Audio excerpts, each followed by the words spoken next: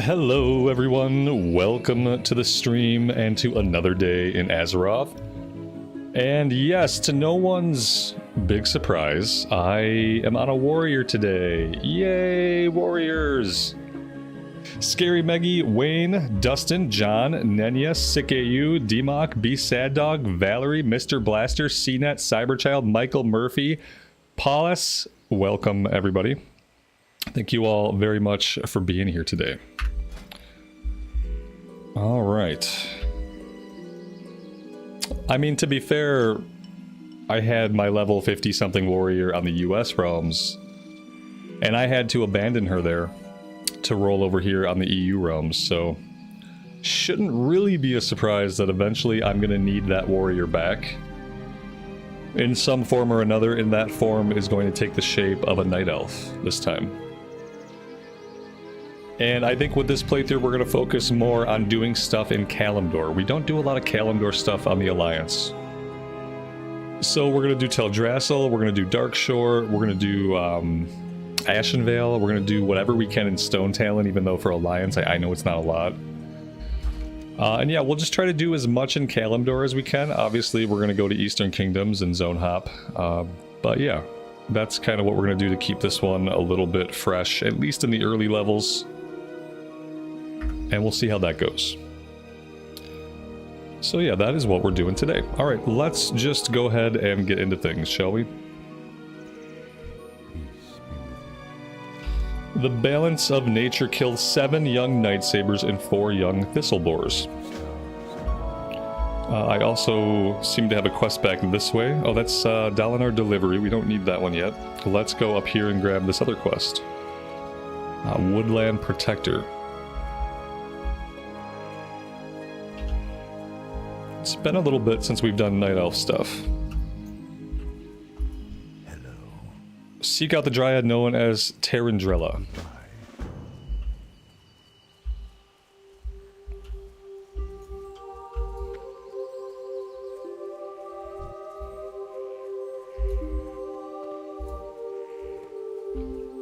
Yeah, this was gonna happen anyway. To be fair, I scheduled this stream before I scheduled the mage.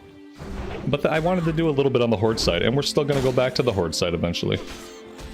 I'm not done on the Horde side. I just know that I'm going to want my Alliance Warrior. Because I wanted my Alliance Warrior on the US realms, that's why I leveled it, and switching over to the EU did not make me want my Alliance Warrior any less. So the first order of business is to level up our Alliance Warrior.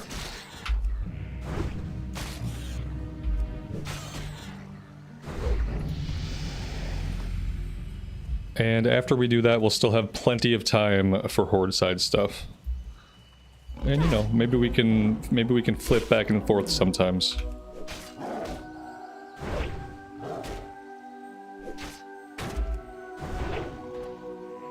So far, all the attack animations have been top-notch, as one would expect from Alliance side characters.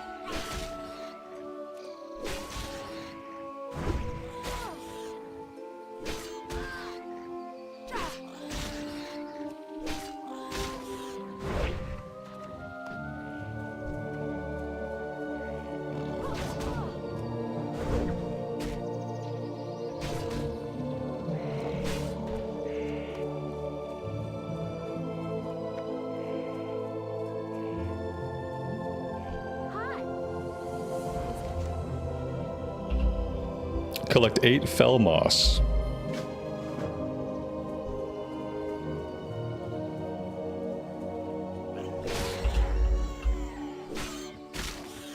Talon, Shane, good afternoon guys. Welcome to the stream. Thanks for being here today.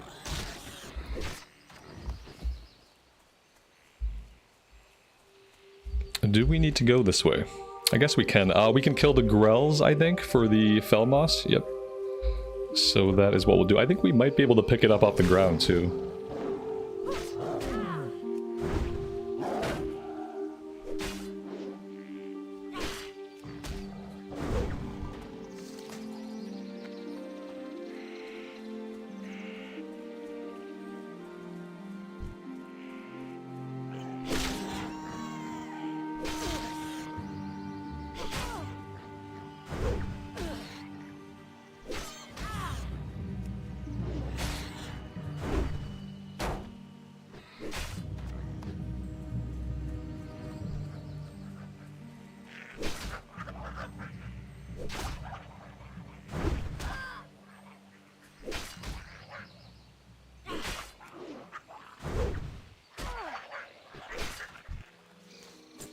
CNET owes me a mount. CNET owes me nothing.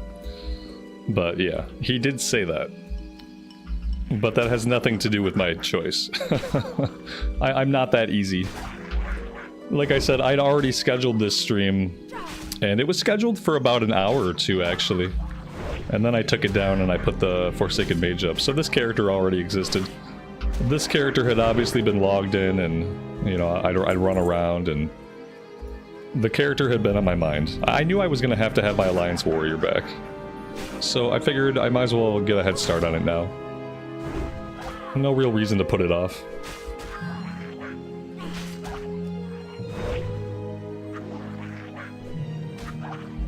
But yeah, he does owe me a mount. He better pay up.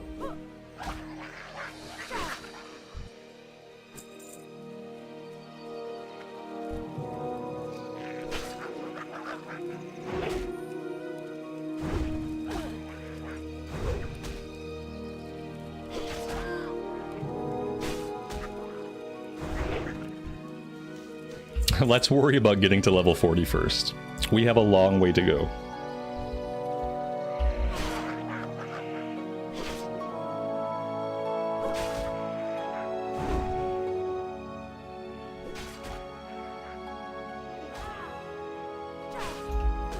Why not a Blood Elf Warrior? Cyberchild, you're killing me! Oh, I would love a Blood Elf Warrior. They don't exist. Yeah, not only do they not exist in vanilla, obviously, but when TBC came out, and when TBC comes out again, Blood Elves can't be warriors. They don't have access to the warrior class until either Wrath of the Lich King, or possibly as late as Cataclysm. It might have been Cataclysm before Blood Elves got access to the warrior class. So yeah, I mean, honestly, if I was going to have access to Blood Elf warriors in TBC, then I might just wait, and I might go Horde. But we're not going to have Blood Elf warriors, sadly.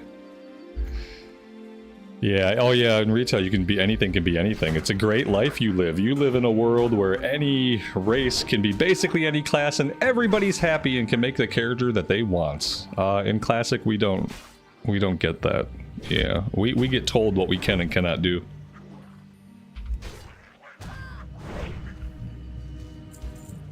Yeah, it's sad, but that's how it is.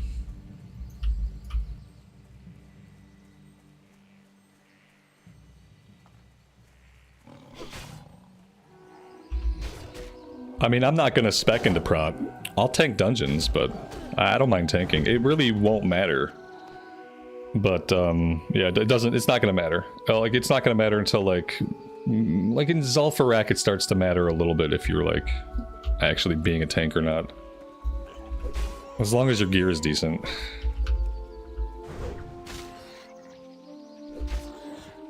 Questie Warrior is the one class you've never tried? Oh my gosh. That's good, you've saved the best for last. Fury prot, exactly. Yeah, that's what I'm gonna do. I'm gonna go Fury. Yep, our girl here is gonna dual wield. And possibly still tank dungeons, because that's the thing to do. Should be a good time.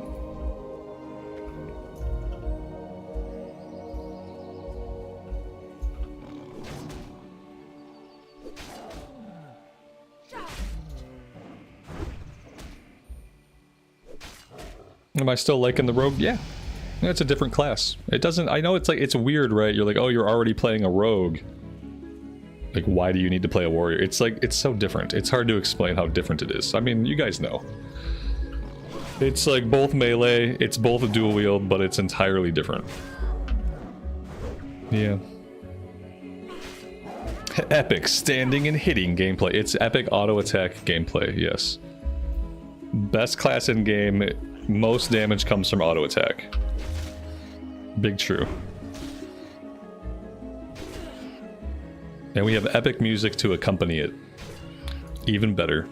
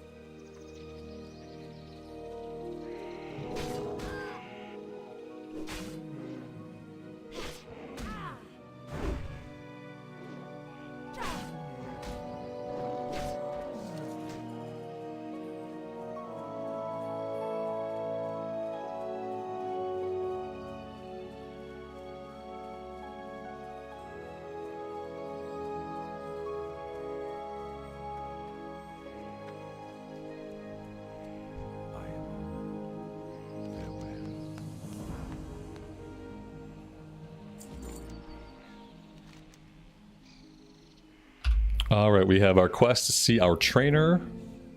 Inventory's full. Wow. Wow, that happened fast. Let's go take care of our inventory. How come I never stick to one character? Because I'm an altaholic. If I'm not interested in endgame, if I'm not like super ready to get into endgame, I don't really care how many alts I play. The only time I need to have a main and play them every single day of my life is maybe when I'm doing endgame content. Other than that, it doesn't matter.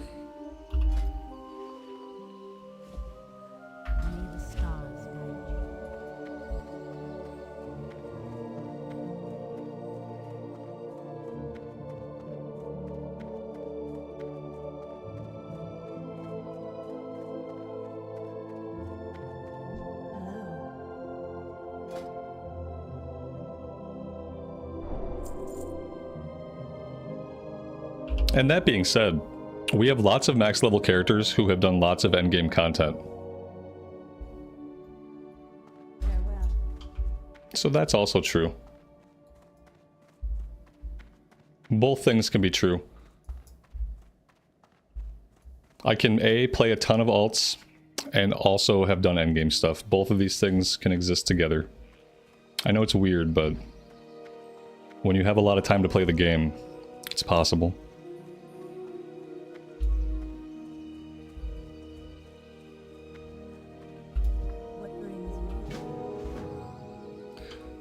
Alright, let's go get the rest of our fell moss.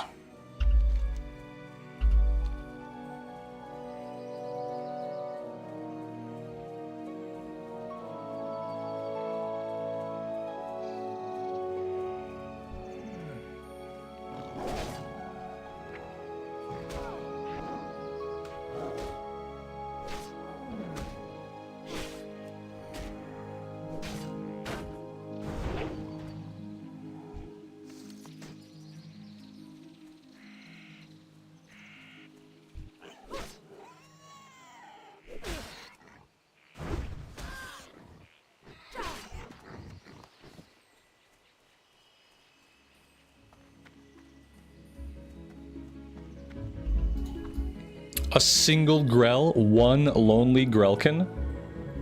This guy is all alone out here. It's like he lost his pack. I expected to find a small camp of these guys. Not a single guy.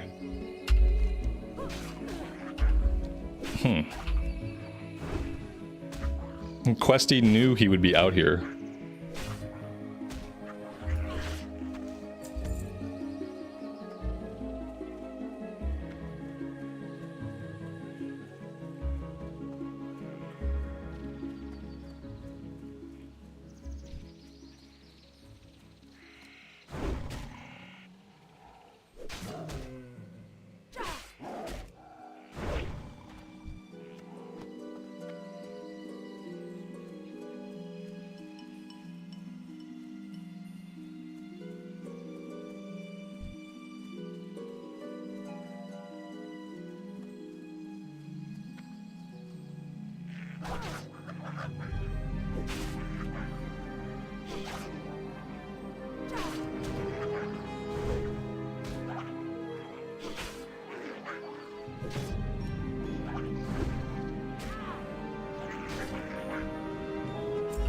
How's the music volume, guys?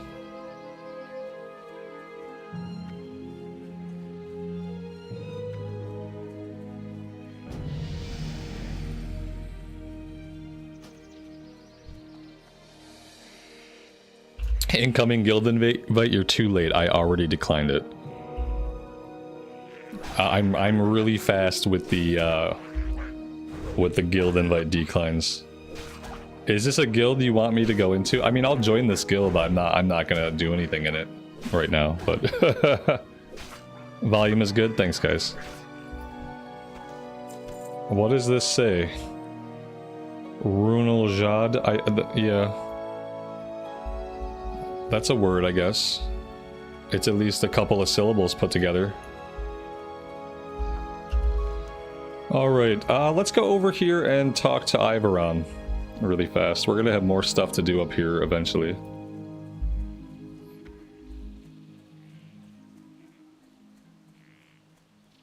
Yeah, I'll join it. I just wasn't ready for the invite. I don't really care if I'm in a guild or not at the moment. You know, without guild perks, the incentive is less. But yeah, declining it was just a knee-jerk reaction to having to decline every single guild invite I ever get spammed.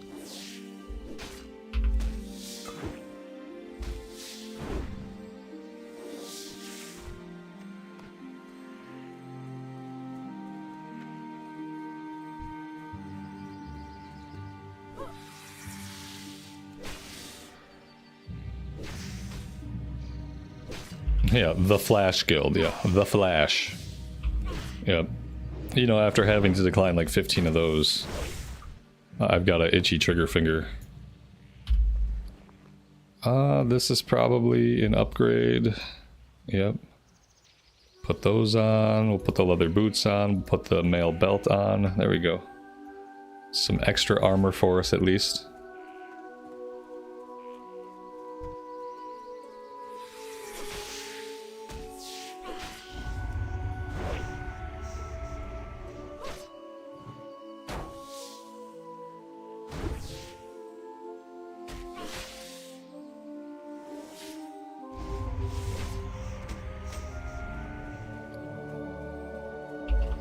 That is a shield upgrade.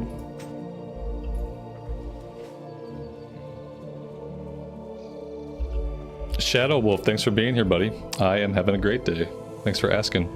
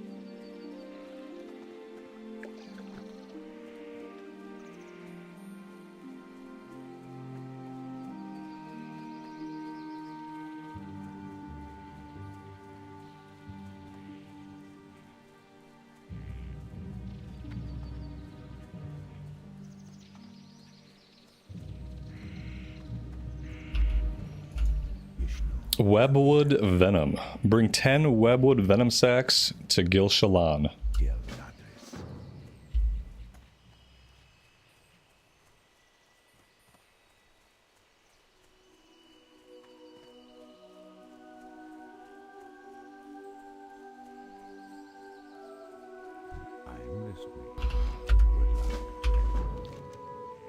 For this one, we need to kill 7 mangy night sabers and 7 thistle boars.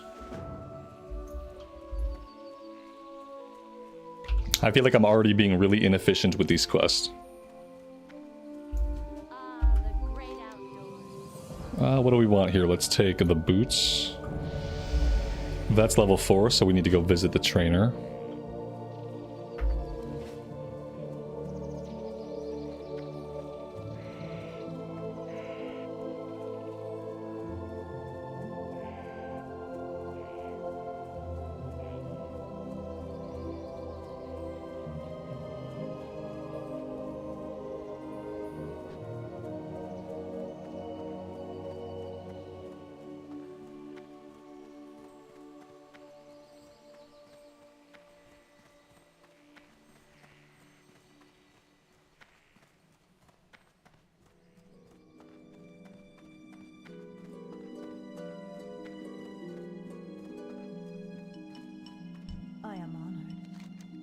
Watch over you.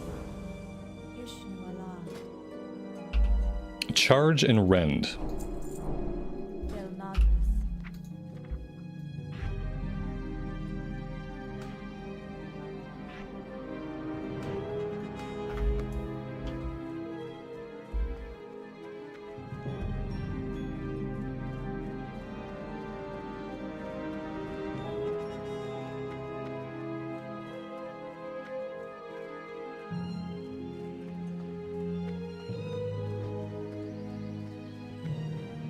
I should probably vendor while we're here. Yeah, we have some junk. I keep forgetting that I don't have bags yet of any kind.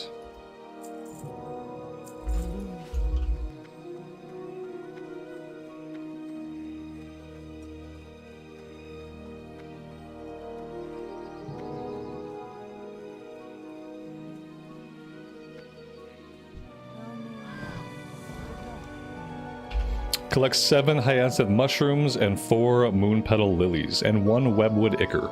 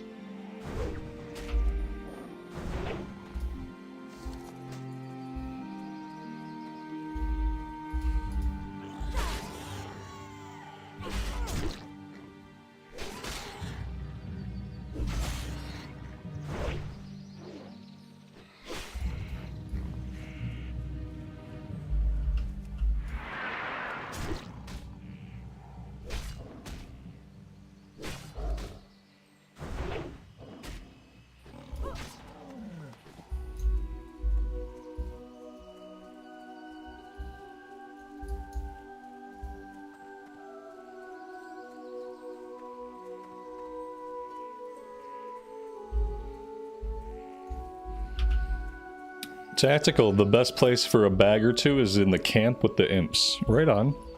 Yeah, there's a couple of different areas where we can fight the imps. Will we get a bag? I don't know. But we can, we'll grind on them for a bit on the way back. I know where there's a bigger camp. I have bags in the mail, so... Yeah, this is an inauthentic character playthrough. I sent myself some bags from my rogue. So I'm not too worried about it. Like, eventually when we get to Dalinar, I'll have the mailbox, but if we found a bag or two right now to help me out while I'm here, that would be great. Perkwitch, good morning to you and welcome to the stream.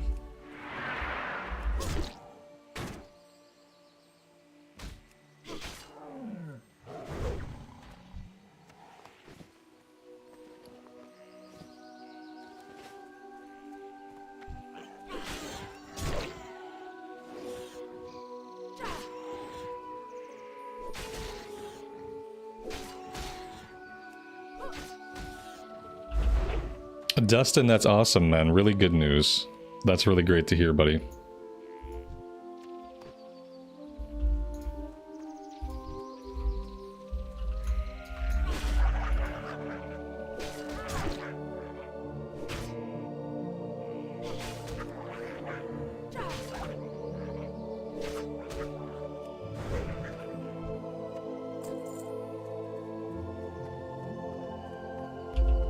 So the Grelkin are also dropping the mushrooms.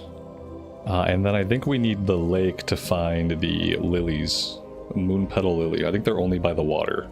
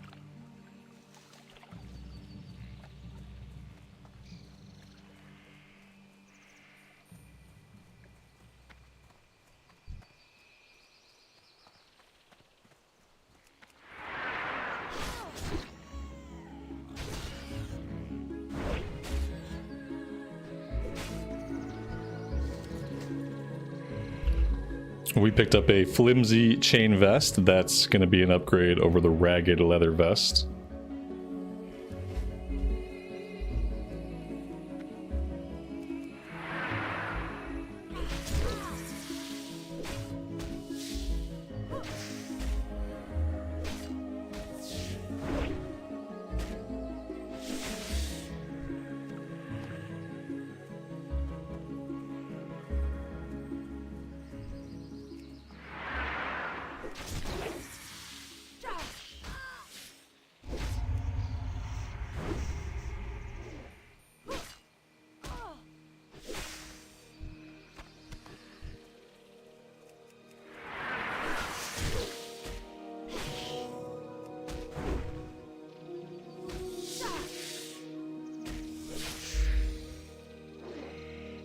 Yeah, the mushrooms are around trees, or they drop off the imps.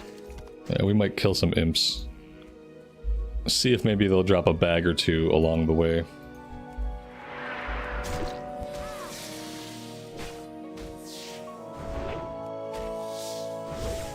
I'm gonna try not to go in this cave right now. We'll have to go back in here later, I think, for the named spider.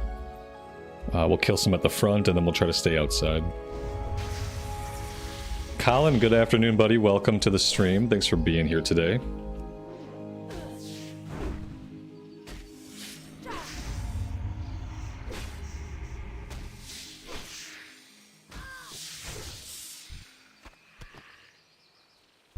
It's not about the journey, it's about the bags we got along the way. There you go.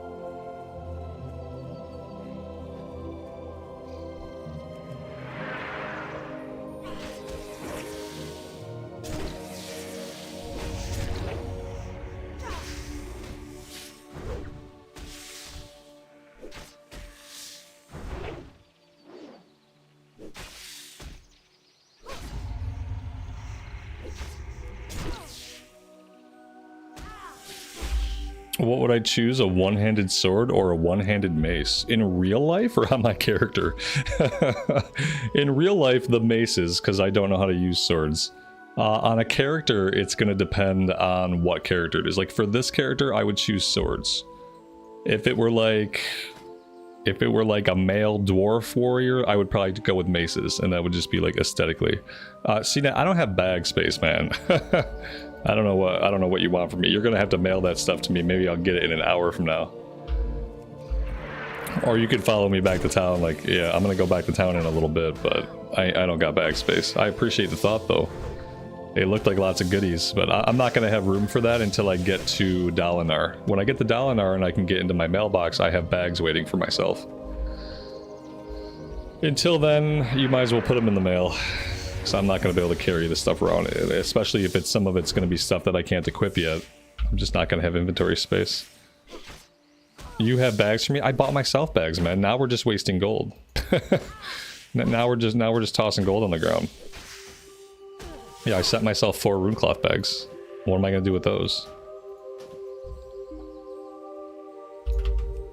I guess I'll use them on my next ult. I don't know.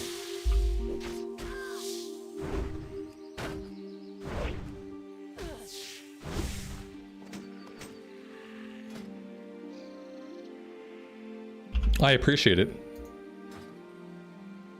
I don't have enough space. No matter what I do, I'm never going to have enough space. Try one more time.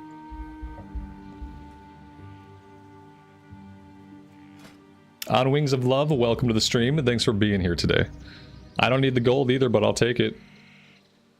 Yeah, I set myself some gold as well.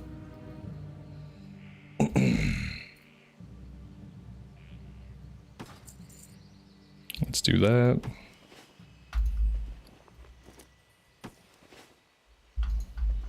Cool. That's much better.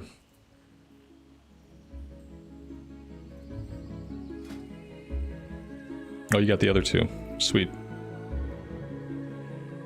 Thanks, buddy. I appreciate it. 6, 8, and 11. Okay, so we have a time on that stuff.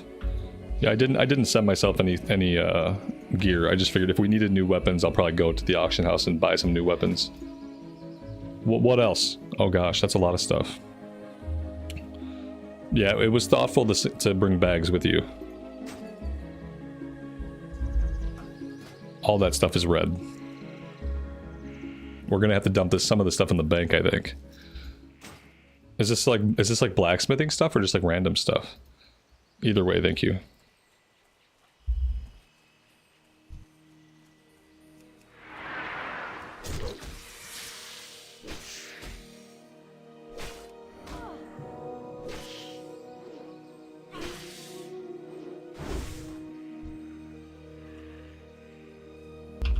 Level 6 through 10. Awesome.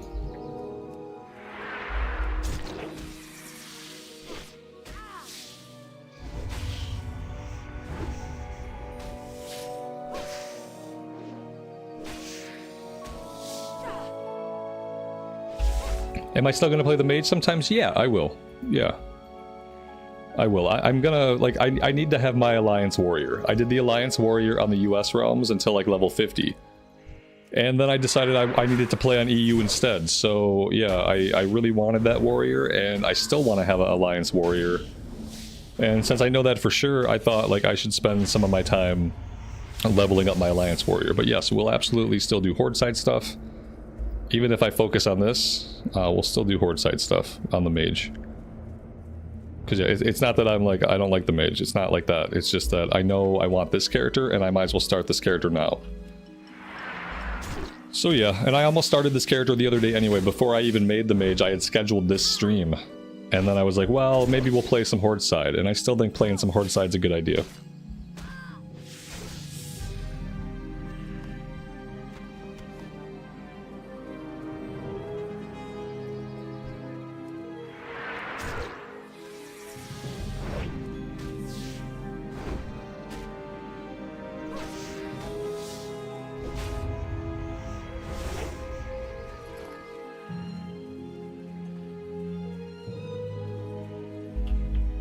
An Orc Shaman would be sick, but here's the thing. I know that in the pre-patch, I'm going to want to level a Draenei Shaman.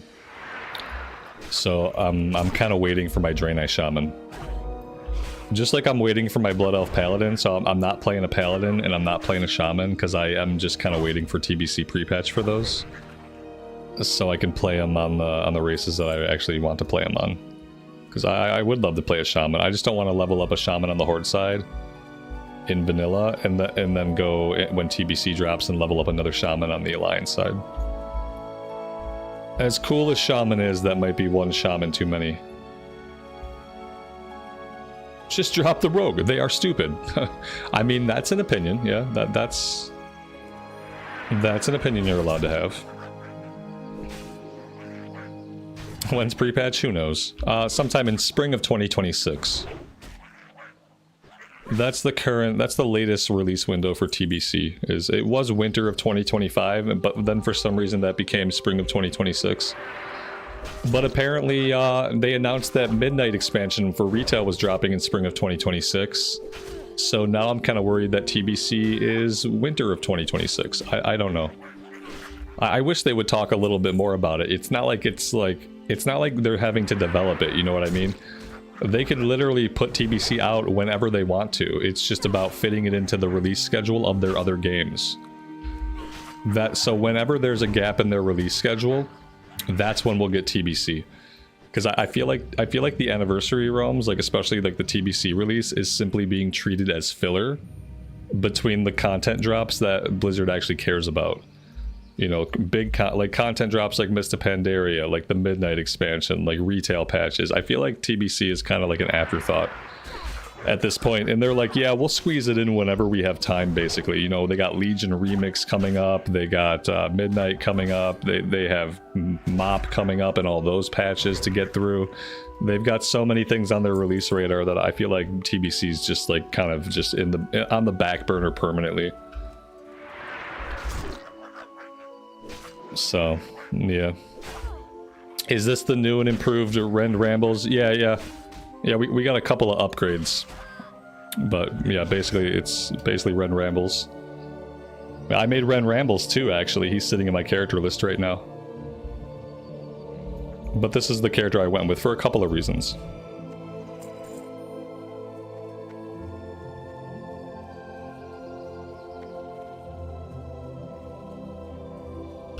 There are too many versions of the game. It does make it hard to commit. What makes it hard to commit also is knowing that the cadence of the content you get for one game is going to be determined by the releases that are happening in other games that you may or may not be playing also. That's what gets tough. They've artificially created a situation where if you want to have WoW to play that's kind of like fresh or like new stuff's coming out, you have to switch versions, at least between a couple of versions. Otherwise, you just run out of stuff to do. You can run out of stuff to do and you get bored because they've kind of artificially designed it to get people to jump between versions, to jump from SOD. Oh, now SOD is ending. Now go to Cataclysm. Look, MOP is coming out. Okay, play MOP for a year or so. Okay, now TBC is coming out. Now go back to TBC. It's intentional, you know. They're doing it on purpose. But the problem with that is not everybody wants to feel like they're being yanked around from version to version. Some people would rather have their game to play and be able to play their game and know that they're going to get consistent drops in content for it and not kind of be left in the dark as to when the next content drop is going to be, if ever, you know. So yeah, let's see. We can equip some stuff now. We can equip a level 5 sword. Let's do that. Okay, so that's good. Let's just go through anything else. CNET said most of the stuff was level 6 and up, so... yeah, it looks like that's what we got for right now, so that's good.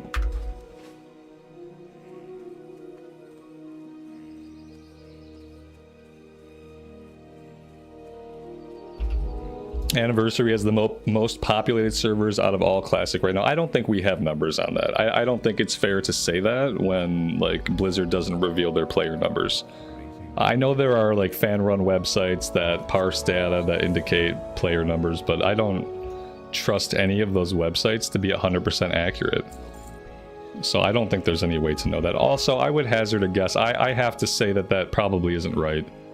I feel like with Mist of Pandaria coming out and with Cataclysm being the progression version of Classic, I think that probably has the bigger player base. I could be wrong, but again, we won't know if I'm wrong or not, because Blizzard doesn't share their numbers. And if they're not sharing numbers officially, we can't base debates off of numbers that are not official numbers.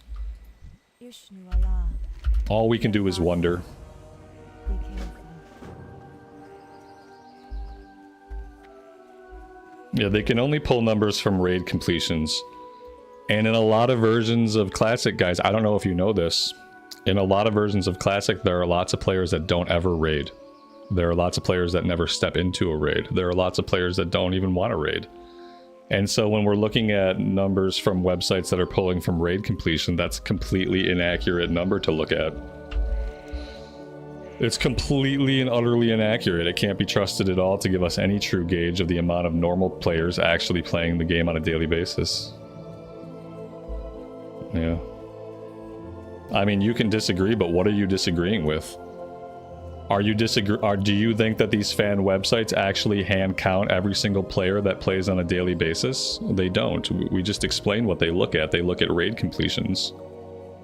And if you're only looking at raid completions or characters that participate in raids or accounts that participate in raids, then in any version of the game, you're grossly missing a big chunk of players that never do that content. You're grossly missing a chunk of players that level all their characters to level 30 and then quit and then roll again. You know?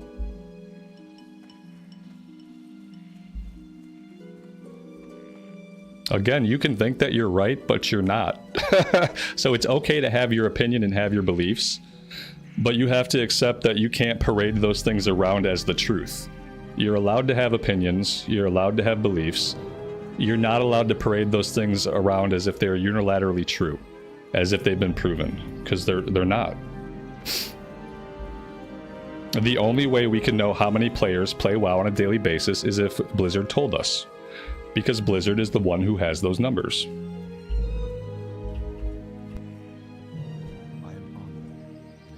Did I get my mail? No, CNET brought me some stuff because he's awesome. So he brought me some bags and stuff. You know, I'll just send my stuff back and I'll use it eventually on like an alt. All right, let's equip that. That looked like an upgrade. Where'd it go? There we go.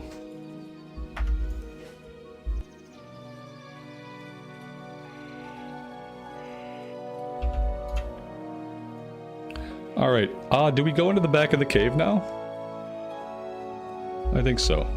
I think we got to go back into the cave to get the big spider.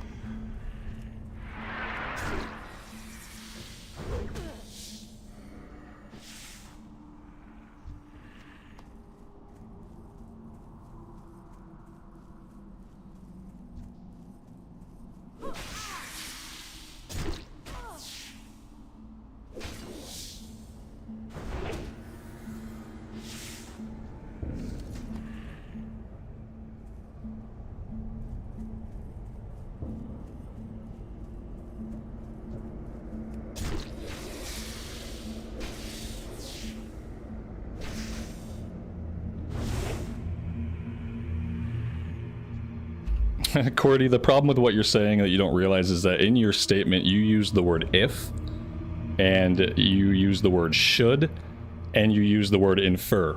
When you have to use a lot of quantifying language, like if and could and should, that is a literal admission in your language that the data is not accurate. I don't know if you realize that or not, but when you have to quantify a statement with if and could and should, then it isn't fact, it's speculation. And that's fine, you're allowed to speculate. I don't know what's so hard to understand about this or why we're still talking about it.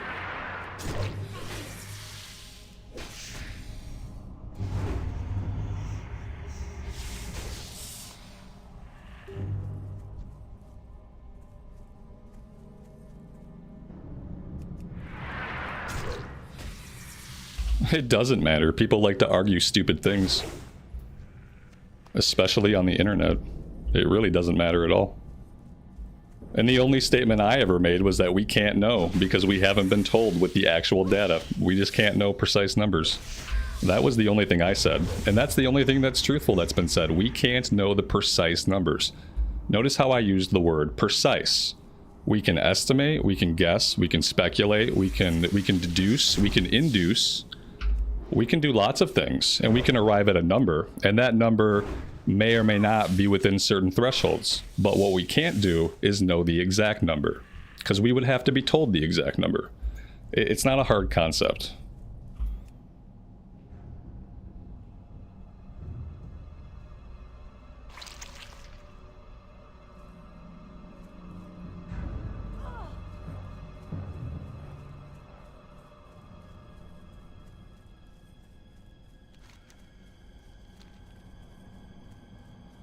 I know. I don't really care.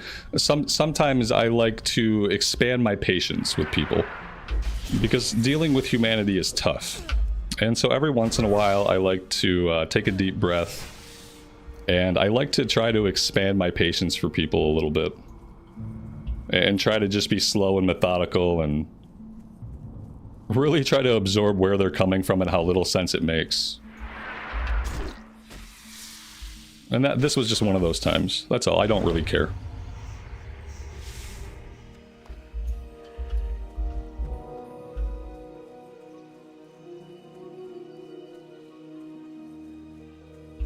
And then Tactical has another good point that even if we were getting numbers from Blizzard, it would behoove them to find truthful ways to inflate those numbers. So really, we really can't trust anything that we didn't hand count ourselves. And that's kind of the root of science, is that, like, if you can't observe it, if it can't be observed and replicated by everybody, then it probably isn't a guaranteed fact.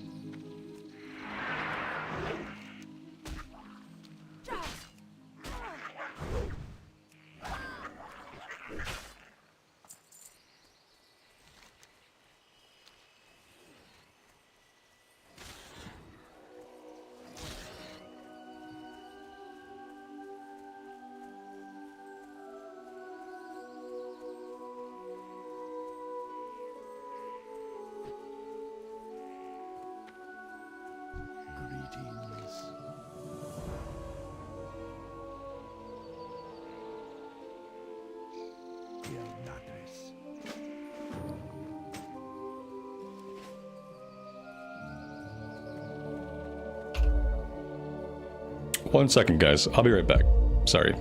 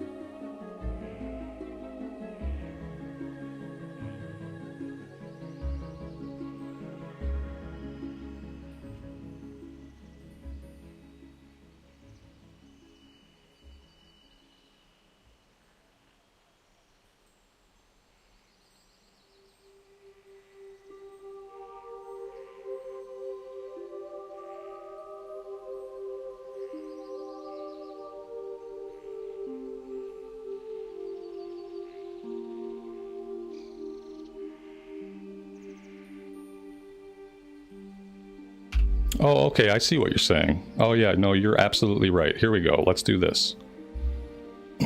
Perfect. All right. Are we going up to the top of the tree? Yes.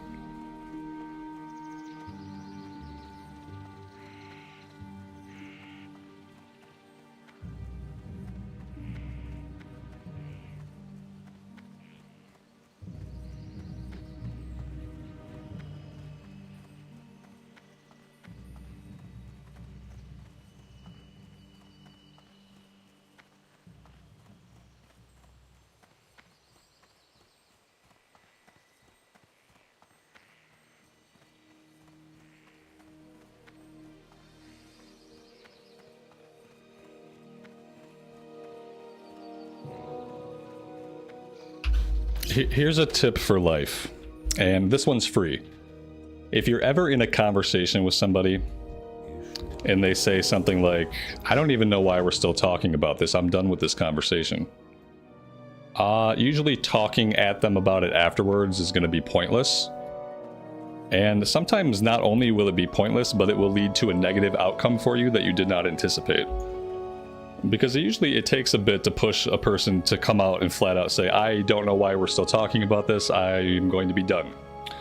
You know, because people like to talk and people like to argue, so if you ever get somebody to that point, you know, out in real life, out in your daily life, whatever, it's best just to actually listen to what they said. Unless that's just something you do on the internet. Because on the internet, you know, there's not really any consequences for anything. And then if that's the case, well, keep it up. Just keep it up somewhere else.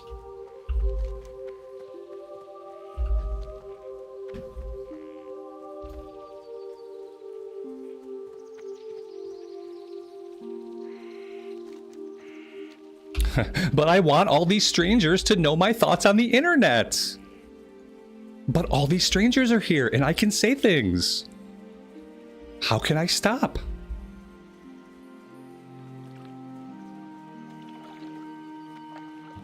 Oh, now everyone is mocking me. This Rambles guy is a dick.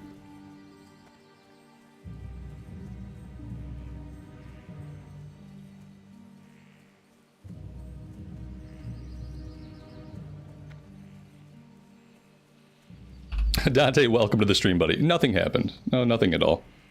Nothing noteworthy. We are playing a warrior today, and that is awesome. That's what happened, and that's all you missed.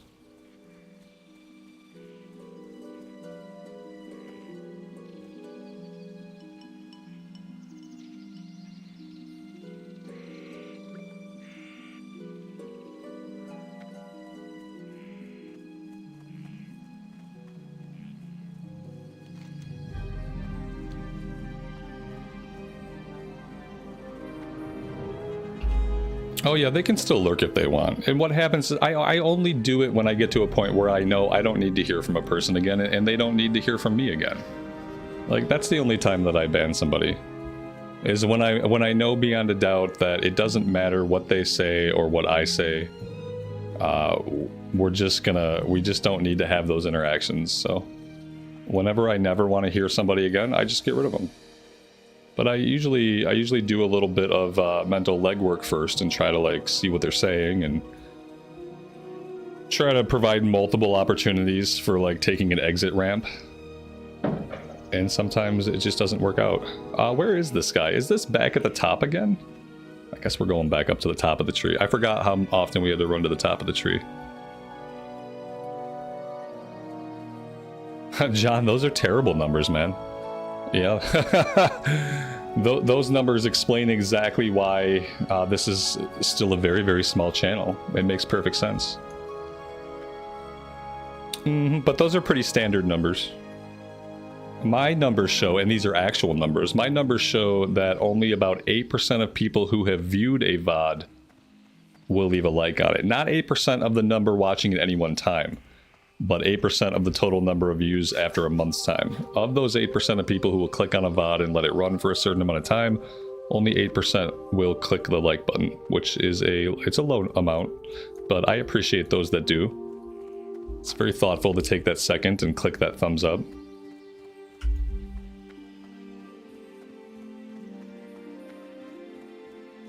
What brings you?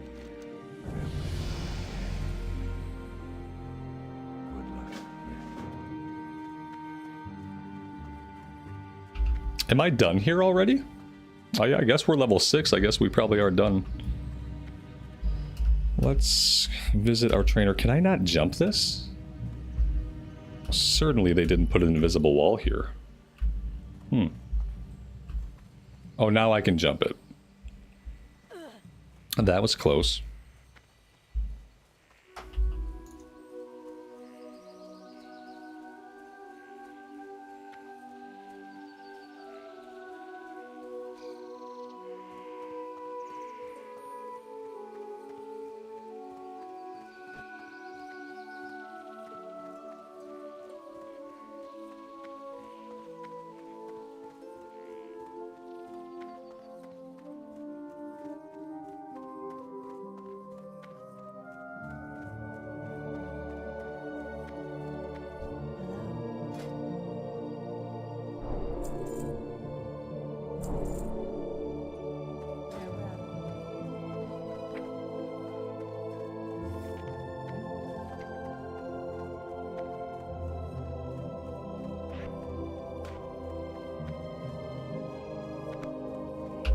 Alright, and with that done, we are off on our way to Dalinar.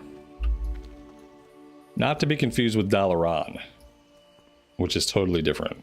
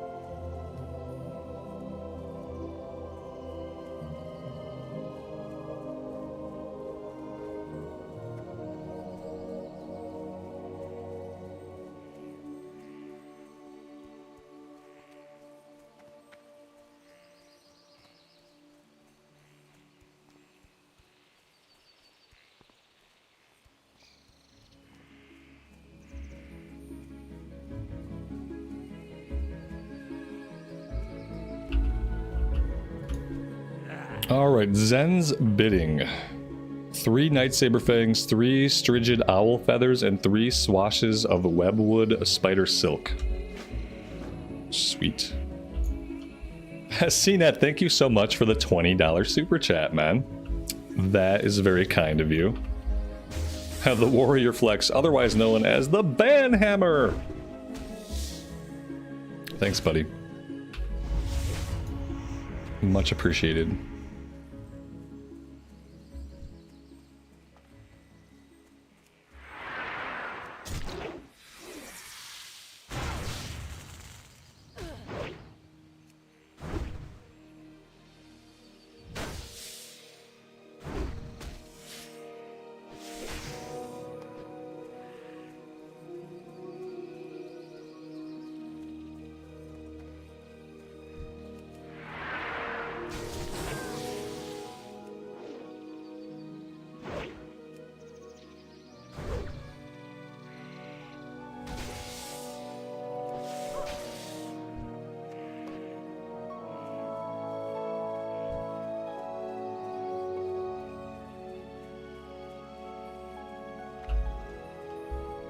And Umbreon Fan 96 with another $20 super chat.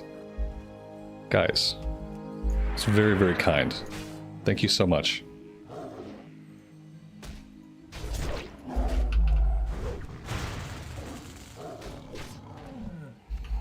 At what point can we dual wield? In vanilla era, level 20? I can't get into my talent tree yet. I feel like it's level 20. I could be completely wrong about it. It's not level 10 like the Rogue. Level 20 sounds right. It is, the CNET knows, yeah, it's level 20.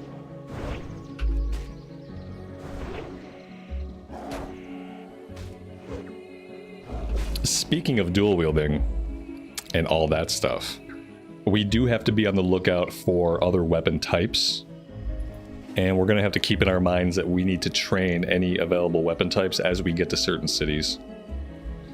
You know, we have the coin to do it, so we need to actually remember to do it. And then remember to equip those weapon types whenever we find them and level them up a bit.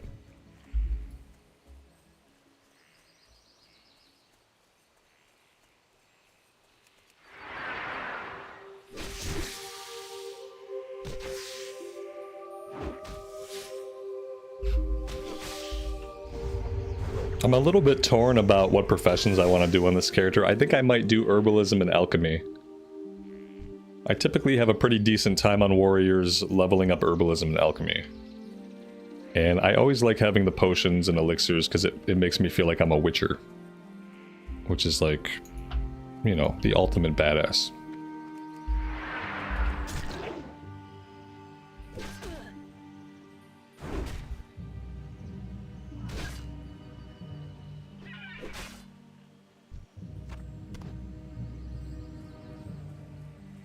But then again, if we went mining in herbalism, we could sell stuff. So it's really a choice. And do I want to produce?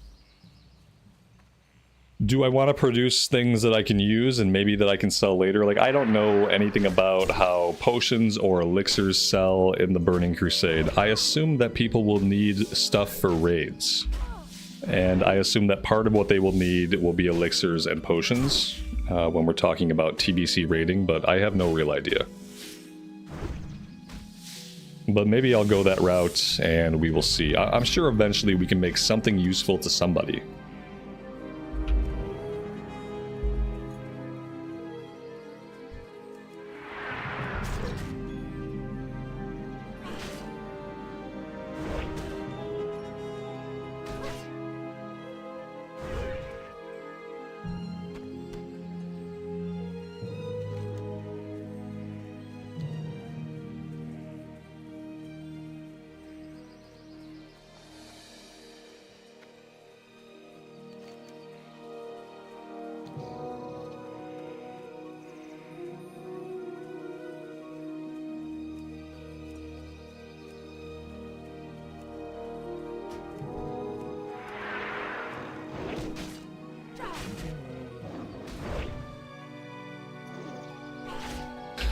It looks like there's an herbalist and an alchemist in Dalinar. So maybe I should head there now. Maybe as we fight some stuff here for Zen, maybe I should just head that way so we can pick up those professions ASAP, because I keep passing herbs that I can't currently pick up.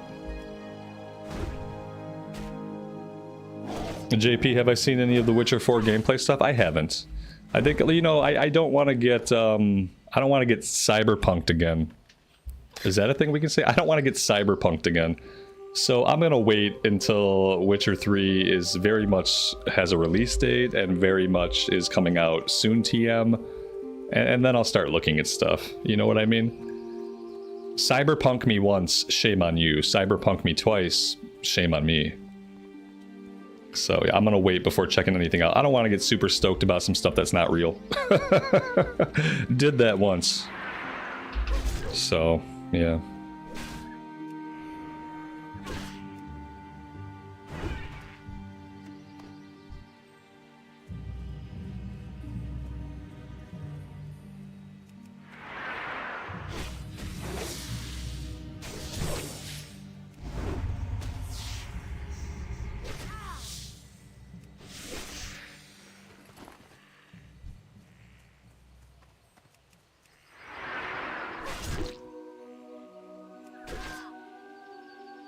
Cyberpunk's probably in a really good spot now that it's in 2.0. I haven't played it since it was in 2.0. I own it on my Series X. I should probably play it eventually. But yeah, it's probably better now. Now it's probably an amazing game. Yeah, when it first came out, it was an utter disaster. Especially if you were playing it on consoles or if you were playing it on like a lower end PC. Complete shit show. Sure, it's great now. But still, the fact of the matter is they showcased a lot of stuff for Cyberpunk. that when it came out was nothing like what we actually got. And, you know, I want to avoid that phenomenon with Witcher 4, so I'm just gonna wait.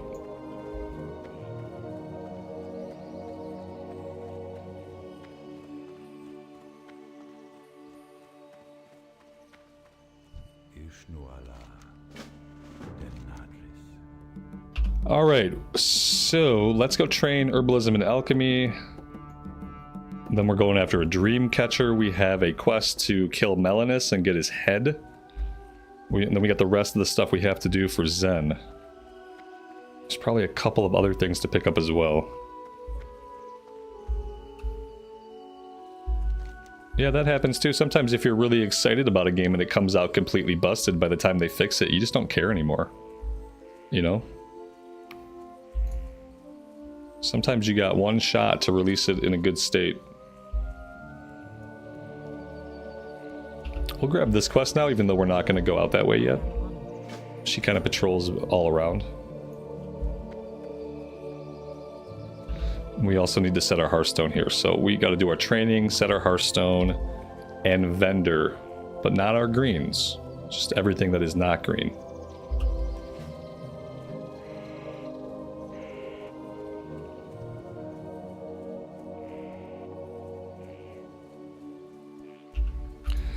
And I had sent myself some bags. CNET gave us some bags, so I'm going to grab my gold that I sent, and I'm going to just return these bags to my alt. How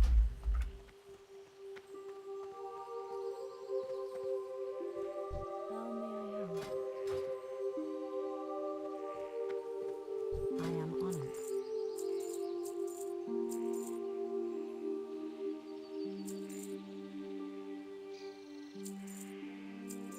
Goddess walking in.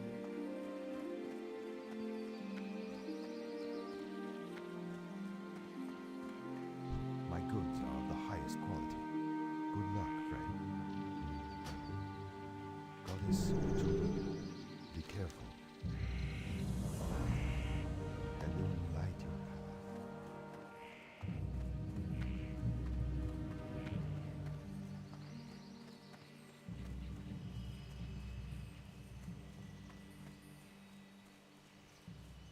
I am listening. May the stars guide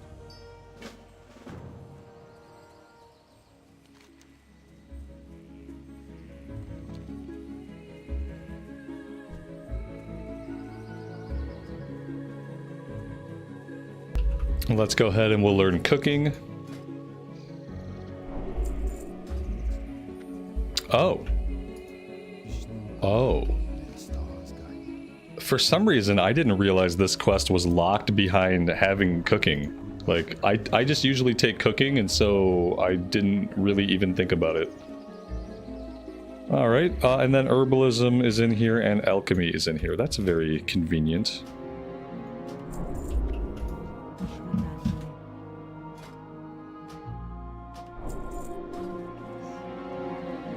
Alright, we are good to go.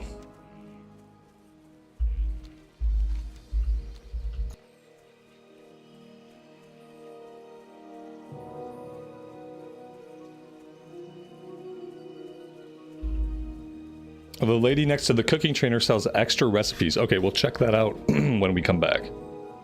The lady next to the cooking trainer. We don't need to come down here yet. I guess we're just gonna head out to the east. I feel like we're missing a kill quest for Thistlebear, but maybe that'll open up once we do some things.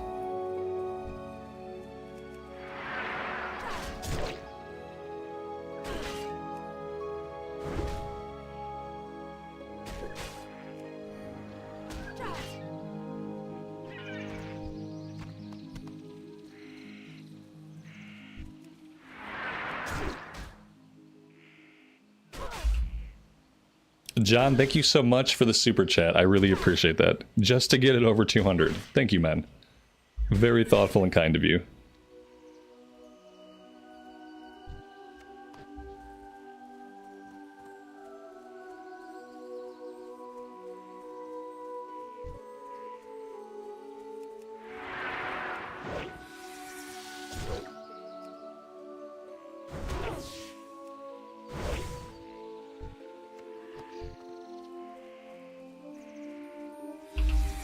It's kind of interesting to think how much XP you're possibly leaving on the table in vanilla if you don't take cooking. I wonder how many quests are only accessible if your character has the cooking skill.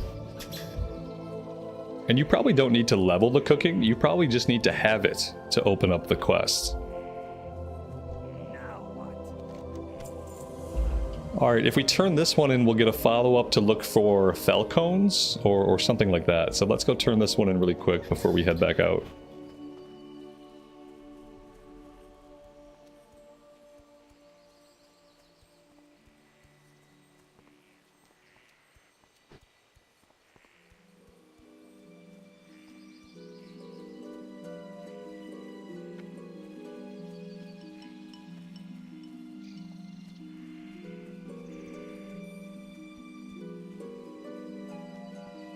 Peace be with you.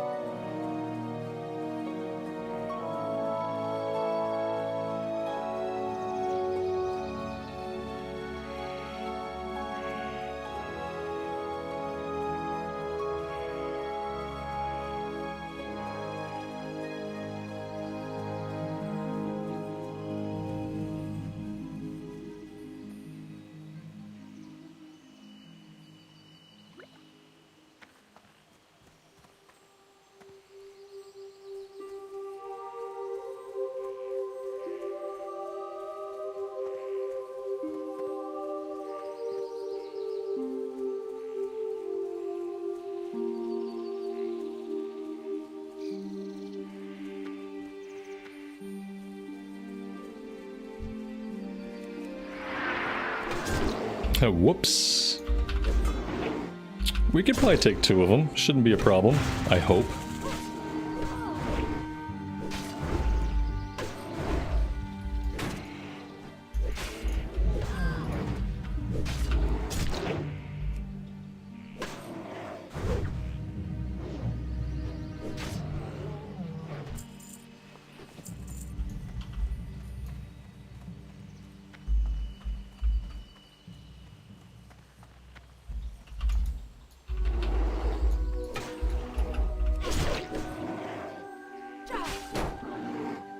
Damien, I can't stop you, buddy. It's a free country. You do what you want.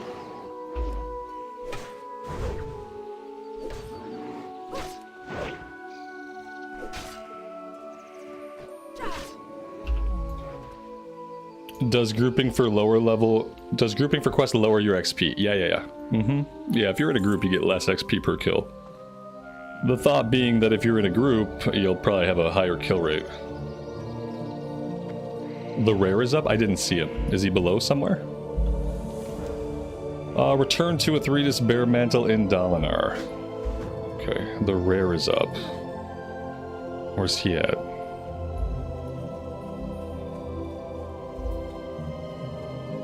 Wait, I think I see him. Is this him? Oh yeah, there he is. Urasan.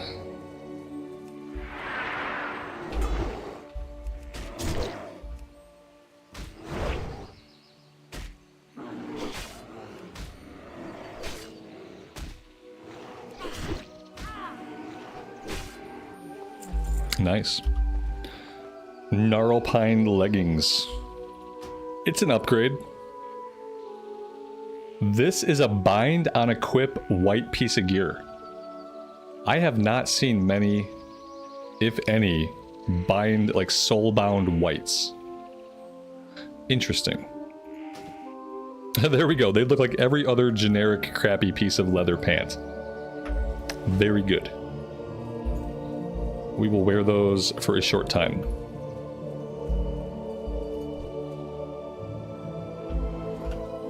Uh-oh. That was bad.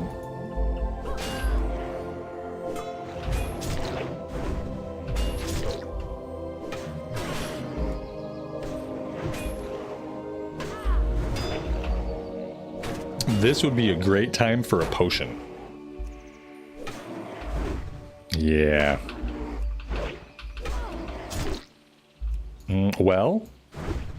Well, so you're saying there's a chance.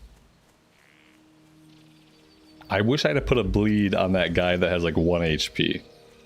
But I think we can weasel our way out of this.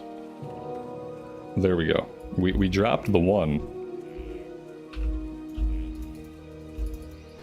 There we go. Okay, I'll take it. I'll take it.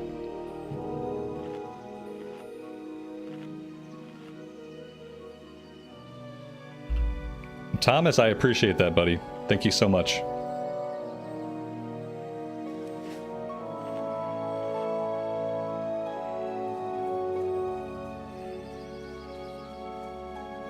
Do I need an item out of one of these houses? I feel like I need to click on a dresser. Or a cabinet. Here it is. Emerald Dreamcatcher.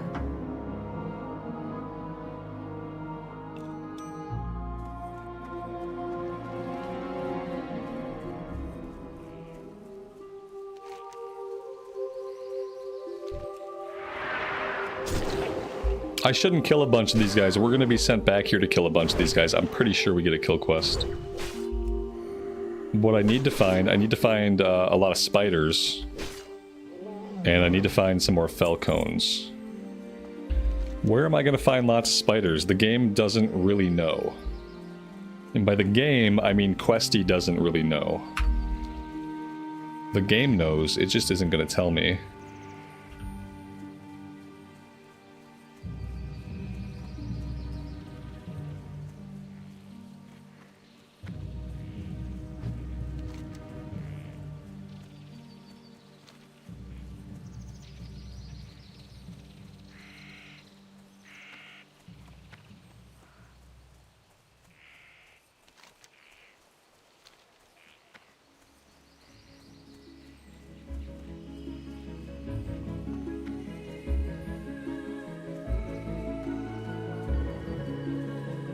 The spider legs might be more of a long-term goal.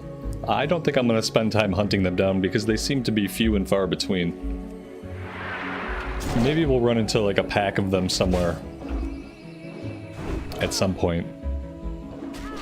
I'm going to focus on finding the falcons and getting back to town to turn all this stuff in.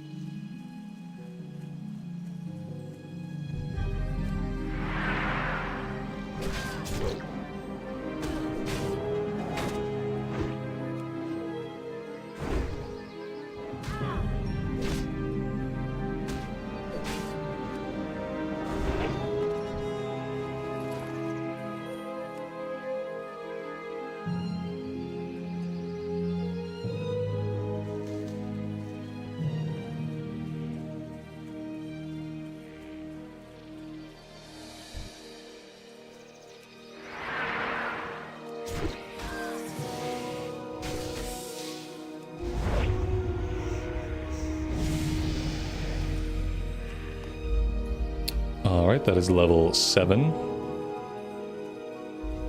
Here we go, here's a bunch of spiders.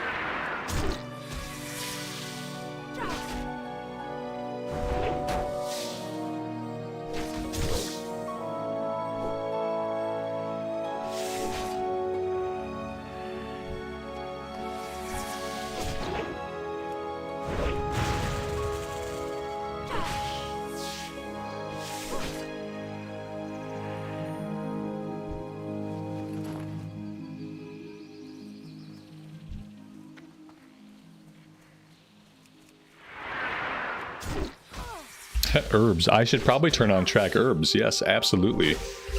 It was really smart of me to train herbalism.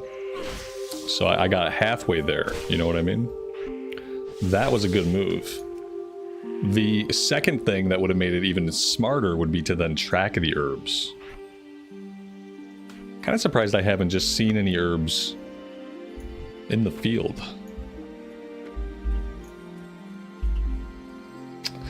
There's more herbs in Dunmorrow, though. To be fair, there are many more herbs to be found in Dunmorrow than there are in Teldrassil. Like, it's a pretty good area for herbing, and I'm sure we'll do a bunch here.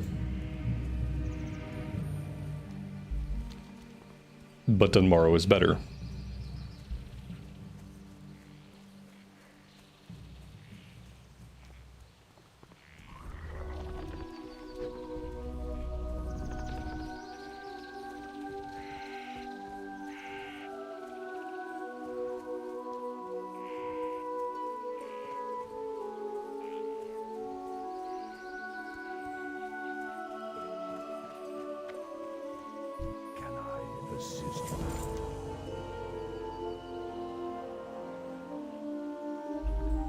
Retrieve the relics.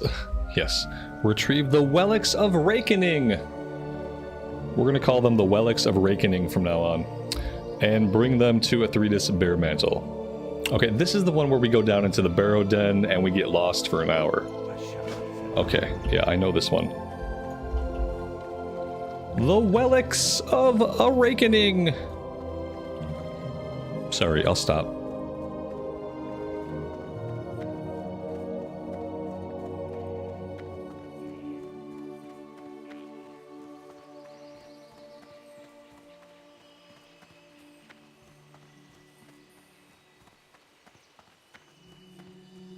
What brings you here? Sometimes when you say a lot of words in one day, words will stop working. They'll just completely stop. May the stars guide you.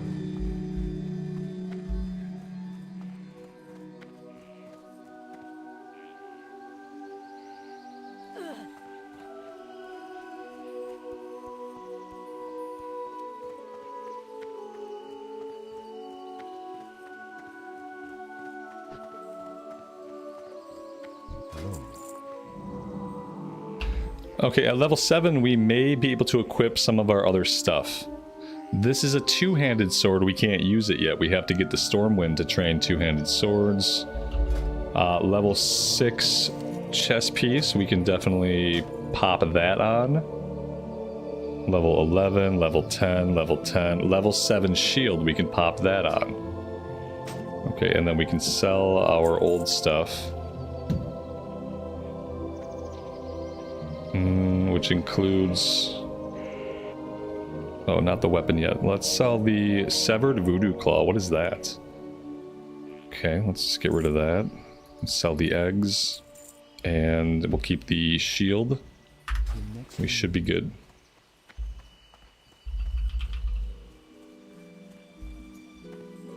How many name variations have I created that have Ramble in them?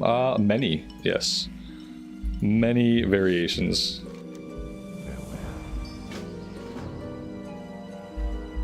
Some of which have not even been unveiled yet. Alright, we are tracking herbs successfully. That's good to see. So we have a breadcrumb down here to the lake, but we have stuff to do back out at the little village. Let's go back to the village. And we'll look for spiders on the way. Anything else we want to do here before we leave? We don't have anything to cook. Well, we have spider legs, and that's probably going to be a recipe that we get once we turn the quest in. Let's see what other recipes she has. She's got the brilliant smallfish recipe and the longjaw mud snappers. Let's grab those now. She's got smoked sagefish, sagefish delight. Let's just grab all of her recipes. There we go. We will need those.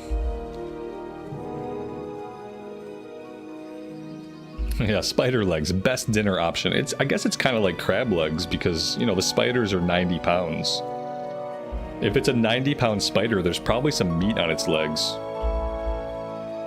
If a crab has meat in its legs, I have to believe a spider would be very similar.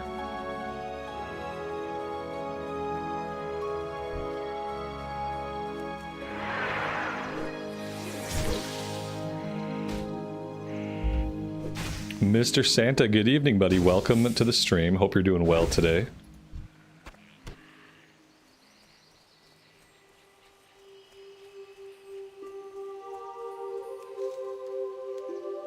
I don't think you'd eat the exoskeleton on the spider leg. I think you'd crack the spider leg open the same way you'd crack open a lobster leg. Remember, it's an exoskeleton. It's gonna have a hard, crunchy, like, exterior. You're just gonna crack that open and you're gonna eat the meat inside of it. I would think. You know, I'm not an expert on eating 90-pound spider legs, but that's how I would imagine it to be done.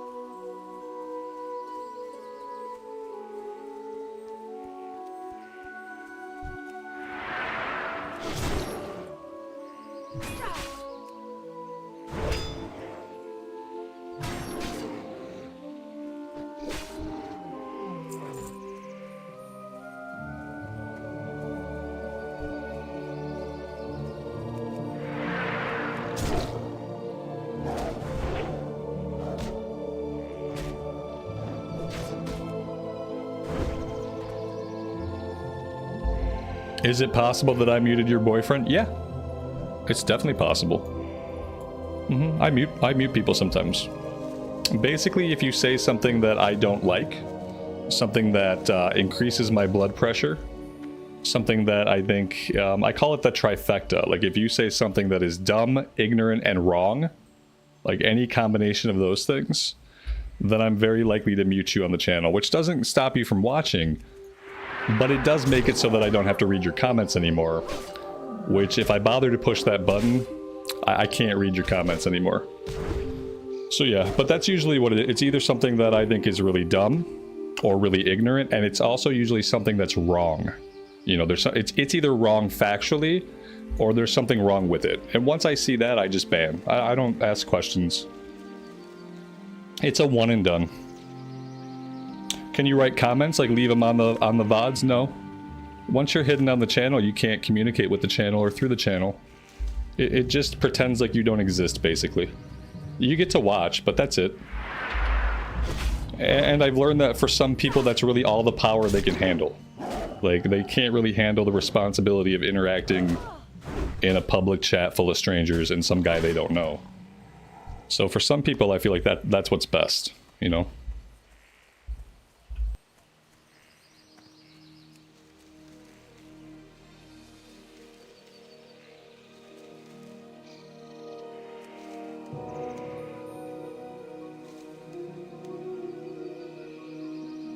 Why the new character? Because I want to.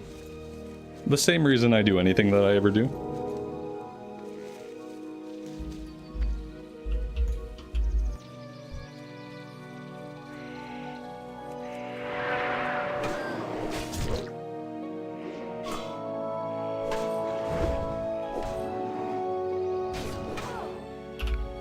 I often feel like people who see me jump around on classic characters, especially classic era, like people who see me jump around on classic era characters and they're like, why another character? Like, those are probably people who don't play a lot of classic. If you don't understand the impetus for like having some alts and playing different characters, then you're probably not someone who's spent a lot of time with classic. That's what I realize.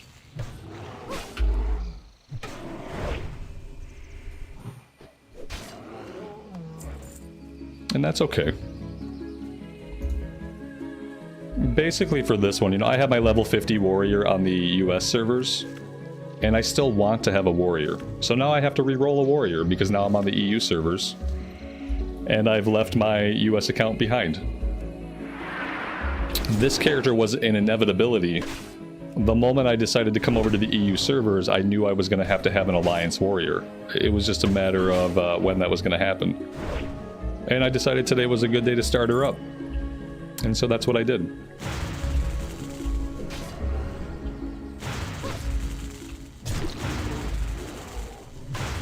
This is a really bad situation. We've been getting ourselves into like some trouble out here. I'd like to kill this guy and then run away, but I think I might be dead. Oh, 1 HP you say? So there's still a chance? Okay, there is no chance. Death number 1. Ooh. Yeah, there you go. Perk, which says me, who has a mage at 52, a druid at 47, a shaman at 31, and a priest at 20, and making a warlock. I get it.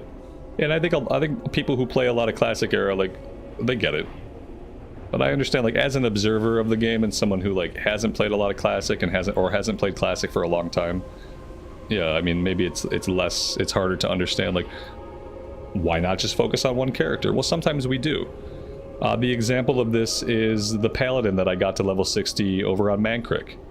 When I jumped back onto that character, we mainlined that character every single day until I got to 60 on it. I don't think we did a lot else when I was leveling that character, and that's what it feels like to stick to a character and play it all the way. And so I've done that before. A similar journey I did on my Tauren Warrior back in TBC. I started my Tauren Warrior, I got really into it, and I said, you know what? I'm not going to have variety on the channel right now. I'm going to mainline this warrior, and I'm going to get this warrior to cap in TBC. And I did that, and I went on that journey. I stuck to that one character, and I got them to cap. And usually, a lot of times, that just takes the motivation, like, you just really want to get the character to endgame.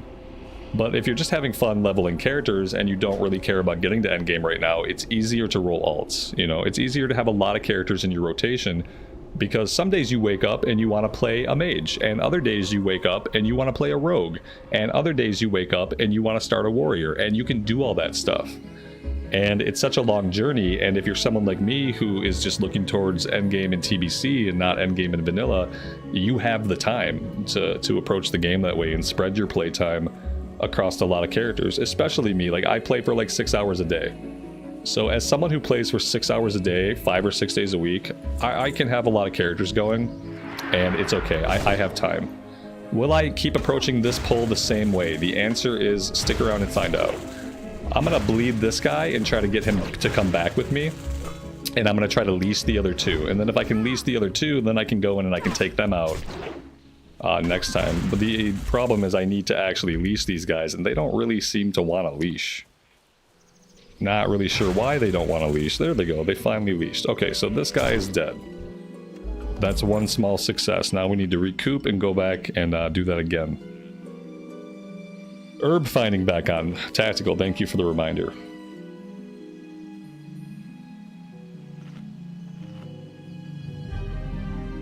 Nope, it's hardly ever just because I don't like a character I was playing. That hardly ever factors in. And usually when that factors in, we'll have a big conversation about it. Like, if I'm truly not liking a character or not liking what's going on, yeah, we'll usually talk about it more than once. But that often doesn't factor into it. Alright, I'm gonna lay off those guys and go pick this herb. Yeah, that's how I am. I don't have any interest in vanilla endgame.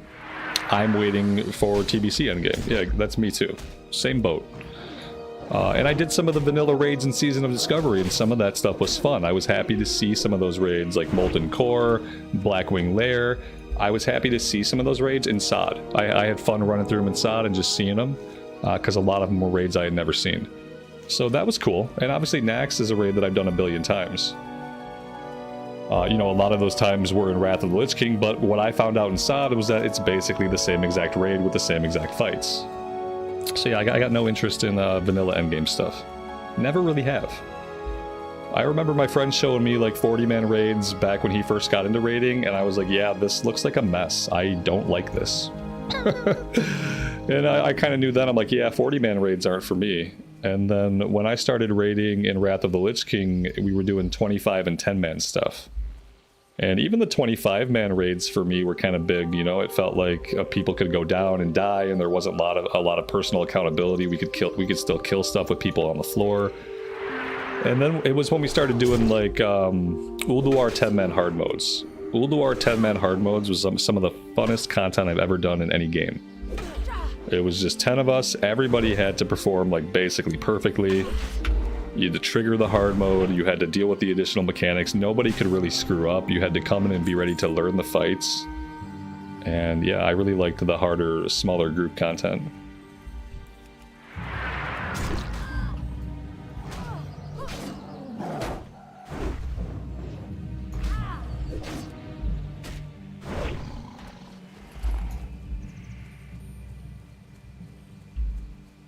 Mage Royal. There's Mage Royal in Teldrassil. Oh, I'm not getting Mage Royal anytime soon. We're gonna have to make some excursions here specifically to pick up herbs. I already feel like I'm behind. Have I ever unbanned anyone? No, I don't unban people because if I ban you, it's not reconcilable because I've already tried to reconcile with you. Or I've tried to ignore you. You know what I mean? Like, unless it's something really heinous. Sometimes if it's really heinous, I obviously don't interact with somebody, I'll just ban them. But it's either really heinous, in which case, no, why would I ever think about unbanning you? Or it's something where I've tried to reconcile, we've tried to have a conversation about it, and we weren't able to reconcile, and at that point, I don't need to hear from you anymore. And so no, I don't unban people because I don't regret when I ban people. Because I only ban people when I need to. I don't ban anybody willy-nilly or because I think it's funny. It sometimes turns out to be funny, but I don't ban people because it's humorous.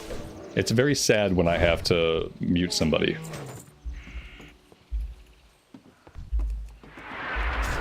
But I don't regret the things that I decided to do here. So I don't ever look at the ban list or think maybe I should have an appeal process. I don't need an appeal process.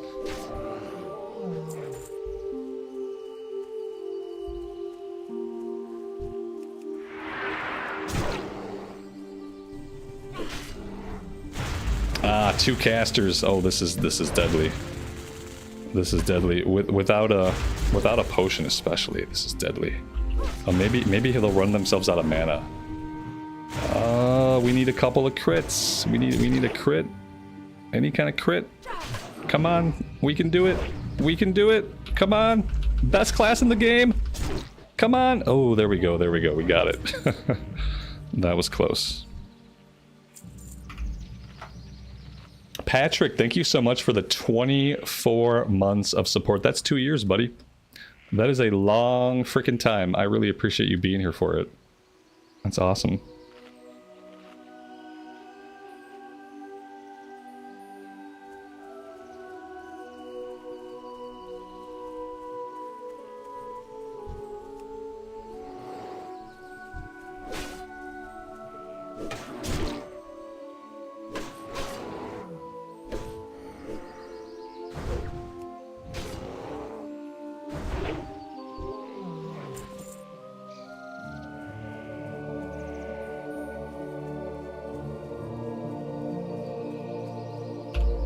I need the named guy here, right? The named guy is the guy that drops the jewel. So we need one more mystic and then we have to wait for this named guy to respawn. I see my last mystic right here. I have a feeling he's gonna come with a couple of adds. If they respawn at the same time, this guy just killed them. That's what it looks like.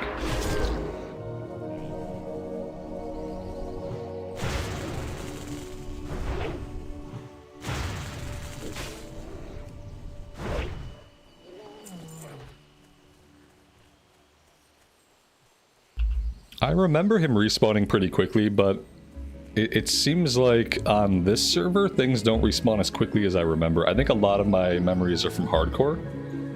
And on Hardcore, they had stuff set to respawn like every 5 or 10 seconds if it was a named guy. And it doesn't really seem to be the same here. It might not be too long, but it's going to be longer than a couple seconds. Let's go run over here. Oh, this is the Mage Royal again. I would really love a filter that it only shows me herbs that I have the skill to pick up. I feel like that would be a nice filter to be able to toggle on and off. Like, only show me stuff I can actually grab.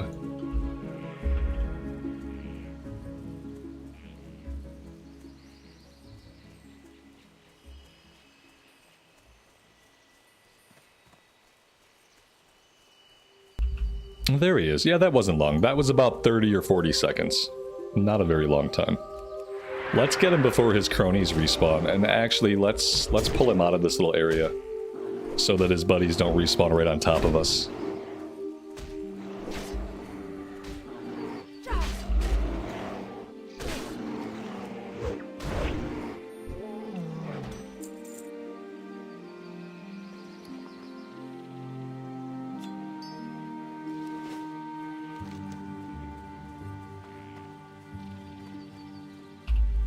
Okay, let's go turn this stuff back in, and then we will head down here and help out Denelon.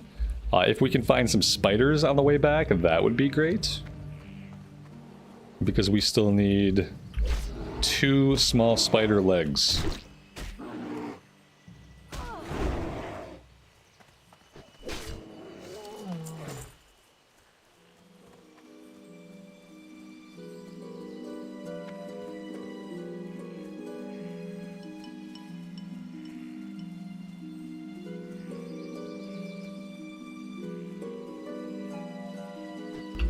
Don't you pick my herb. Don't you pick my herb. Don't you pick. You picked my herb? Oh, man.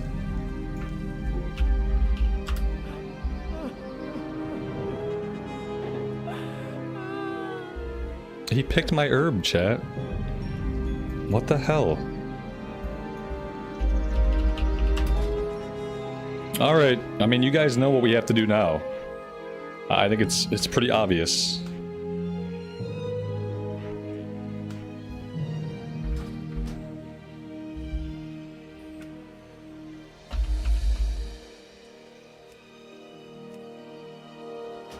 Here we go. So if we're running up to a node and somebody else is running up to the node, we do this. Okay, and then if they're confused, we do this. So we tag, and then to confuse them, we say, what, you don't know about tag? And then we swoop in and we take the thing.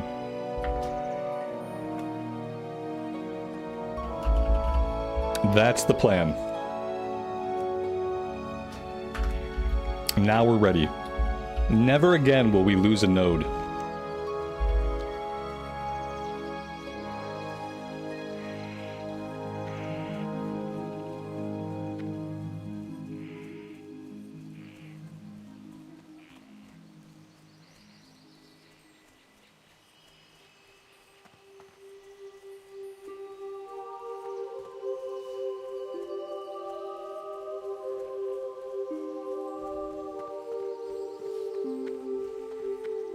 It's already working.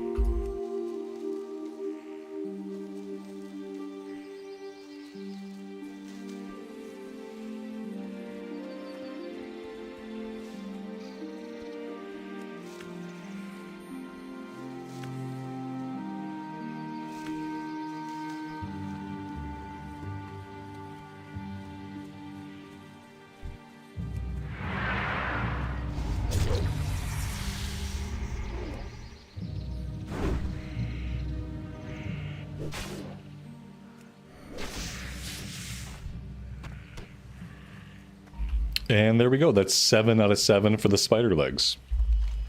Alright, let's just take all this back to town. It'd be nice if we can actually do a little bit of cooking, but maybe we'll have to wait until we can do some fishing.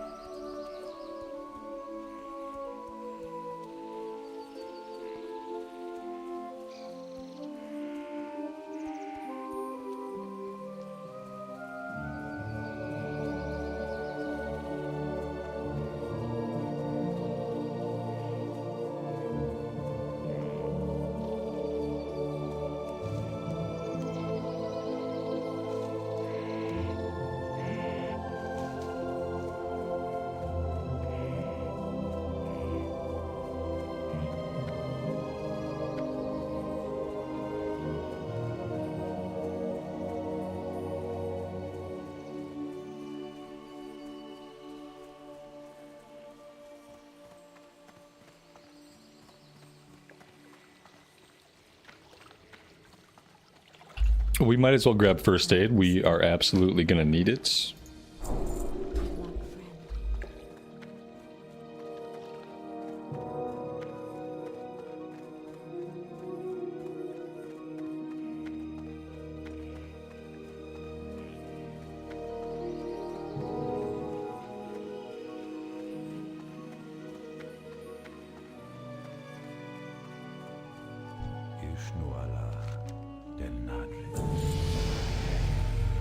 Level 8.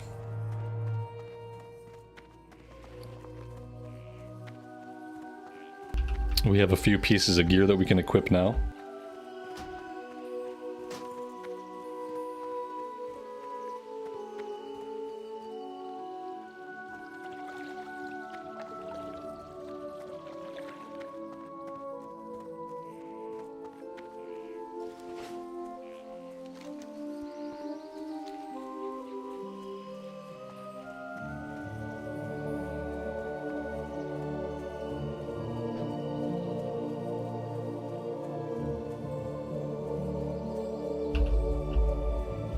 Martin, good afternoon to you and welcome to the stream.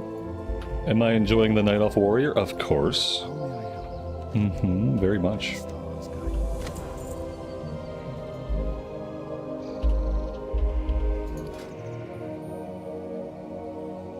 We can't cook anything yet. To be fair, I think I had some eggs. And I'm not used to cooking the eggs, so I'm pretty sure we sold some. Have to keep an eye. We could farm up some owls if we really wanted to do that. Could be a thing to do. Alright, let's... We have the guy in the back of the cave, that's level 7. Let's head down here first and help Denelon before we venture into the cave.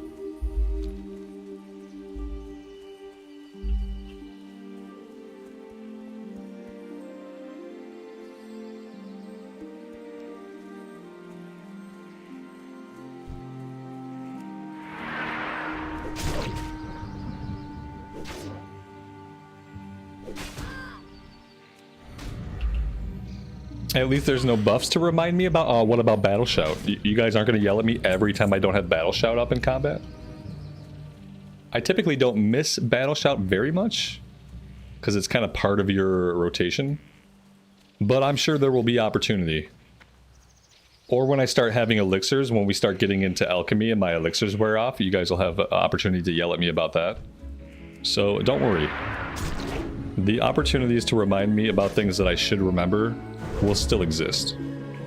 They'll just be a little bit different.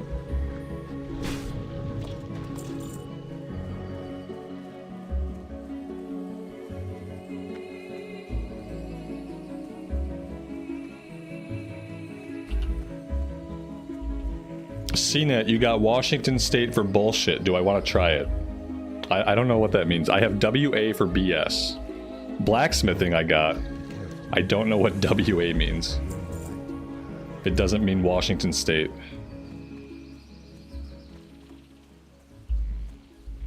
Who wins the Super Bowl in Lions versus Chiefs? The Lions. Obviously. Weak auras for Battle Shout. Nope, I don't need it. you just said weak auras? No. I hit it every time I'm in combat basically, so I'm good. Battle Shout's easy to remember because it wears off really fast. It's always harder for me to remember Blessing of Might, because Blessing of Might is up for 5 minutes, which is significantly longer than 2 minutes. It's long enough that I can leave it up and then I forget about it, whereas Battle Shout I have to reapply it so often that I won't forget as much. Trying to get me to install weak auras. Come on now.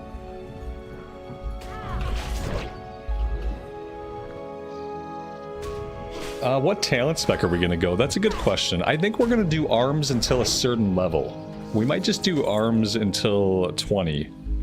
I don't know. Well, I'll have to take a look at the trees and see.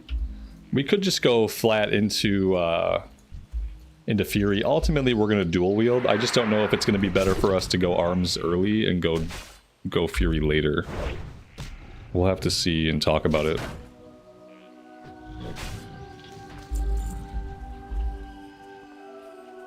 Yeah, after a fight is a good time to do it. Yep, and I often will. If you're going from battle to battle, it is really good just to pop it back up at the end of the fight if you have rage, which you can kind of make sure that you end with a little bit of rage and then just hit it at the end. Yeah. What's my favorite profession? The one that I managed to actually max out and not have it fall behind. Yeah, I've had the most success I've had has been herbalism and alchemy. I don't know if that makes it my favorite. I don't know if I have a favorite.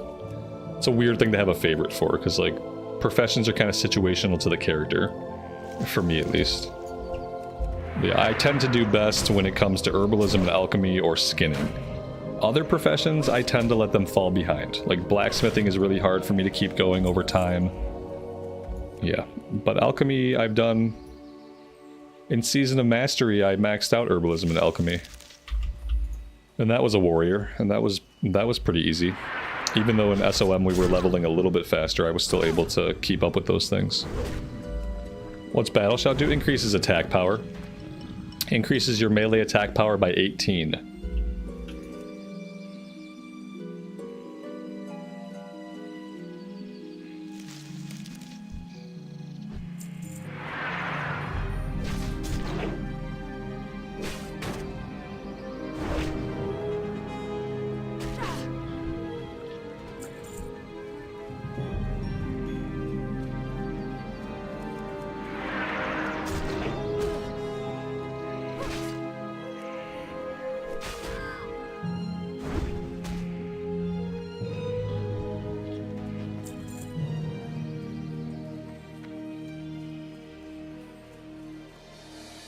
We lost another one.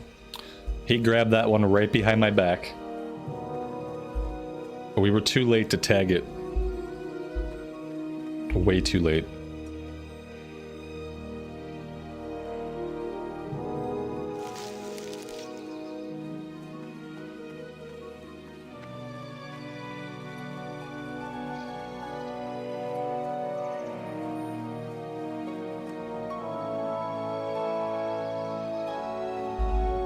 Perkwitch warriors do have some magic, man. We got Thunderclap. Thunderclap is pretty magical. You stomp on the ground and lightning comes out. I've never seen somebody shoot lightning out their ass in real life. It's kind of magical. Let's see. Yeah, it looks magical to me. Looks like nature damage.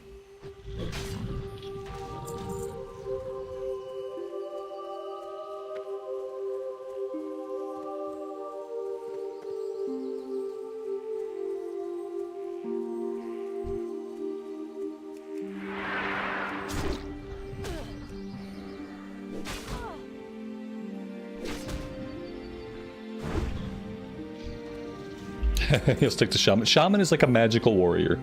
That's how I like to play a Shaman. I like to pretend like they're just a magic-using warrior.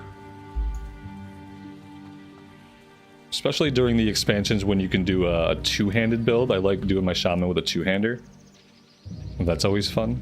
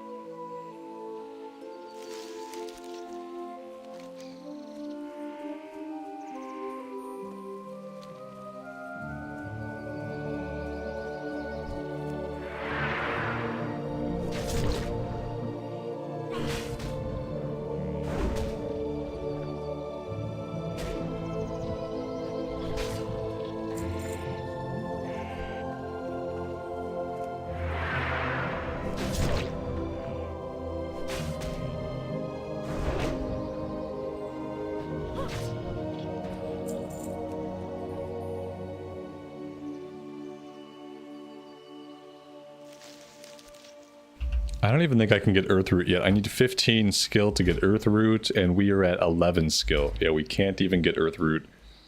That's sad. If everybody would stop stealing my nodes, then I could actually skill up. Will I tank or DPS on this character? Yes, I will.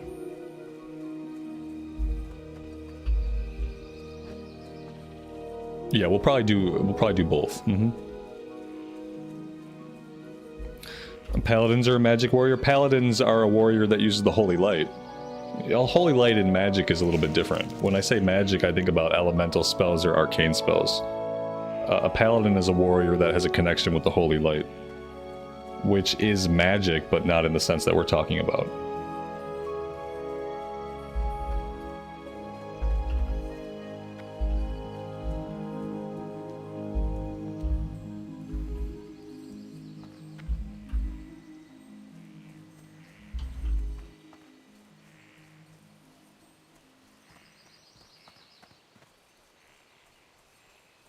I should spam the tag and /yell. Just /yell every time I tag a node. I'm sure people would appreciate that.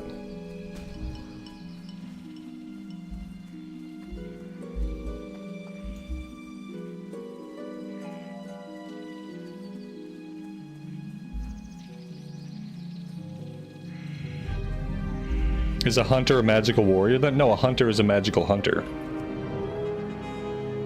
Yeah, hunter is magical hunter, because they use arcane shot. That's what I've been told, at least.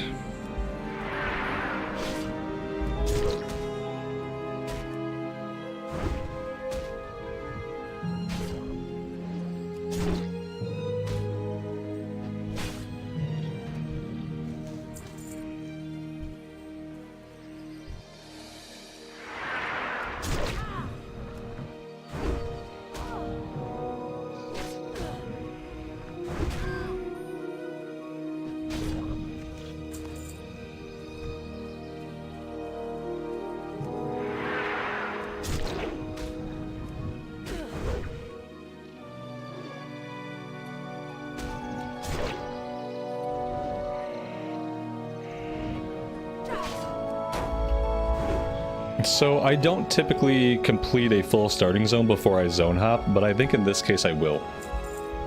I think in this case we'll try to do all of Teldrassil, or at least as much of Teldrassil as we're gonna do before we move on. We'll try to do it that way. And hopefully that'll leave us around level 10 or 11. And as long as we're level 10 or 11 and not level 12, then we should not lose any quests. Whether we want to go over to Elwyn Forest or we want to go to Dunmorrow, we should be good. I think we'll just do as much here as we can. Typically, I would zone hop at level 8, but it's a little bit more involved when you are a Night Elf. And we're going to have to do the Wetlands run, so I'm going to hold off. Unless things here become impossible, you know, sometimes the questing here can get pretty hard. So, we'll see. There's an herb somewhere. Oh, it's Mage Royal. I can't pick up Mage Royal. Who could do Mage Royal here? What is Mage Royal? 50, so I guess it's not, like, out of the question, but it would be very unlikely that I'd be hunting for Mage Royal here.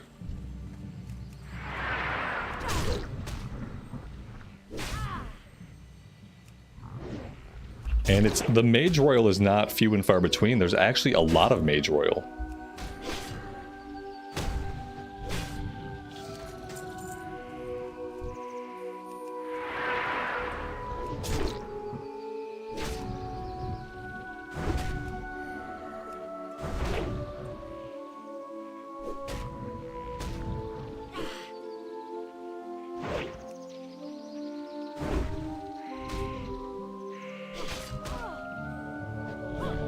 The run will be fun. We'll take like bets on how, not real bets. We'll take pretend bets because gambling is bad. We'll take pretend bets on how many times I die doing the Wetlands run. My guess is 0 times.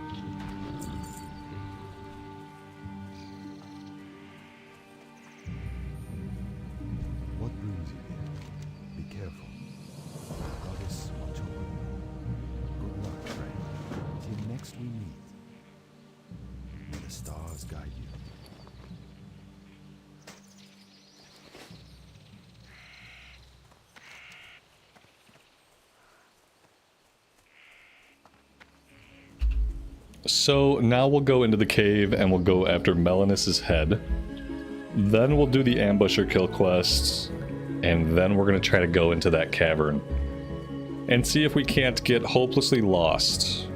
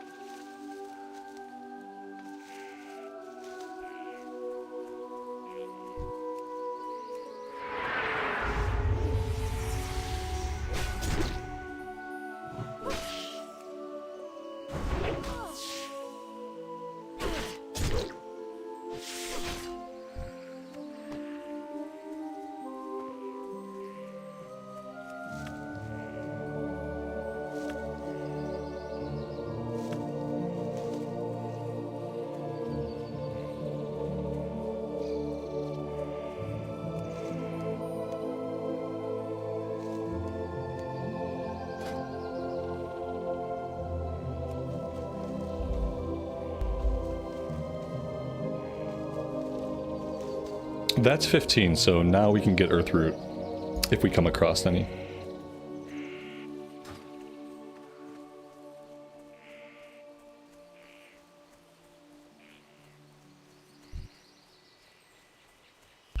I need to start going after the owls for the eggs. Otherwise I feel like cooking is going to fall behind.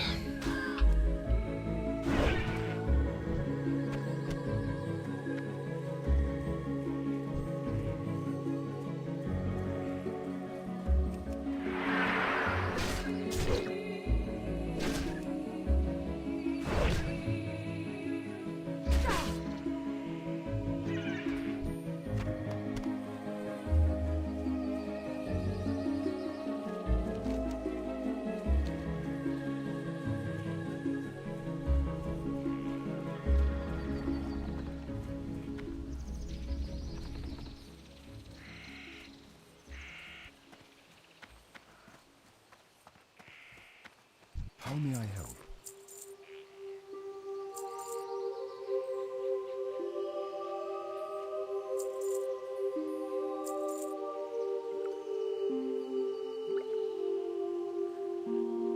I will light your path.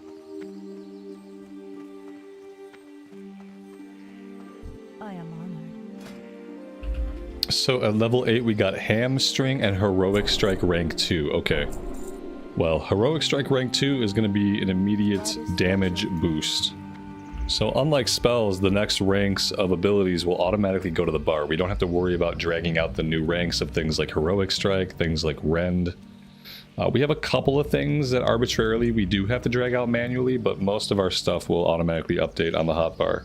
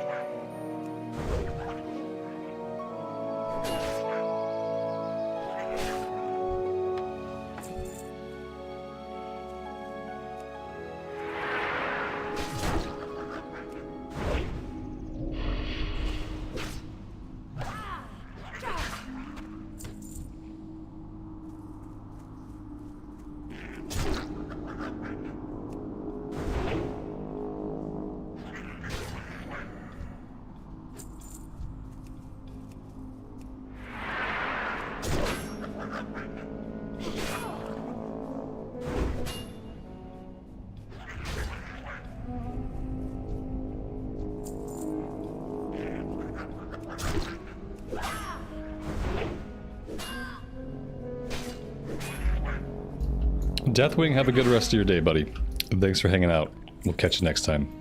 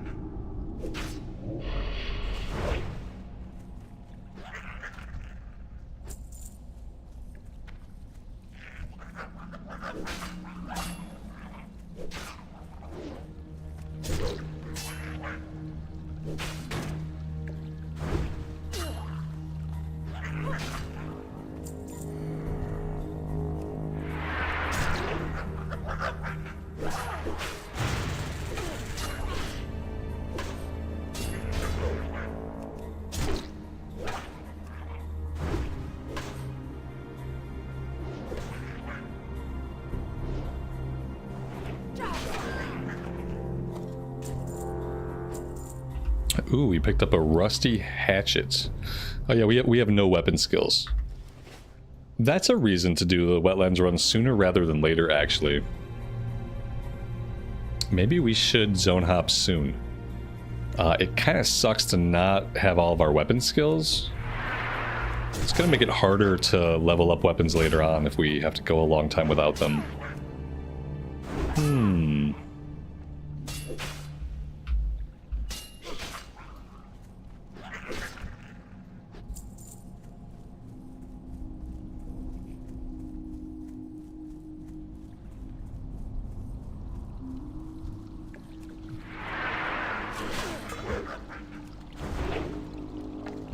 We can charge faster than a throw and dagger. That's good to know.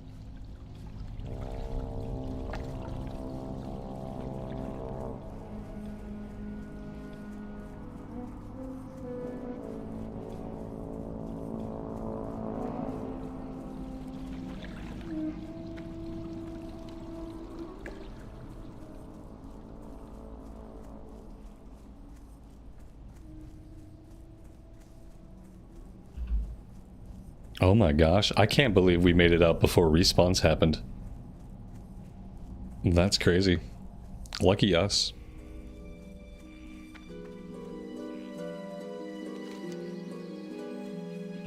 Okay, I think now we can just go do this stuff. Like, maybe we'll finish this stuff up, and then maybe after that it'll be a good time to zone hop. Because then we'll have a few more quests, but I think most of the quests we have after this are going to take place in the western part of the zone.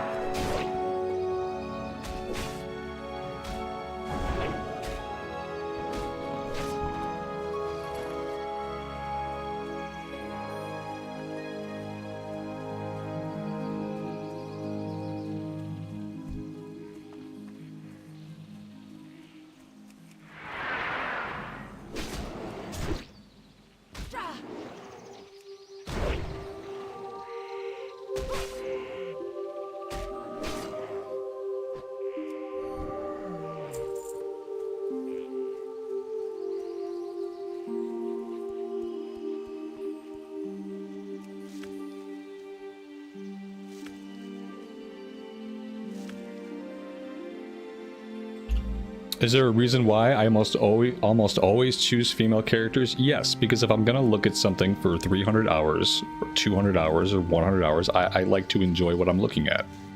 And for whatever reason, and I'll leave this to you to figure out, for whatever reason, the female models in most video games have the best animations and look the best. I'm sure if we put like a little bit of thought into it, I'm sure we can come up with a couple reasons why that might be the case. But I will leave the rest to your imagination. I don't know why.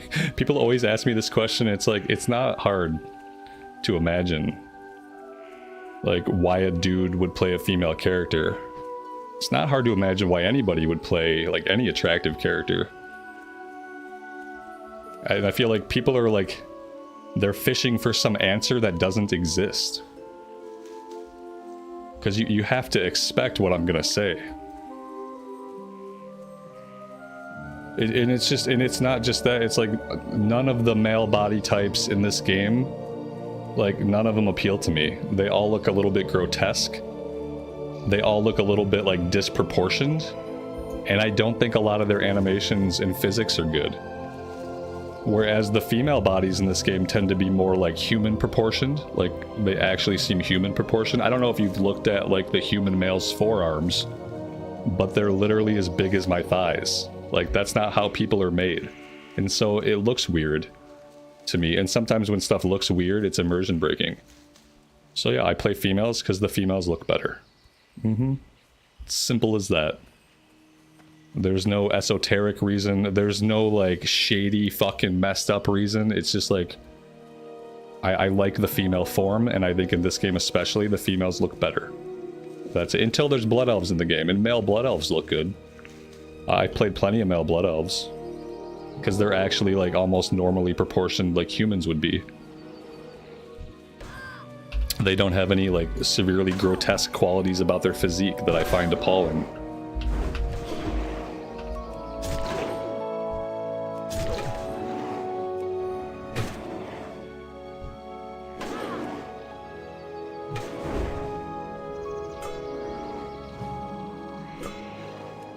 This is not a great situation, especially since one of them is a healer. I need one of them to die. I need this guy to die very quickly. Okay, he's gonna bleed out. I really want to save my potion because it's the only potion that I have right now. Oh, yeah, that's a really nice time to level. Obviously, we planned that out. It was all rehearsed. Because I was gonna have to use my potion there. That was gonna make me very sad. Alright, now we got Peace Bloom over here.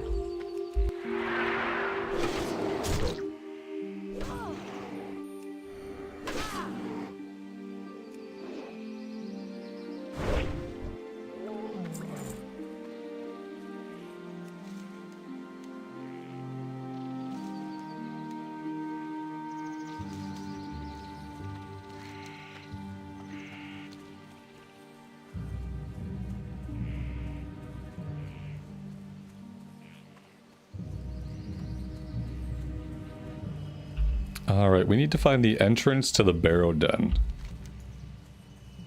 On the map it says I'm not even close to being in the right spot, so maybe I need to head north a little bit. Is that how I have to get into this place? Do I have to approach from the north? I don't remember that at all. I guess I have to approach from the north. Let's go up here. We also have the kill quest up here to take out the furbolgs.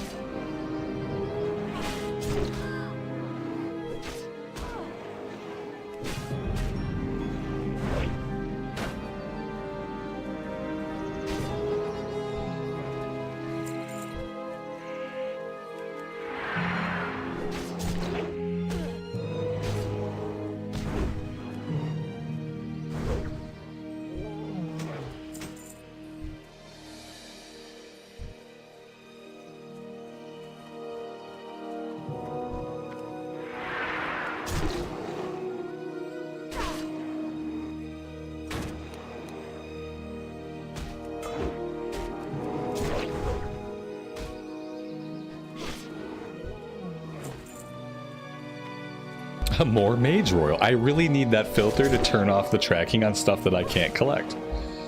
Because in Teldrassil, I just keep finding so much Mage Royal, and I'm nowhere near ready for that yet. Let's see, that's Mage Royal. This is Silverleaf, Peace Bloom. I need to really just start looking ahead before I decide to fight my way towards a node that I'm not going to be able to pick up.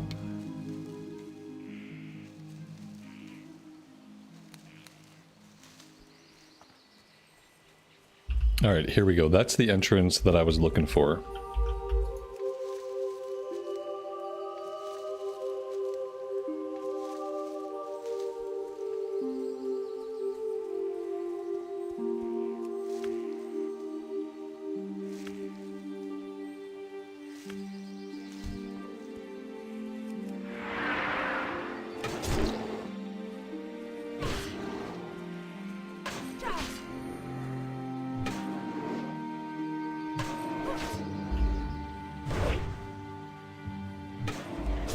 Dave, good afternoon, good evening to you, buddy. Welcome to the stream.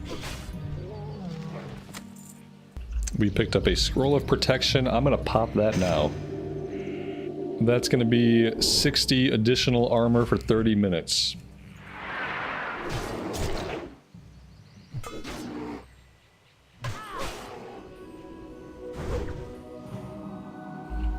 If I was really smart and planned ahead, I could have made us some potions and some elixirs before we headed into this barrow den. Some strength pots and some healing pots would have been nice. We have 2 healing potions. That's better than none. But this place tends to be a little bit dicey. How many characters am I actively playing right now? 237.6. Oh, wait. How many characters am I actively playing right now? Just one. Right now, I'm actively playing this one single character right now.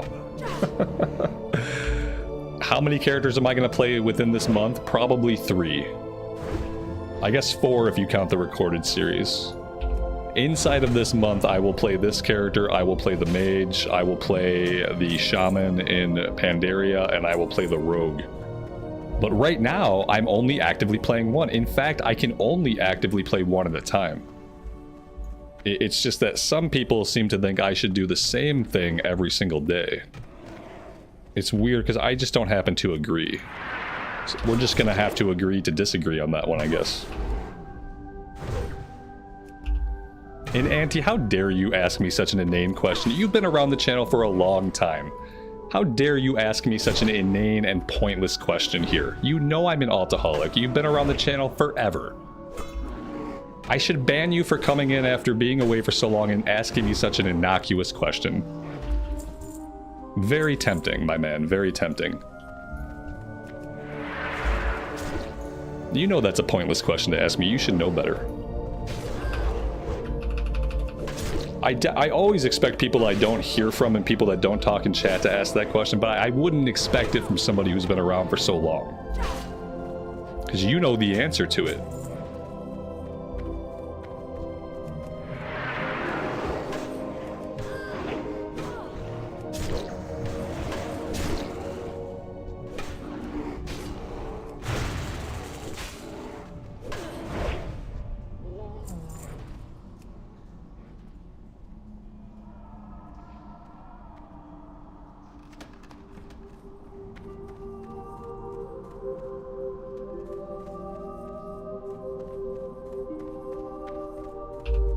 Glenn, good morning to you, buddy. Welcome to the stream, and thanks for stopping by today. Oh, this was a big mistake. Oh, thank God somebody else aggroed one. Whew. I thought we were dead. As it is, we still might not be in really good shape. Let's see what we can do. Really don't want him to get away. There we go. Alright, we should be fine. Everything's fine here.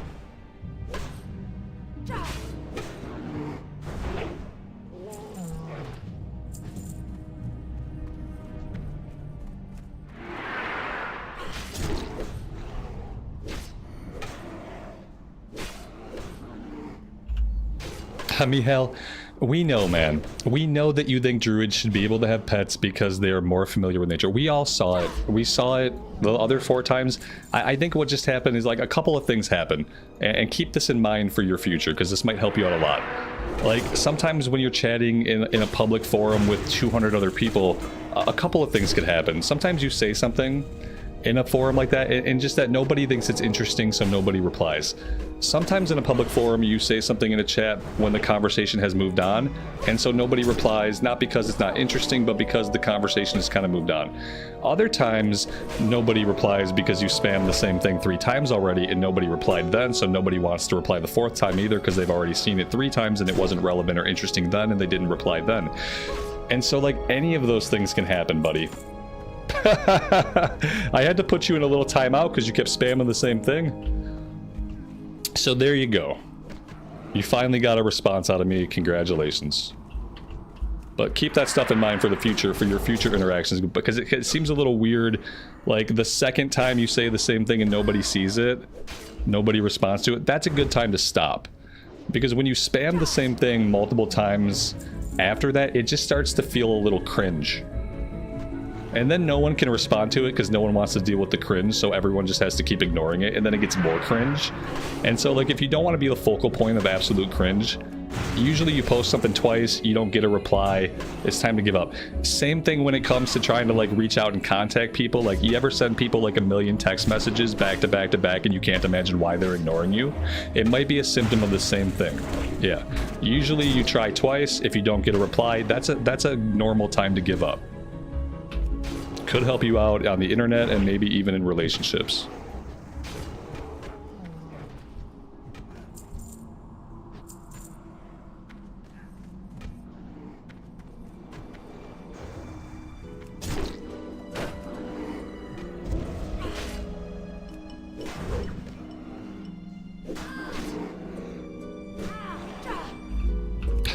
Perkwitch, exactly, yes.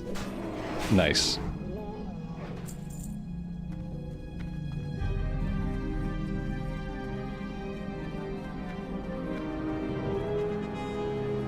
I keep blundering into these rooms like, oh, what's in this room? Oh, big surprise. It has furbolgs in it. I used to know where these items are at, but now, admittedly, I'm kind of running around here a little bit blind. I don't really have a good plan of action. Somewhere in here there's a guy with a quest. I need to get that guy's quest ASAP.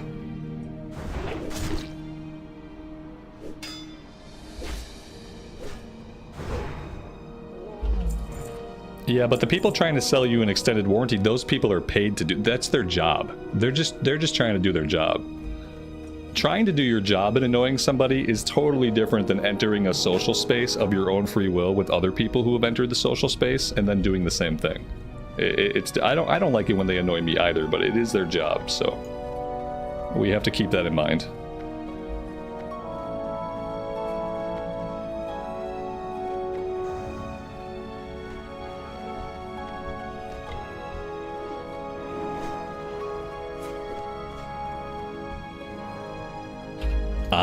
I don't need Green Paw, and does he have an item in here? Oh, he does, doesn't he? Okay, maybe I gotta wait for... This other guy's like, is he gonna go in and die? So that I don't have to go in and die? Like, buddy, how about we just team up? How about you toss me that heal, and then I'll go in on these guys? No? No heal? Okay, I can wait. I got time. I got lots of time. In fact, I have so much time that I'm gonna bio.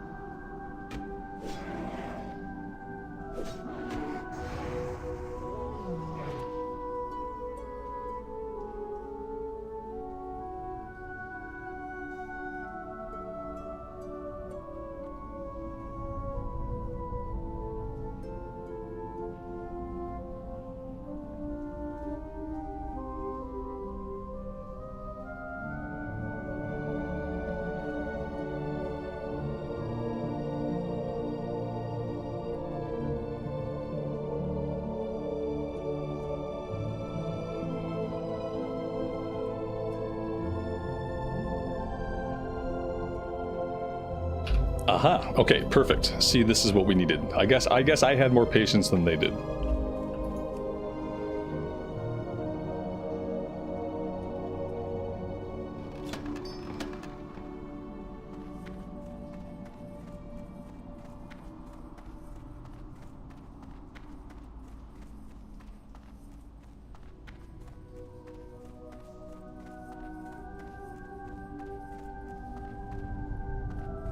Alright, so we need 2 more items. I'm looking for a shaman voodoo charm, which I think is going to drop, surprisingly, off one of these shaman.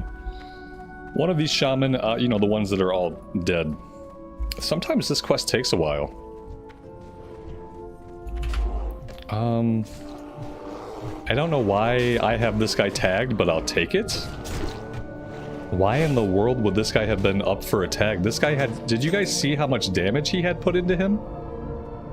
He had damaged this guy for like 1/4 of his HP, but he was still available for me to run up, tag him, and loot him. Very strange. Not sure what to think about that.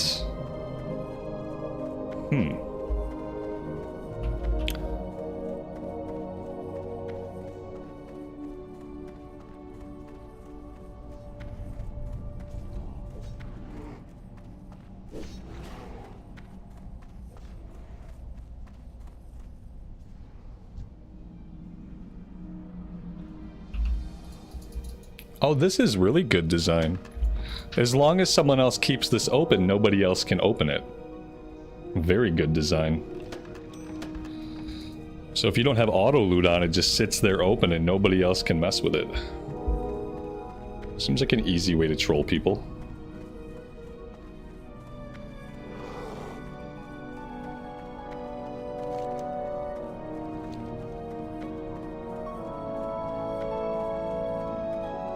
We need one more item. We need the Rune of Nesting. Where is it back? Maybe it's back this way. It's probably not going to be that simple. It looks really simple. It looks like run around this way and you'll find it. I doubt it's going to be that easy. Especially since we found the other 3 without a problem. Yeah, see, it's not going to be that simple.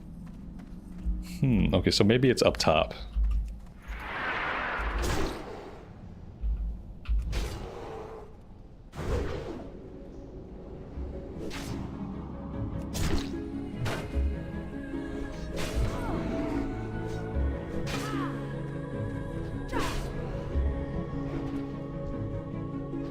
Am I going to level up in Darkshore? Yes.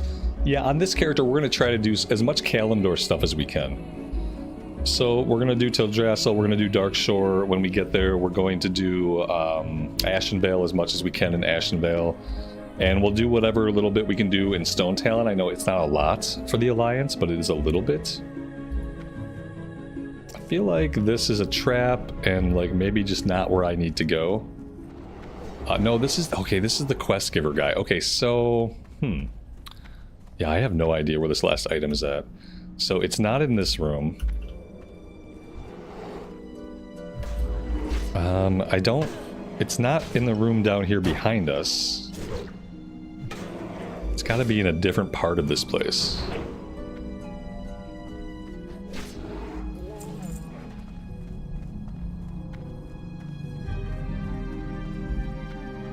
Yeah, it's not this one.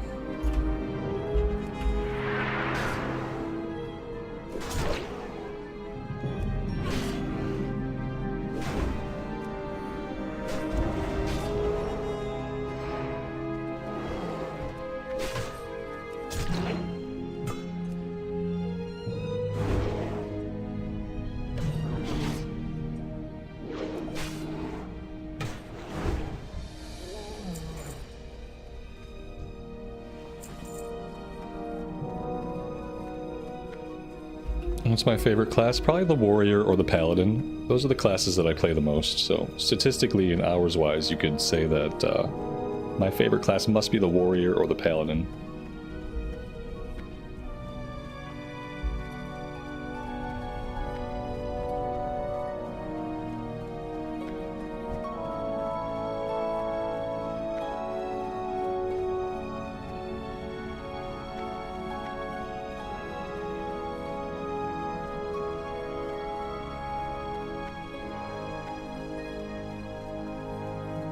So there's nowhere else to go down here. Oh wait, there is. Yeah, there's this whole other direction over here. Oh, is this a room or does this go somewhere? This, oh, there's a chest. Doesn't really look like it goes anywhere though. No, it doesn't go anywhere. Okay. I am running out of places to look. We may or may not complete these quests. Sometimes I get them done, sometimes I grind in here for 2 hours and we don't get them done and then I skip them. So we'll see. When I feel like I've ground out enough levels running around, then we'll probably bail out.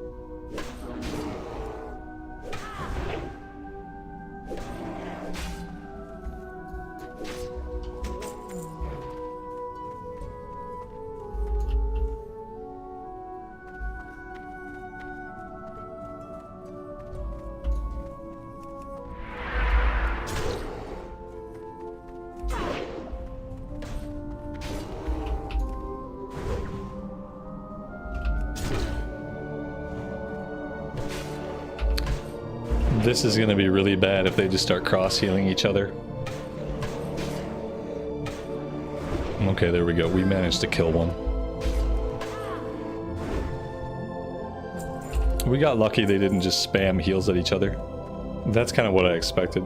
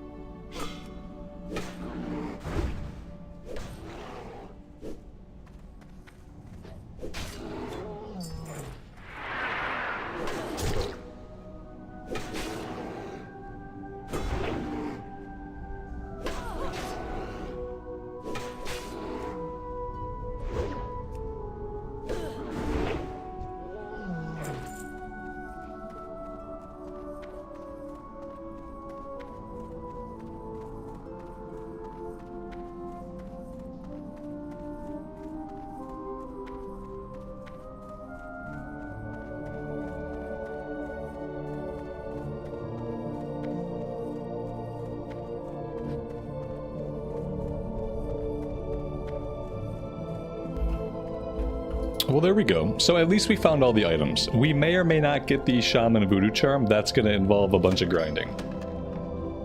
And it leads to one other... There's one other quest that spawns off of this, so if we get that, that'd be great. If we don't get it, then I really don't care. We will spend some time in here running around just killing the Shaman now, and we'll see.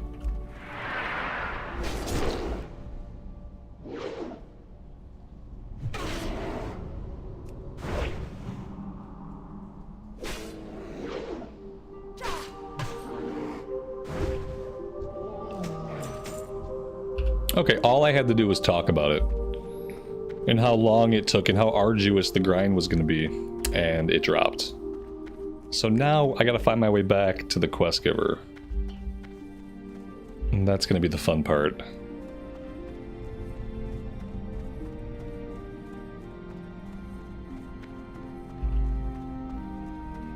Pretty sure I've already gone the wrong way.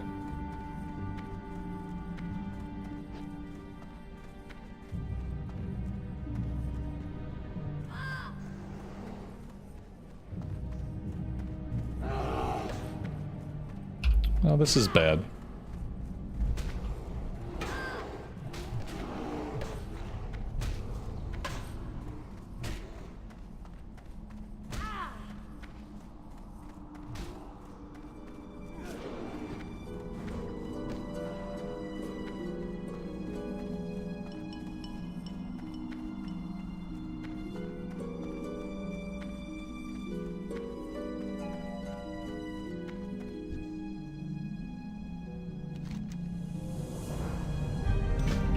There we go.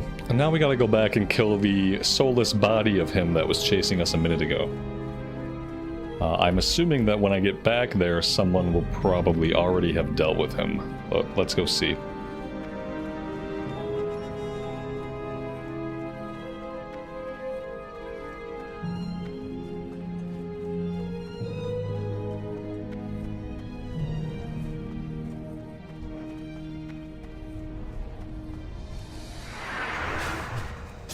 Well, there we go. Somehow, in all that, I managed to tag him. Not really sure how, but we got it.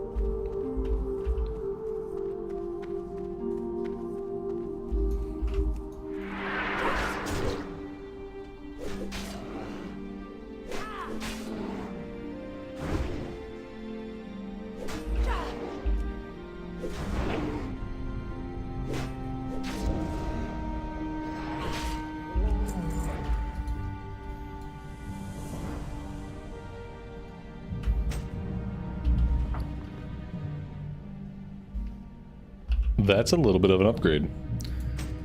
We will take that. We will equip that. We have a level 8 chest we can equip up. And then level 11 here, level 10, level 10. Level 9. This one is a little bit better. Okay, we'll go with that one. And then we're waiting on level 10 for the shield upgrade. Alright, let's Hearth out of here. I feel like that's a good time to use the Hearthstone. Let's do that.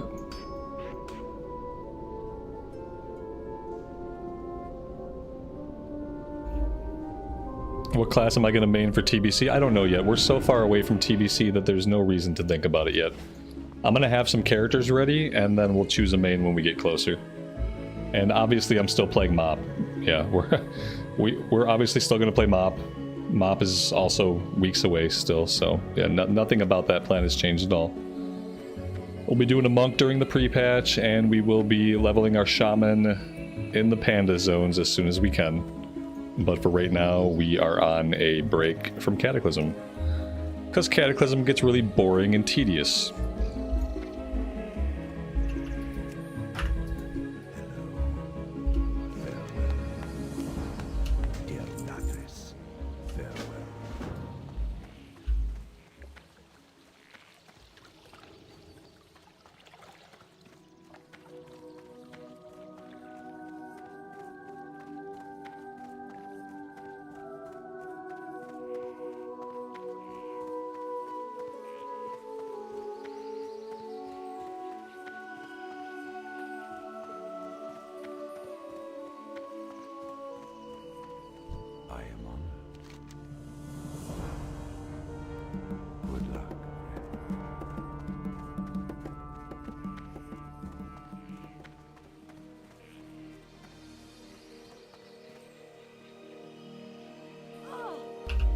Let's go do a little bit of alchemy. We probably can't do a lot, but we should be able to do some.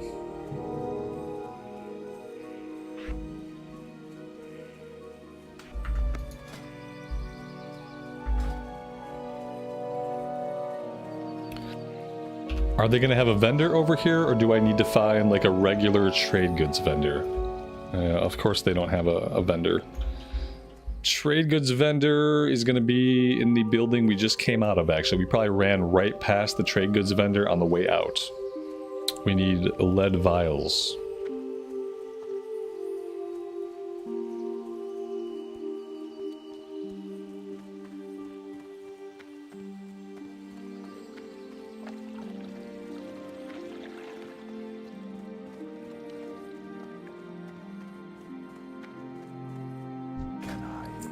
you. Asha Zela.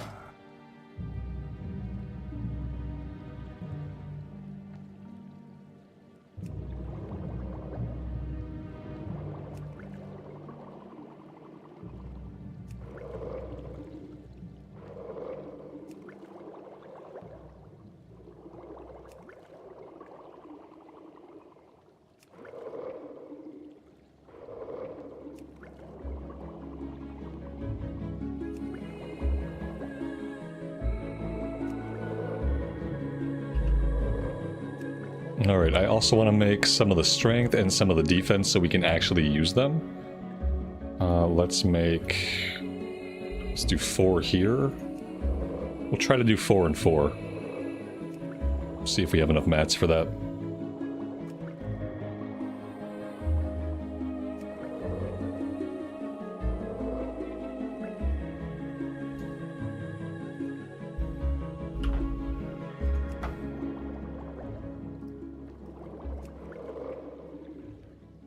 I mean, keep this in mind. Not only do I have a reason to play multiple versions as a streamer, but Blizzard has designed their release schedule to basically get people to hop around to different versions of Classic or to retail to Classic. They've designed their entire release schedule around the fact that you're going to be playing one version, it's going to run out of content for you to do, and then you're going to go do another version. They're kind of like trying to get people to do that. But also, yeah, I mean, it's pretty obvious. I play for 5 or 6 hours a day. So someone who plays for 5 or 6 hours a day, 5 or 6 days a week, I have lots of time, and therefore I can spread that around to different characters, I can spread it around to different versions of the game, but more than that, it's like a timeliness thing with the scheduling of content.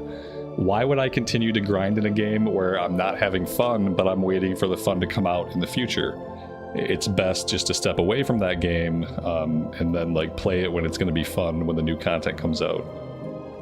Like, even if I wasn't a streamer, I probably wouldn't play one version of WoW exclusively. If I was going to play WoW at all, I would probably play it very similarly to how I play it today. I would probably play, like, whatever version struck my fancy, or whatever version had the content that I was looking forward to the most at the time of release. That's just kind of how they've set things up.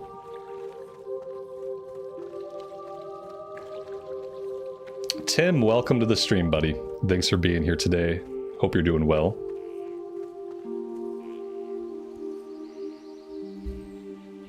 Greetings.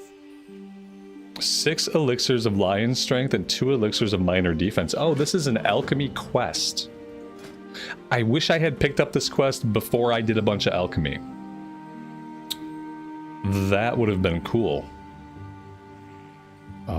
Because yeah, I don't have what I need. I'm close. I need 2 more elixirs of lion strength. We need to find some more silver leaf, and then we'll be there. So that's nice. I don't know if I've ever done an alchemy quest before. It's weird. Alright, if we head down the road, we should be able to turn in the other quest, and then I think we're gonna head on down to Darnassus. I feel like we're at the time, we're gonna be level 10 soon, we should probably zone hop. It's probably time to zone hop. Which means we're gonna have to do the wetlands run. We all love a good wetlands run.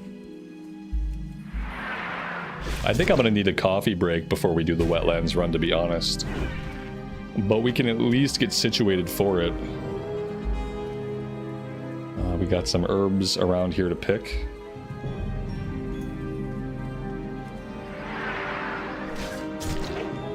Where's my shield? In my hand. It looks more like a dinner plate than it does a shield, and maybe that's why you didn't see it. It's very dinner plate-esque. I feel like a dwarf in Ironforge would eat off of this.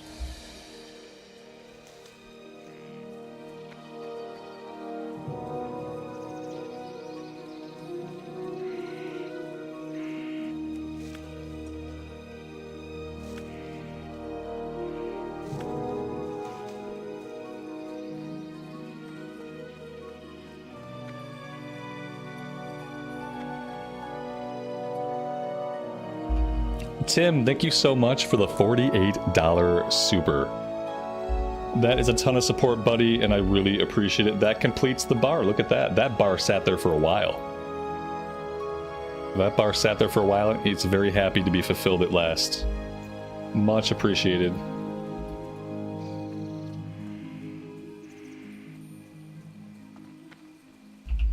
This quest person is somewhere. Oh, here they are. They've headed back towards town. Let's see if we can catch up to them.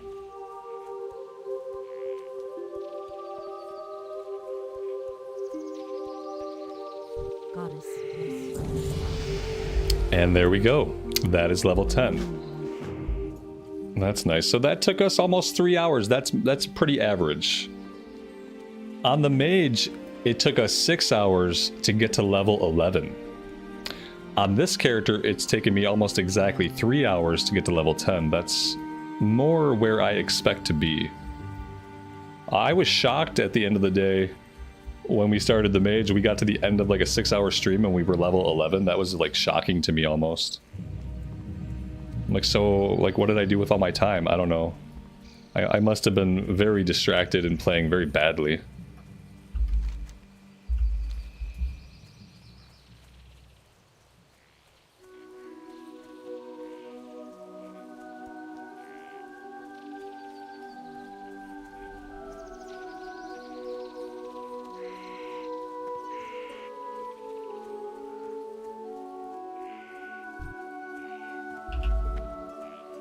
Well, nothing can happen too fast in vanilla, let me tell you that.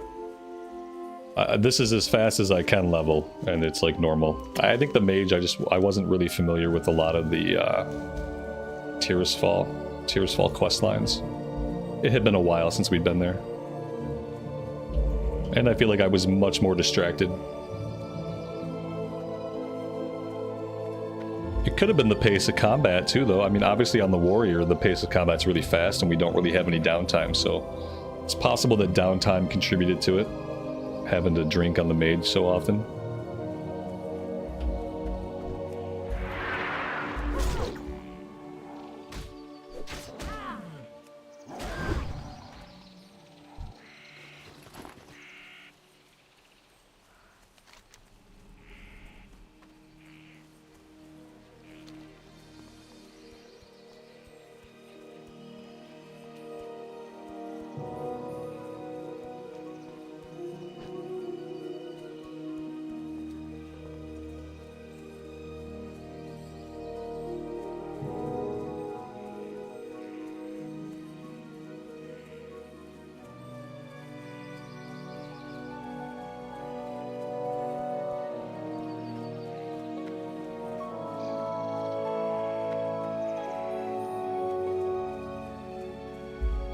Do the alchemy quest first before the run. It's level 8. It should be good for a while. We shouldn't out-level it. I'm gonna have to come back here eventually, so we're not done here. I'm not leaving to never come back. We're gonna go do some stuff, probably in Dunmorrow for a little bit, and then we'll come back and we'll finish this zone up. I just want to get I want to get over to Ironforge and Stormwind so I can learn all of our weapon types, so that when we come across another weapon that we haven't used yet, I can actually start skilling it up. And if I hang out here too long, it's gonna make it harder for me later. But yeah, we'll be back to finish this stuff up.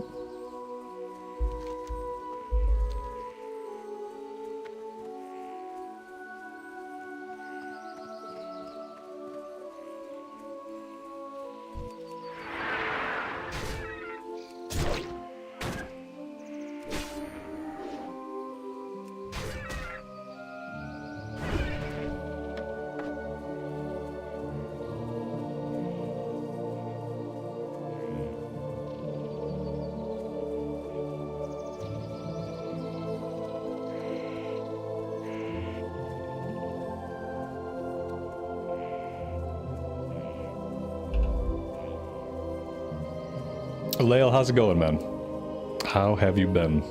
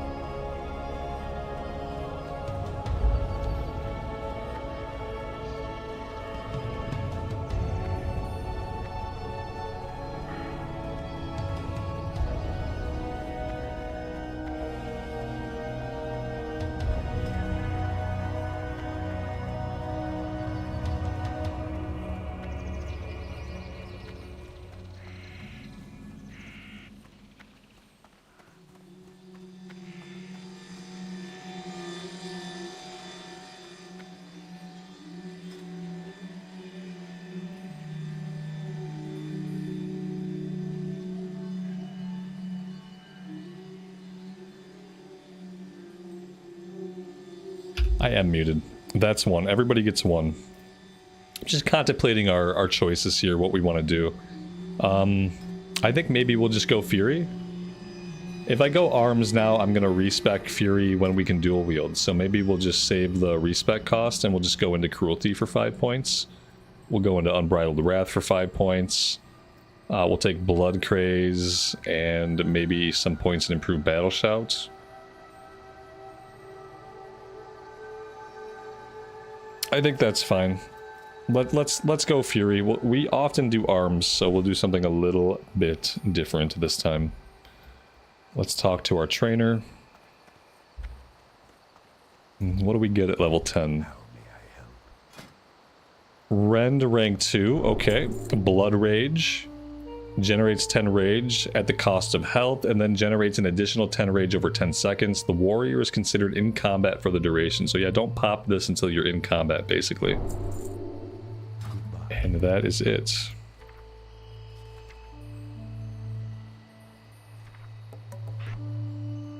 Somehow I did not get Hamstring out to the bar. Let's do that.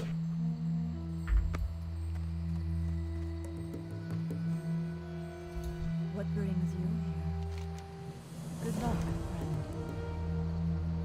friend. Bring the Horn of Vorlis to Elenaria and Darnassus. Okay. Well, how may I help? Alright, I don't know. Is this a warrior quest? I'm not sure what this quest is.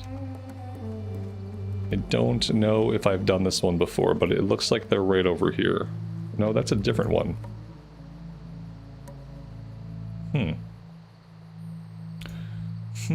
Yeah, I don't know. Uh-oh. Oh, what is this? Where is this guy? Tell me this guy's not in the cavern. If this guy's in the cavern, that's gonna suck. I hope he's just like on top of a hill somewhere, but I have a bad feeling that he's underground. I've never seen this guy though, Vorlis. Vorlis doesn't sound familiar to me. That doesn't sound like the name of a guy that I've come across. Either way, I'm not going to worry about it until we come back here. We'll take care of that later. I've done it before. I mean, this happens. I've done lots of quests before that I don't remember, I'm sure. It's not in the cave. Okay, we'll do it when we come back. I appreciate that. Yeah, we'll do it once we come back. We're gonna go do some questing, probably in Dunmorrow for a little while. And then we'll be back here to finish up later on.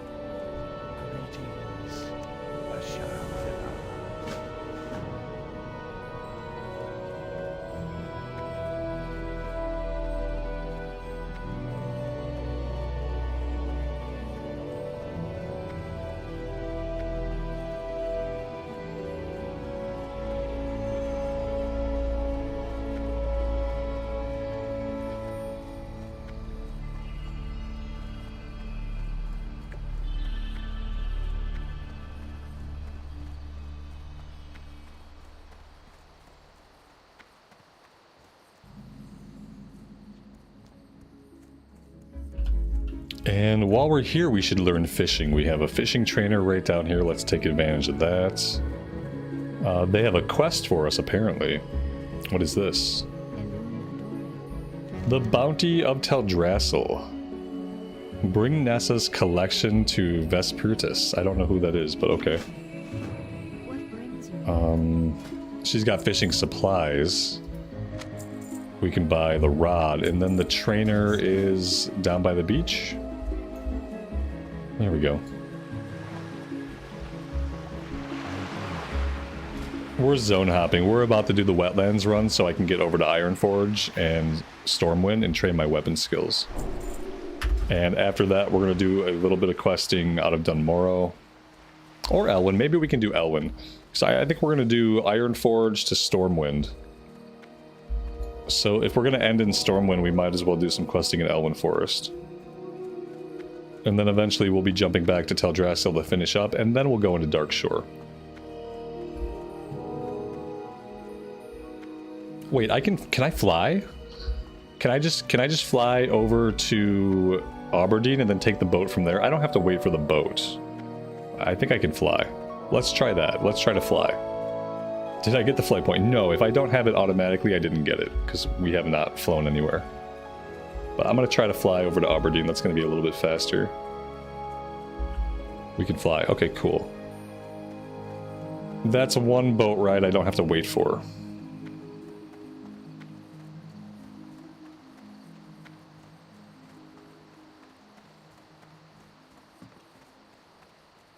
I'm listening.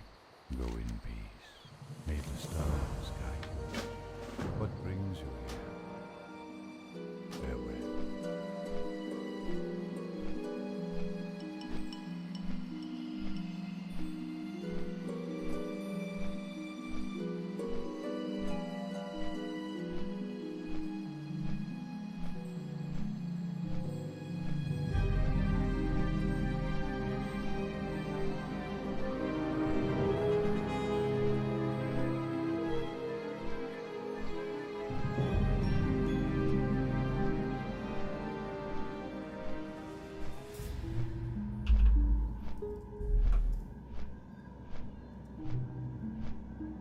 Galarak, good evening, buddy.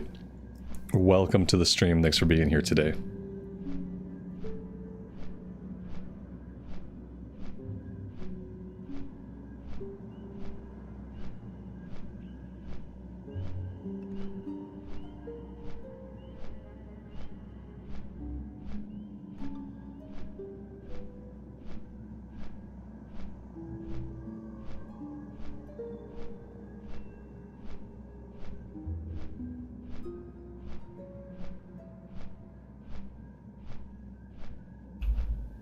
Did I train stabs and daggers? I did not. We'll get those. I think those are my probably least commonly used weapon types on a warrior. I haven't equipped a dagger on a warrior since like original TBC. There was one time I had to equip a dagger on my warrior because it was the best weapon that I had. It wasn't a proud moment, but it happened anyway.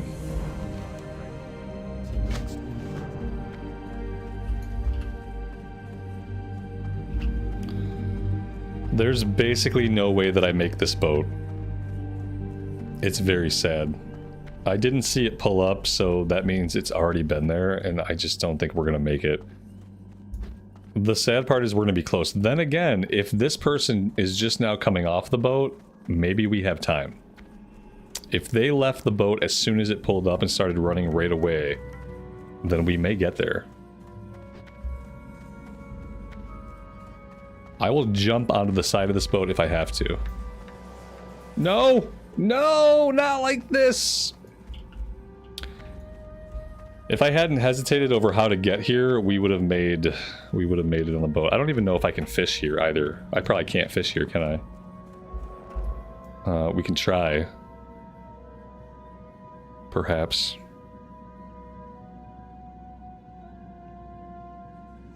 I thought I bought a fishing rod. Did I not buy the fishing rod? Did that not happen? Did that happen only in my imagination? It must have. Oh, there it is. It's hiding.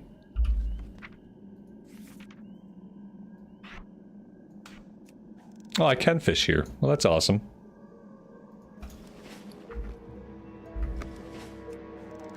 Yeah, because apparently we're going to have some time to kill. Perfect time to fish. I am not leaving this dock. That's not a bad idea. But I'm not leaving this dock. If it means I don't have the skill to fish here, then that's what it means. But I'm not gonna miss the boat, take any chances with missing the boat again. I know that I probably have time, but I'm not gonna risk it.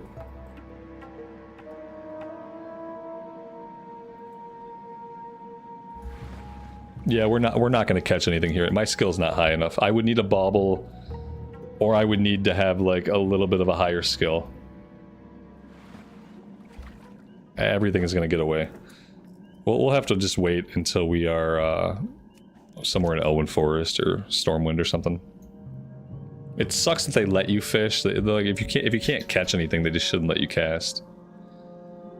Just tell you don't have enough skill.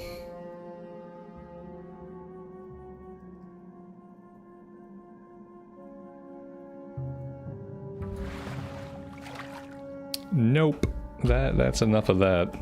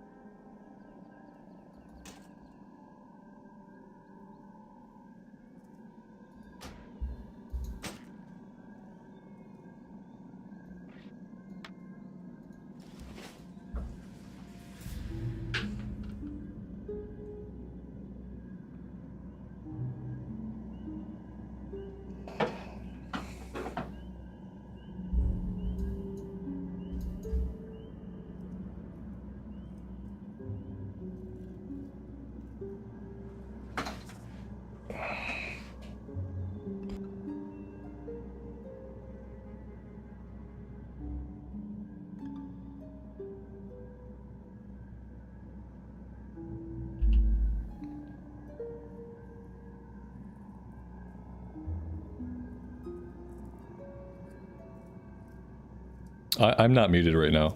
Not that I know of. Muted again? I should just quit my job. I'm a failure and it's not professional enough around here, so I should probably just give up and go home.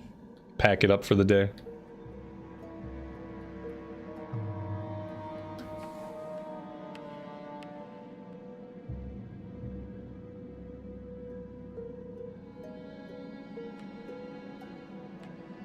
I am home.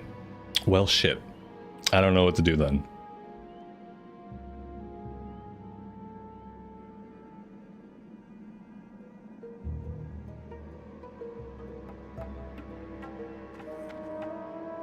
We almost got stuck in the boat. It was a close one.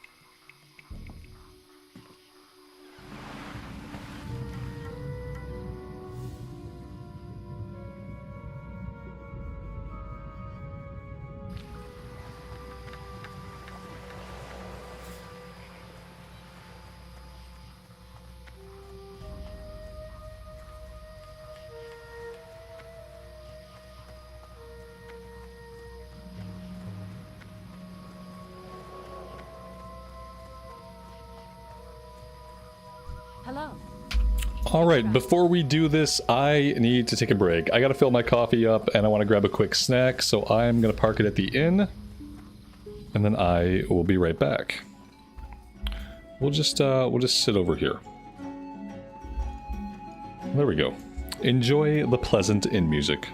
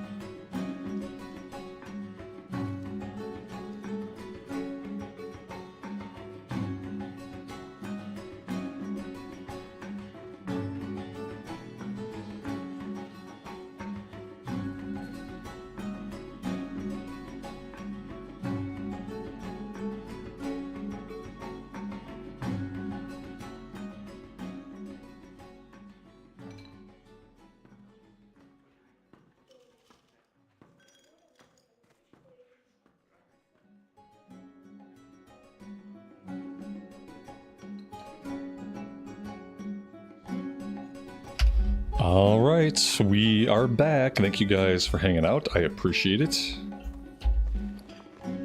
Let's clean up our inventory before we do this. By hanging on to a bunch of stuff we don't need. And probably we have upgrades lurking in our bags that I have forgotten about.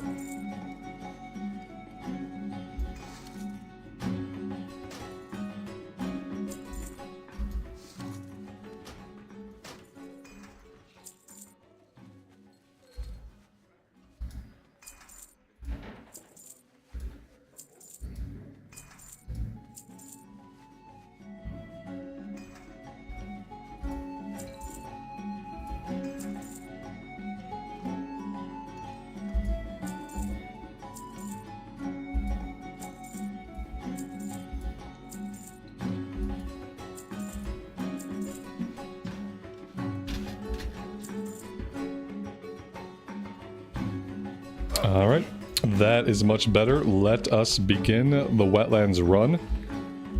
Now, I speculate that I'm not going to die even a single time. That's my guess. Feel like we're going to make it the entire way without a single death. So here we go. Fingers crossed.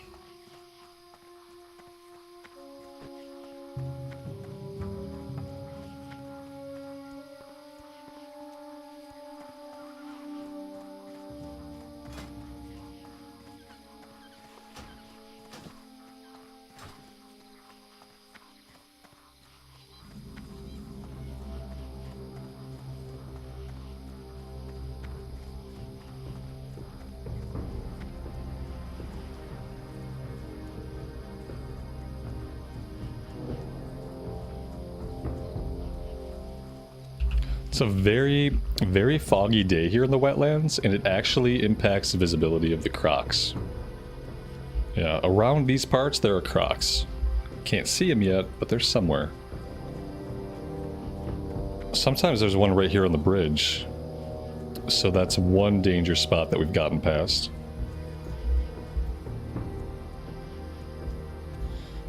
What level is the wetlands? Like level 18, 20, 24? Maybe even higher than that? Let's see. We don't know, because it's a skull level mob, so it's at least 10 levels higher than us. I think the mobs over here are level 20, level 21.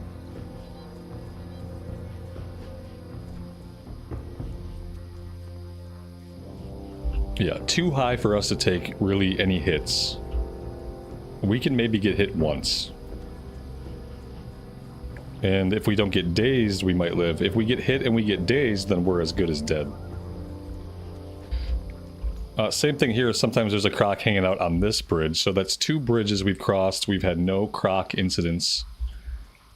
The probability of us living has gone up drastically since we've made it this far. Would Shadow Meld help? I'm fairly certain we have to be stationary for Shadow Meld to even do anything, don't we? Yeah, you have to stand still. So, I mean, maybe we could hide, but it's not going to get us where we need to go. But I'm not sure with a skull level mob how effective that would be. They'd probably see right through it.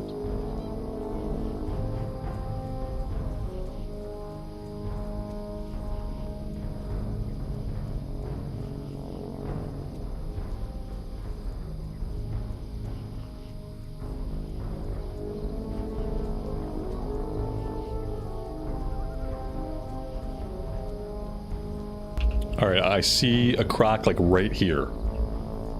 This guy's level 17. He's not going to aggro stuff. Not the way that we will.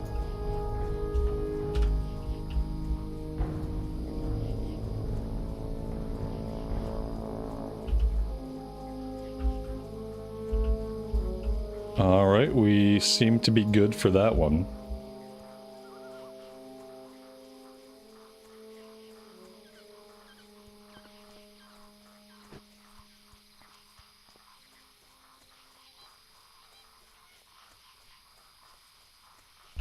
We've got another one over here to the left. Oh no! No, no, no! Not like this!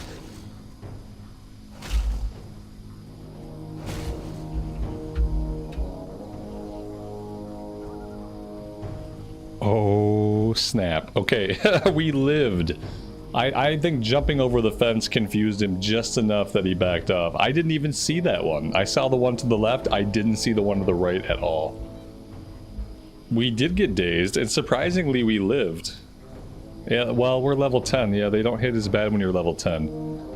I think it's when you try to do this right away at like level 4 or 5 that it becomes a huge problem. Yeah, we were able to take a couple hits. We're a warrior. You know, we're a warrior. We have the most armor. And we're level 10 and not like level 5, you know? A lot of people try to do the run, they try to do the run like right away. But, yeah, we lived, so that's good. So far, my prediction is still accurate.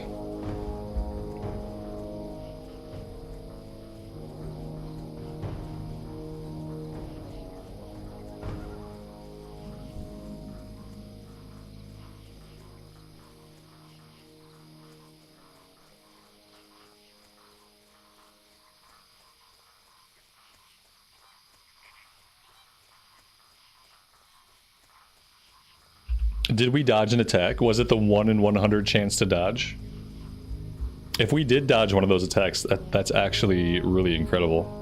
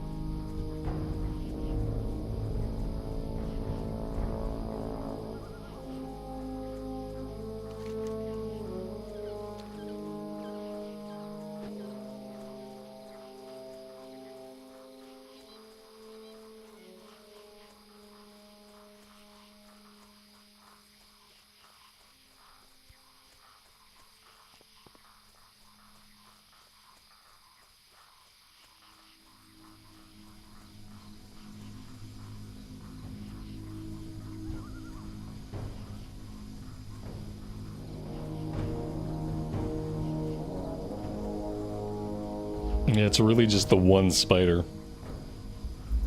So yeah, we're good here. The next threat is going to be the orcs on the other side of the Dun Elgaz gauntlet. So as we run through the gauntlet, there could be orcs. It depends on if somebody has come through there recently. And the orcs have bows, I'm pretty sure. The first croc bite was a miss. Oh wow. We got really lucky with that one.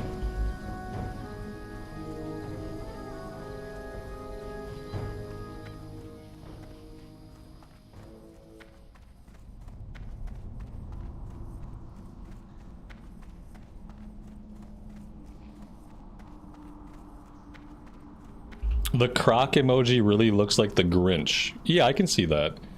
If it's facing to the right, and then the top part is his little top swoosh, I see that. That's some Rorschach stuff right there, buddy. But yeah, now I see the Grinch too, and now I can't unsee it. Thank you for that.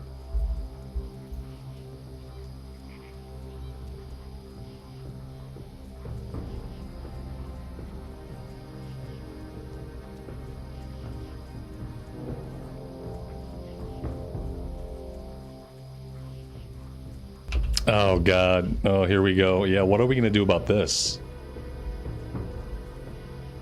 I'm tempted to charge him and to run past him and to hope that we can get a hamstring. I feel like charging him and hamstringing him is my only chance. Can I go up top, or is there gonna be somebody up top waiting for me? This is not gonna work. I can't tell if there's somebody else up here. Now, oh, here we go, here we go. Let's just run. We just gotta run and hope for the best. I should have charged him when I had the chance.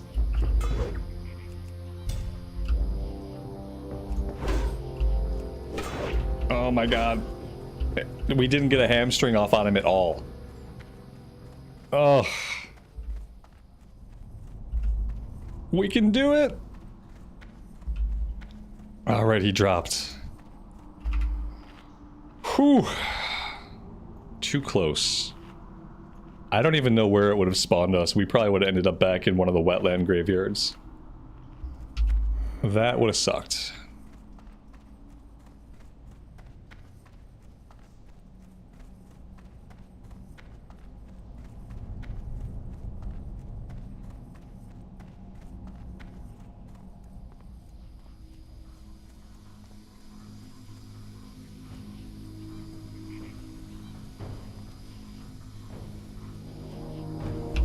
I think we're safe now, aren't we? I'm pretty sure we're safe. I'm pretty sure we made it with 0 death, just like I thought we would. See, I had faith in myself and you guys had no faith. Complete lack of trust.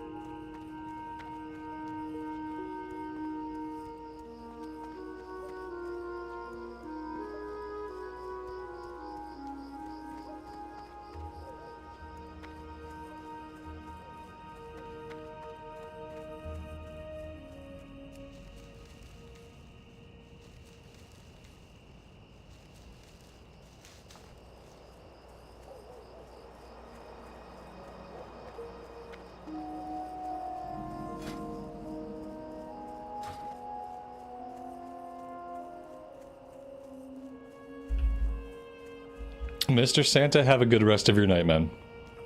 Take care. We'll see you next time.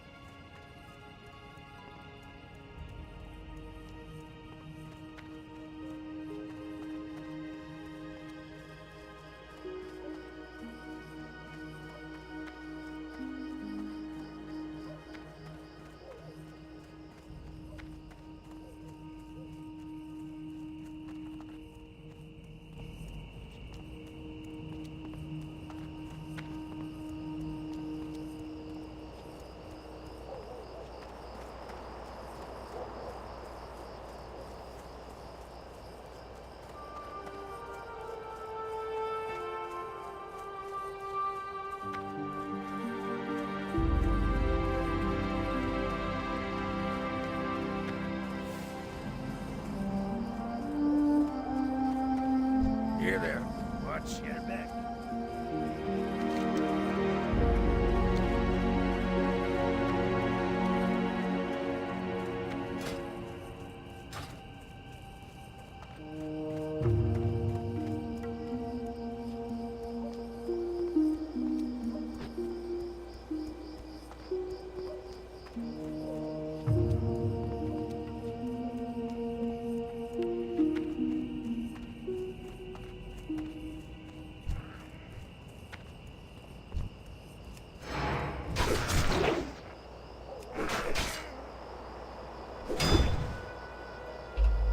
Wolfstrom, good evening to you, buddy. Welcome to the stream. Yep, we are on an Alliance Warrior today.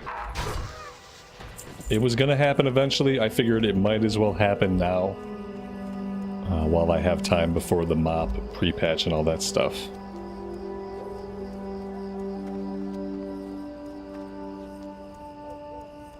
Yeah, I have to replace the warrior that I was leveling up on the US realms. We got the human warrior to level 50, level 51. So yeah, I need to have my Alliance warrior. So the journey begins. If I pull some of these elixirs out to my bar, I might actually remember to use them when we start fighting stuff again.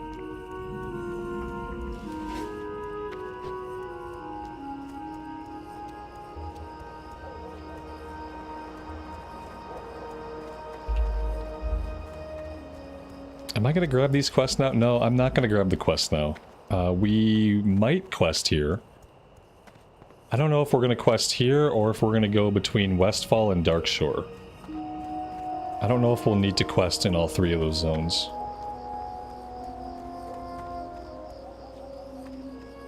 I would just do Loch Modan and Darkshore, but then we're not gonna get any of the quests for Dead Mines. Well, we won't get the last quest for Dead Mines without doing the Defias stuff. So we kind of have to go to Westfall. We don't have to do everything in Westfall, though. What we could do in Westfall, we could focus on just opening up that last quest so that we can get the blue item whenever we do Dead Mines.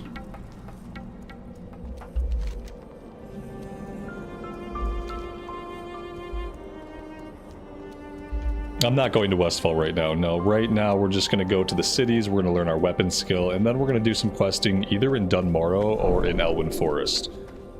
I don't typically start going into places like Westfall and Loch Modan until I'm level 13 or 14. And then we start doing a little bit in those zones. And yeah, right now I don't know how much Westfall I'm going to do on this character. Maybe just enough. But we might focus in Darkshore and Loch Modan.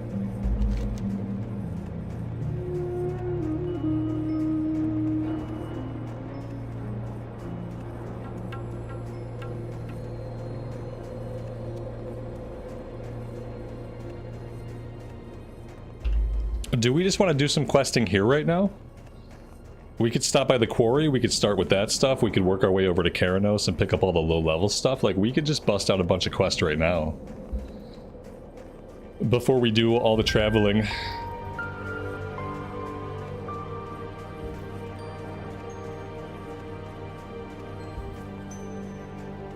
I don't know. I don't really know how I want to handle it. It's been a long time since I've leveled a Night Elf. And typically we zone hop at level 8 and not level 10, so that's different also.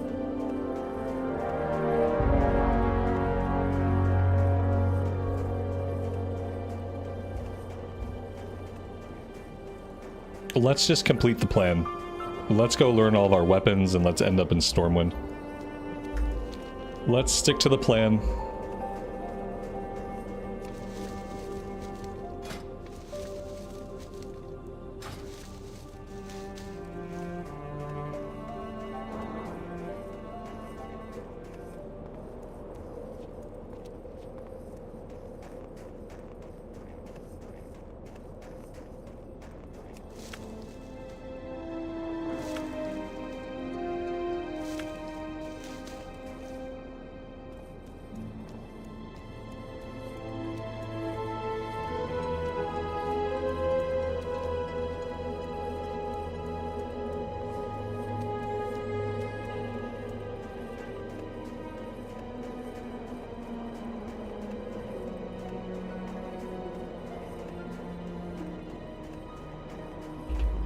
We are going Fury on this one.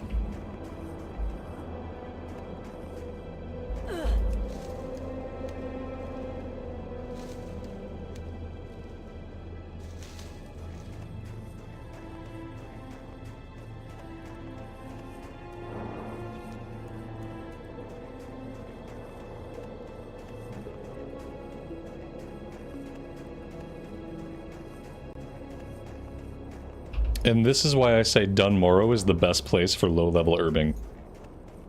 Teldrassil was okay. Teldrassil had Mage Royal. So Teldrassil's a good place to do like early herbing and mid herbing. But Dunmorrow can't be beat for the Silverleaf and the Peace Bloom. There's just so much of it everywhere.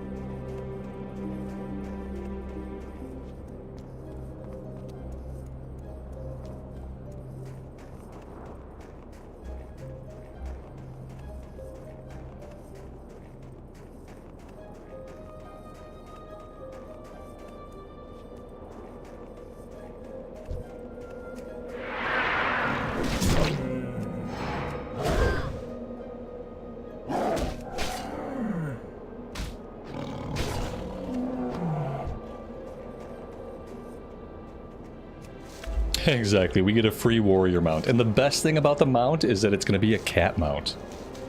And the cat mounts are basically the best mounts in Classic. On the Horde side, the wolf is pretty good too. I'm pretty sure the wolf and the cat share the same rig. But as far as like fluid movement and how it looks, the cat mount is best.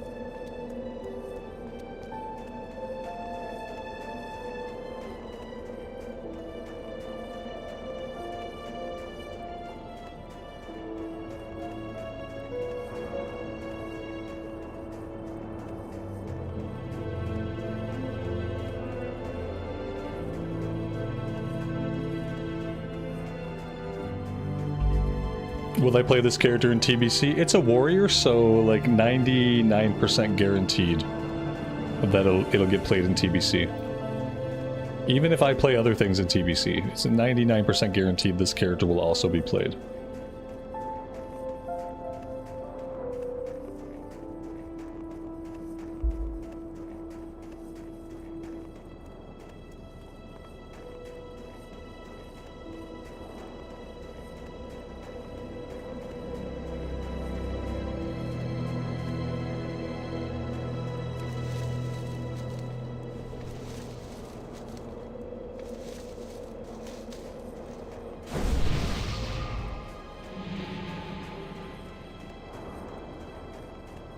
He is taking our herbs. Everywhere we go, there's people stealing our herbs. It's like they don't understand that we call dibs on all of the herbs.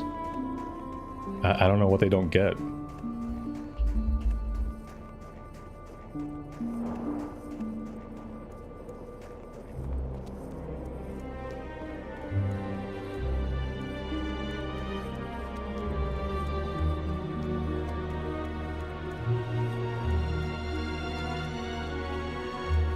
Yeah, if you're waiting for Draenei Shaman, you're going to wait a long time.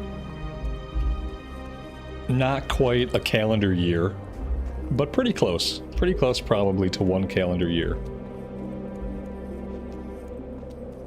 300 days from now, or so, maybe you'll be playing a Shami. I hope so too, because I want to do the same thing.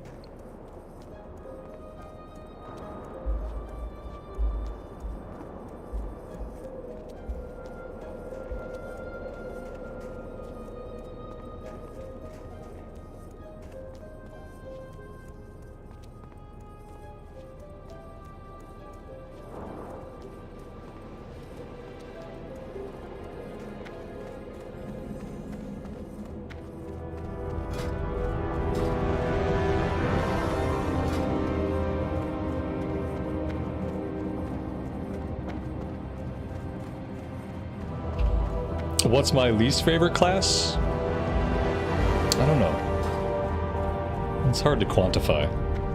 Because even the classes that I don't really like, I've still played them and I can still find things to like about them.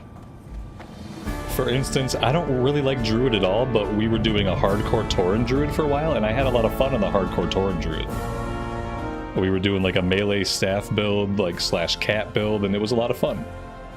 And I've also done a hardcore hunter up to 47, even though I kind of hate hunters, and that was a lot of fun.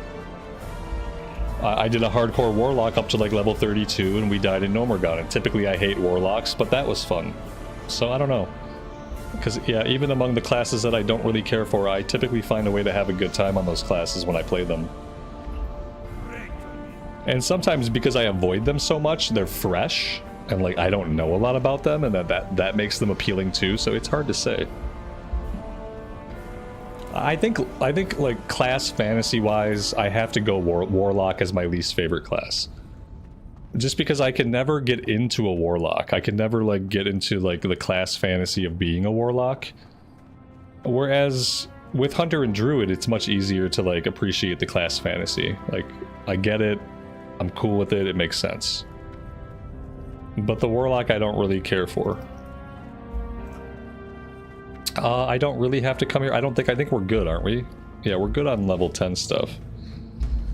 We need just to go to the tram and then we'll be all set.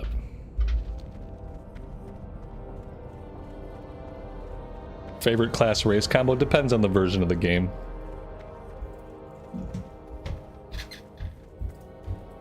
Yeah, the Cataclysm Hunter only had a 1-button rotation. Yeah, there's classes like that have 1-button rotations. That was while leveling up, at least. It felt like it had a 1-button rotation. But all the classes are kind of like... all the classes in Cataclysm feel kind of bad to level them up. Once they reach certain thresholds, they get good. But when you're... especially when you're doing like the 1 to 60 stuff on the Cataclysm classes, they all kind of feel boring, and like there's parts of them that don't feel good. They don't get their full toolkits usually until like level 70, level 75, and then it starts to feel a lot better.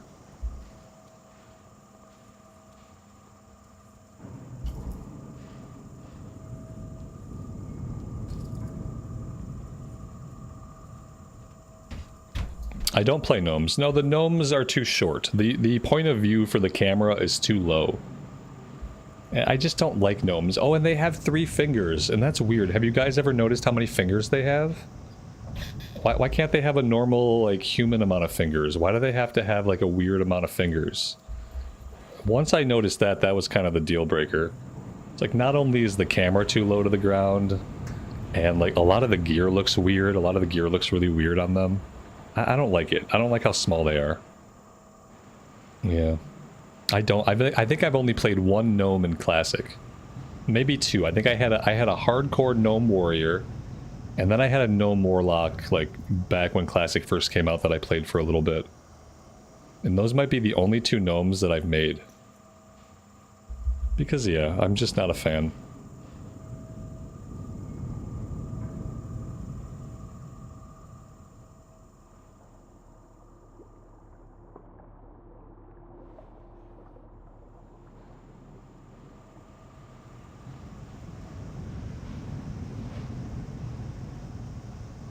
Gnome Hunter, yes. Best combo.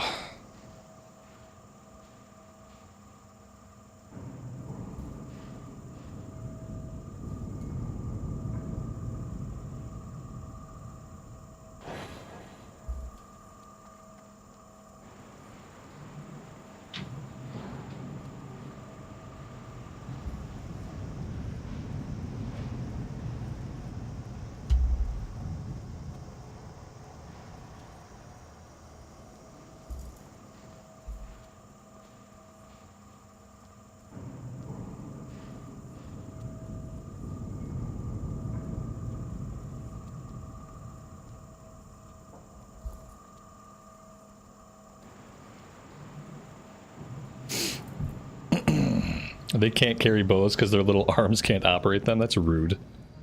Very rude. You guys are racist.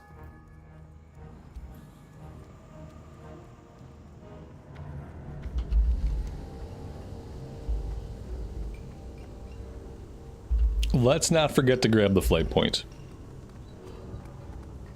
Let's grab the flight point before we do anything else. Is there anything else we need to do here besides grab the flight points and train? Oh, you know what we didn't do, guys? Hey, guys, what did we forget to do back in Ironforge? And I can't believe somebody didn't call me out sooner. I can't believe I have to remember the things that I forget. What kind of world is this where I have to remember the things that I forget? No, we got the flight point. Flight point's fine. No, we got the flight point. I got that.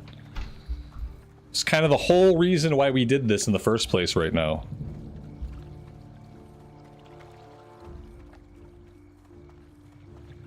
Yes. We didn't train axes and maces. Good times. I blame chat for distracting me. That seems right.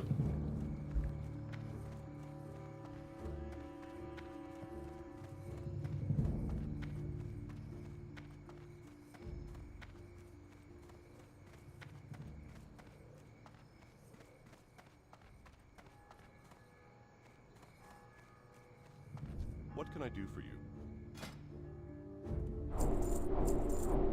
Light bless you.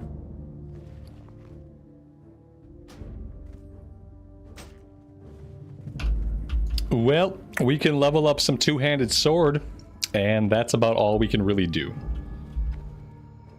It would be really great to be able to level up some of this cooking. Let's spend some time fishing. Do you guys want to fish for a little bit, like a short period of time? Maybe we go out to Elwyn Forest. We can always get the small bright fish from the lake by Goldshire. So let's go out that way. We'll do a little bit of fishing. I would like to level up my cooking enough to learn some of these recipes. I know we aren't going to be able to get all of them learned, but if we can get some of them learned, that would open up some space in the inventory, and I would appreciate that. Flight point, son of a biscuit weaver. Okay, we're going to get the flight point when we fly back to Ironforge. Because I do have the Ironforge flight point, and we will have to go back there at some point, obviously. So we'll get it then.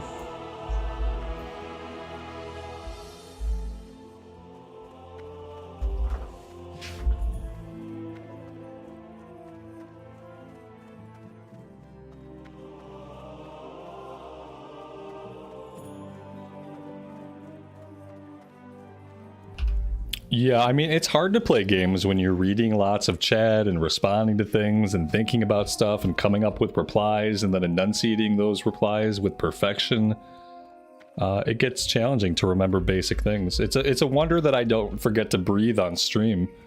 And like my face starts to, Robert, your face is turning red. Robert, breathe in, breathe out, breathe in. Like, it's amazing I don't forget to do like basic bodily functions with all the other stuff I have to process. It's your fault, yes. Exactly. Mm-hmm.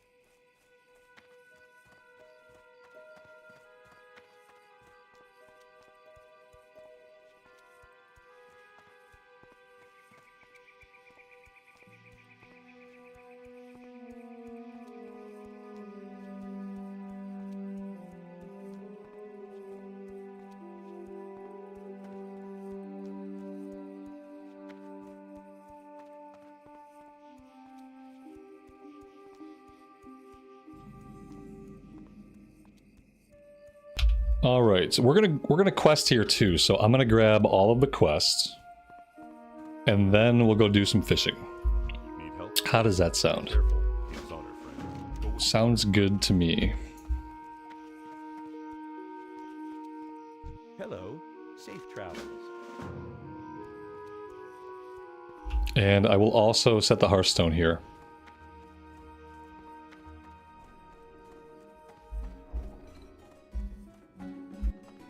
Hello.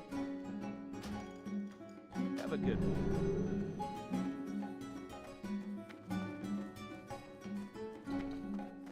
Pretty sure we have the Mud Snapper recipe. Yeah, we have it.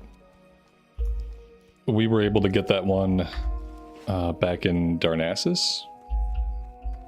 Back in Dalinar. Light be with you, or the Alliance.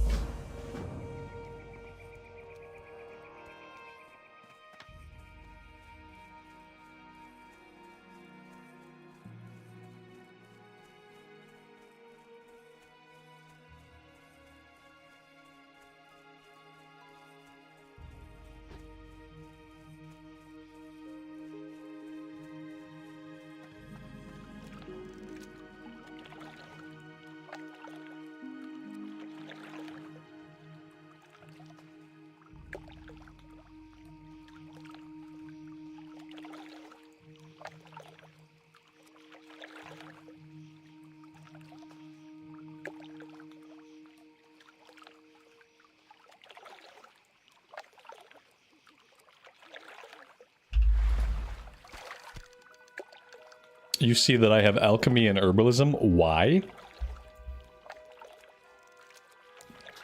To make potions. As one does. Yeah, to make potions and elixirs. That was an easy one. What else you got?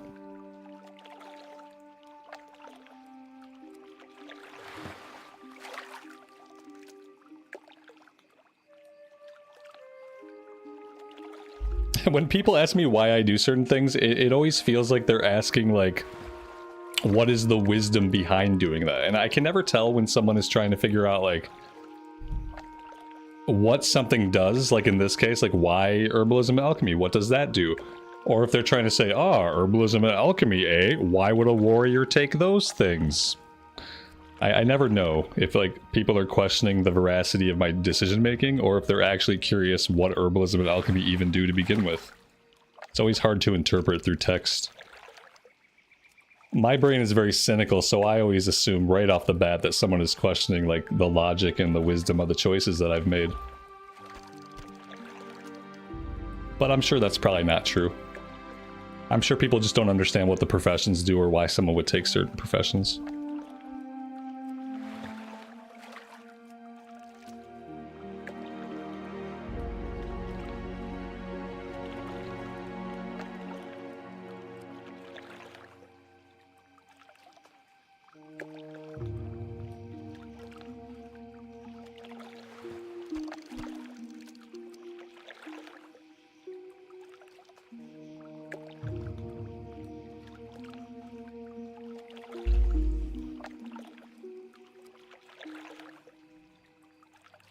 Yeah, Billy, if you're coming back to WoW after 5 years, man, I would recommend playing either Cataclysm Classic, which is going to go into MoP soon, or playing Classic Era. Unless you really find something you love in retail. Because retail is more... Unless you're going to do endgame stuff, unless you really want to focus on endgame activities. And those endgame activities could range from raiding, to Mythic Plus, to collecting mounts, to collecting transmog, to doing delves. Like, there's a lot of endgame stuff to do in retail, but unless you are endgame focused, and unless you really want to get to endgame and start exploring that content, there's no reason to play retail. The game of WoW retail, all of the parts that are the video game happen at endgame. They happen as you approach level cap and when you're at level cap. None of the gameplay that matters happens while you're leveling up. Until you're leveling up in the current zone. So I would say, like, once you hit level 70, then maybe the real game starts. But if you don't have an interest in endgame, then there's really not a reason to play retail. So, yeah. If you want to enjoy a level up journey and, like, just have stuff matter a little bit more while you quest and while you explore the world, then you want to play Classic Era. And like Cataclysm is a good mix. Like the Cataclysm journey is also very short. Especially right now with Joyous Journeys, it feels kind of hollow and empty. But there's also some endgame stuff to do. It's like, it's kind of, it's not a balance. Like Cata is not a balance between retail and classic. Because Cata has very much moved towards the retail direction at that point. But, you know, it's something.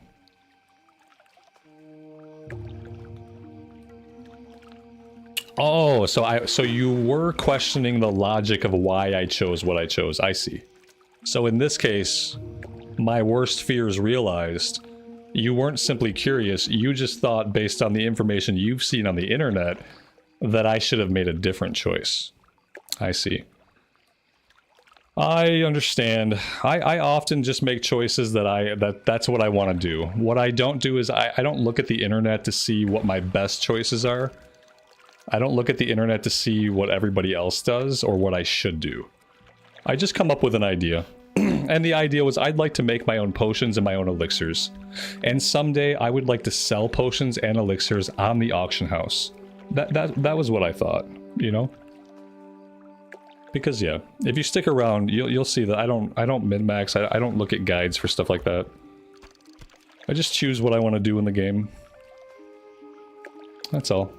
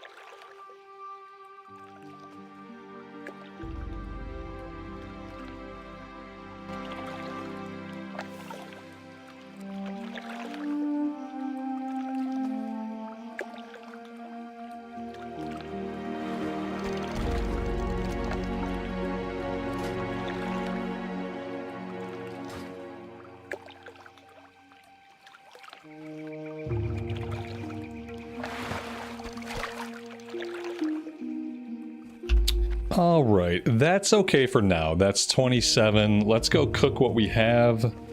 Let's empty the bags, and let's do a little bit of questing here. We'll level up our two-handed sword. I think another way to level up cooking, we can just kill the boars, and the boars will drop plenty of meat. And that should help us level up our cooking as well. Otherwise, it's going to take a while.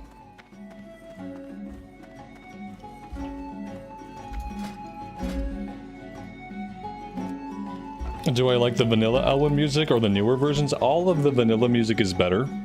And the reason it's better is that for some reason in Cataclysm, the music track is really short and changes super frequently. In Cataclysm, every time you move your character more than like 20 yards, the music track changes. Which, when you're spending a lot of time in the zone and you're trying to get immersed and trying to sink into things, the music constantly changing as you move like 10 feet down the road, it's not nice. I don't like it. You'll start hearing like some awesome music. It'll last 28 seconds and then a different track starts. And then that'll play for 40 seconds and then another track will start. It's like, it's not even like it's looping it, it's just playing different music. So, like in general, a lot of the Kata music is good, but it's not as enjoyable because of how frequently the tracks change. What can I do for you?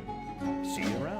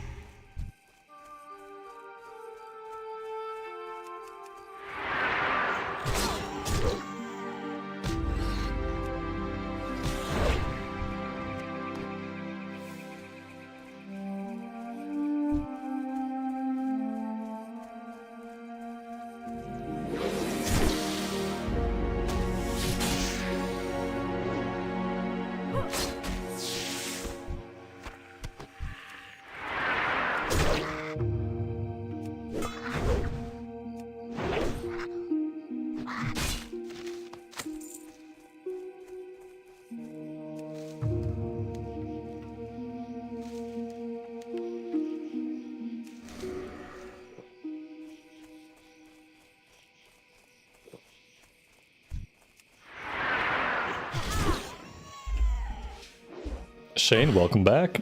Warrior is going good. Still having a great time.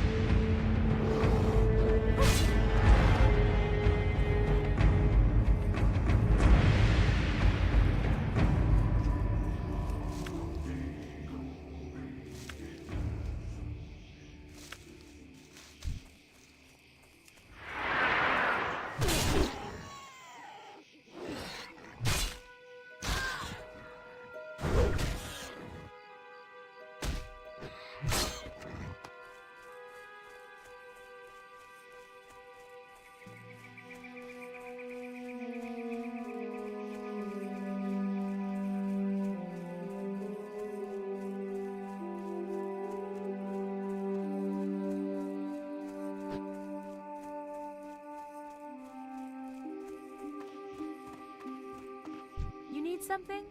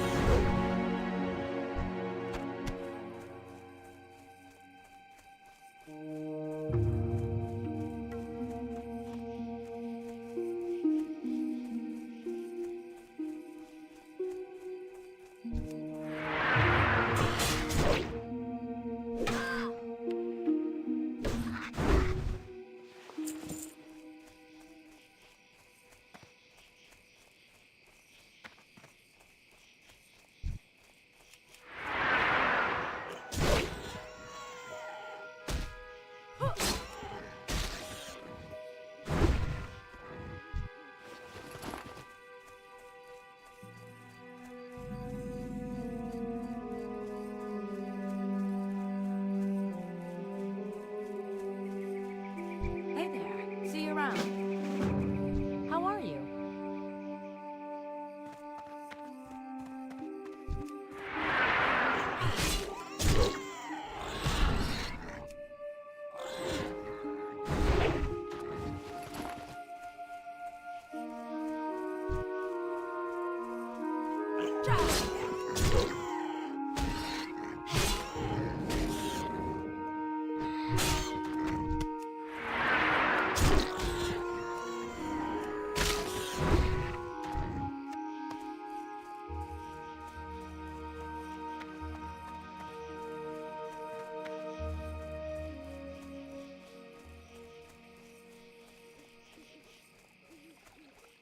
You need something?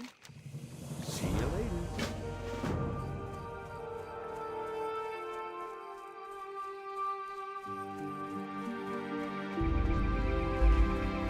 Have I tried any other games lately? Yeah, I'm always playing something on the Xbox. I'm about to finish up Persona 3 Reload. Before that, I played Metaphor Riffantagio. After Persona 3, I don't know what I'm playing after Persona 3. I've been trying to figure it out. I was gonna play Expedition 33, but the only way I can play that game is on story mode, and I hate playing RPGs on story mode. I can't time the dodges and the parries. I just can't do dodge parry mechanics. And typically that's why I used to play turn-based. It's funny because, like, what pushed me into playing turn-based RPGs and falling in love with them as a kid was that I was bad at action games and I was bad at platformers. So turn-based RPGs were like a haven where I could, like, develop skill, develop knowledge, and feel good about my competency level. And now all these turn-based RPGs, they have parry, dodge, and QTE mechanics. And I'm like, wait. I don't play action games and platformers because I can't time parries and dodges.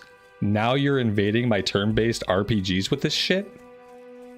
So, like, people love Expedition 33. It's an amazing game. I'm, like, basically offended that they made the parries so important. Basically, the fastest way to kill any enemy in the game is to parry it. Parrying does, like, 200% more damage than your most powerful attacks. Especially early on. And I just can't get the hang of it.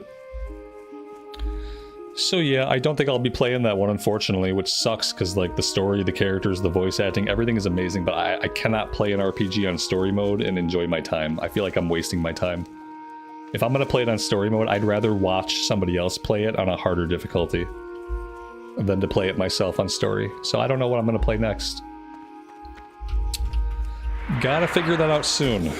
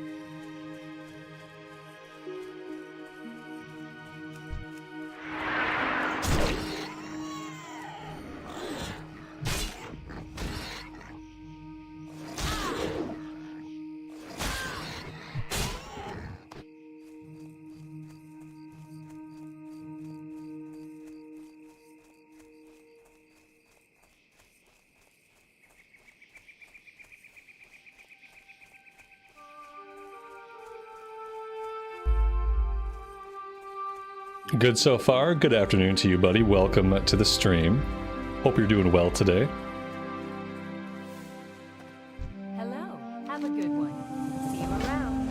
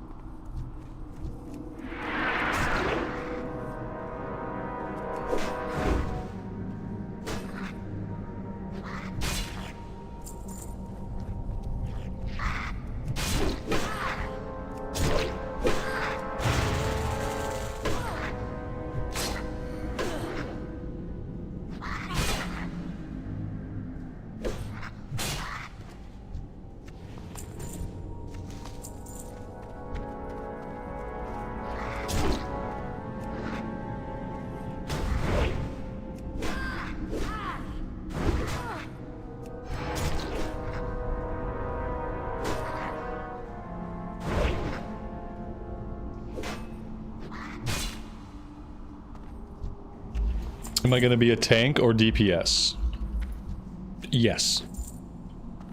The answer is yes.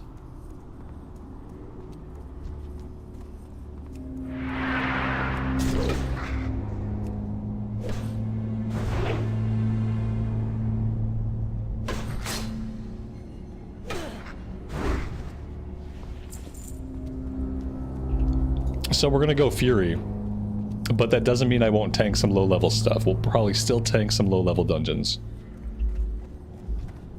As one does.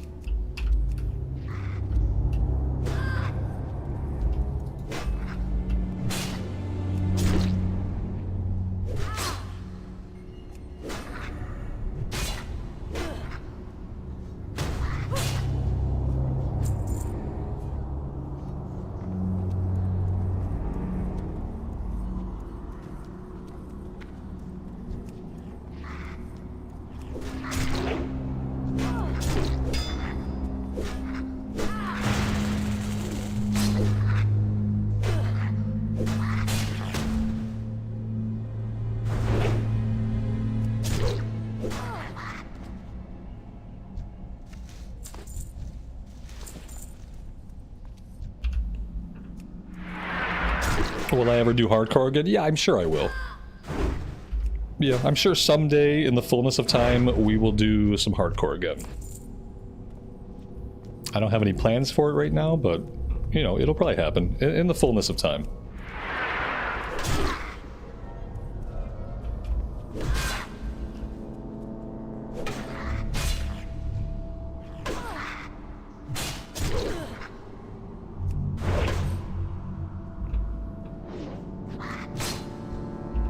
I really like the Tauren Druid hardcore run that we had going over on the US servers. But if I want to do that now, I'd have to re-roll it, so it won't be anytime soon, but eventually. Eventually we'll probably re-roll that Tauren Druid.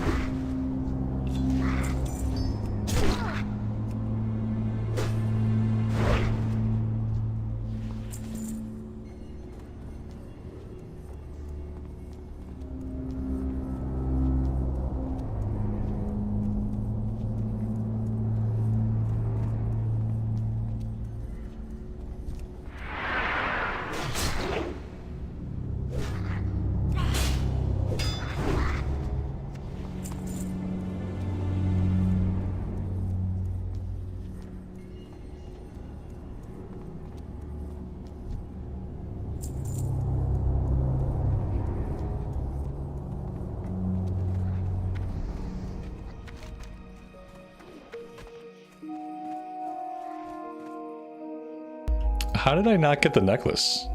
I know I looted it. I'm very confused. We killed Goldtooth, I looted Goldtooth, what the heck happened? Did I loot everything off his body except for the quest item? How did that happen? With auto loot on, how in the world would that happen? Huh, okay, well... yeah, that doesn't make any sense. That makes no sense. Here's the other problem. If I had not looted him, if I had left loot on his body, the body would still be here. That wasn't enough time for the body to despawn if it had loot on it. You know what? It's a Questie problem. I knew I looted it. Yeah, it's a Questie problem. Yep, we're fine. We're fine.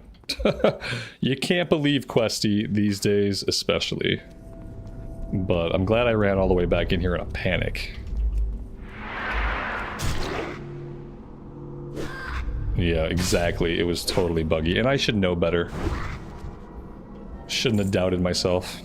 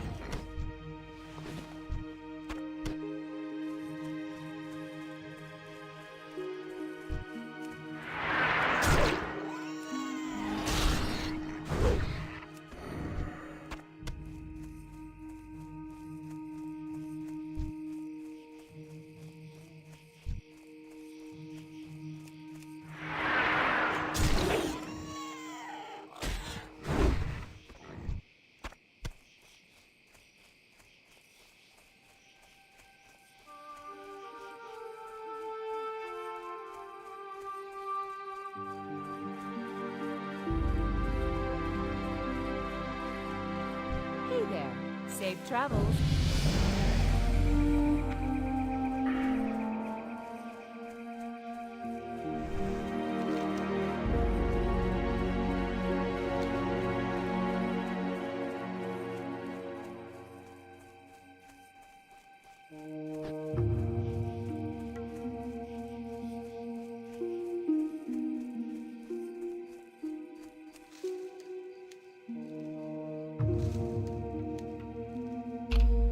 Martin, take care, man, and be safe. Try to have a good rest of your night. We'll see you next time. Enjoy your pizza. Sounds awesome. The pizza part, not the storm part.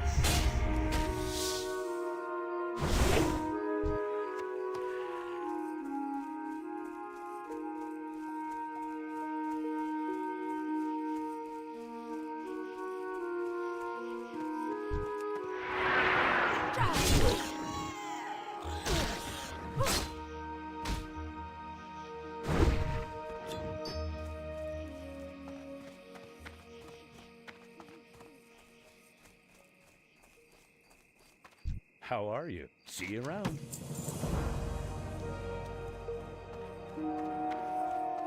Greetings.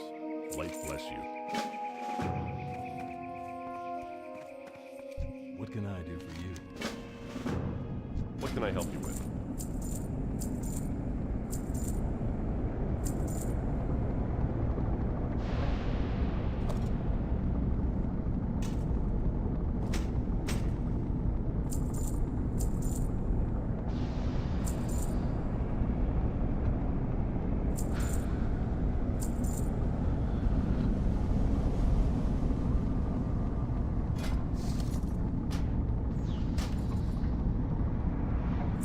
Go with honor, friend.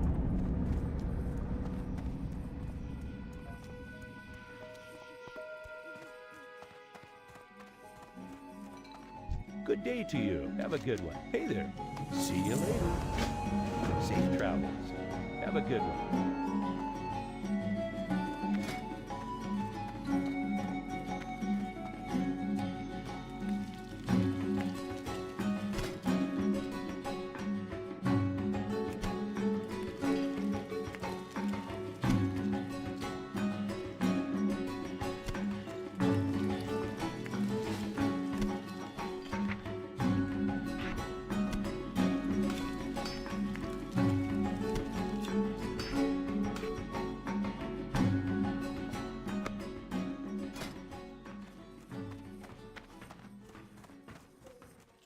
All right, I'm going to let these run, and I will be right back.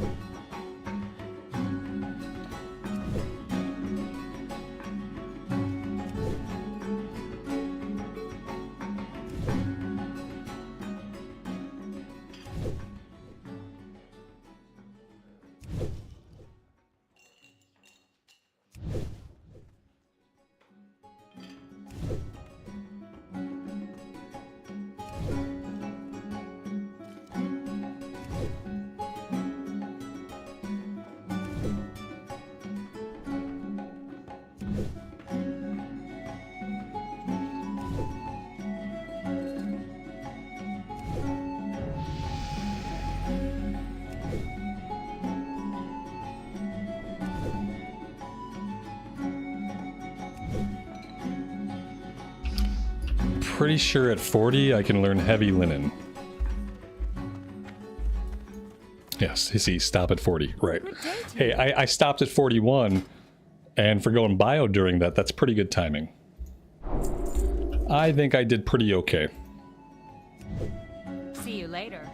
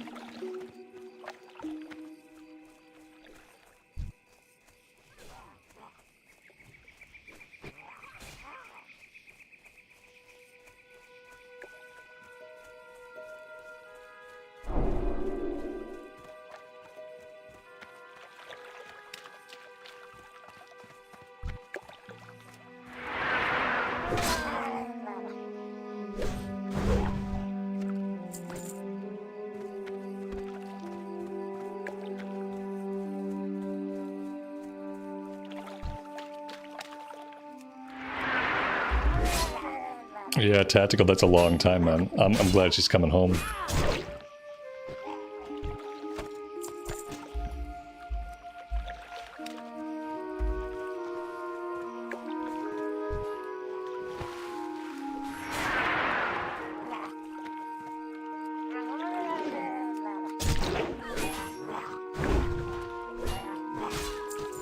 That Murloc was a little extra buggy. That was worrisome.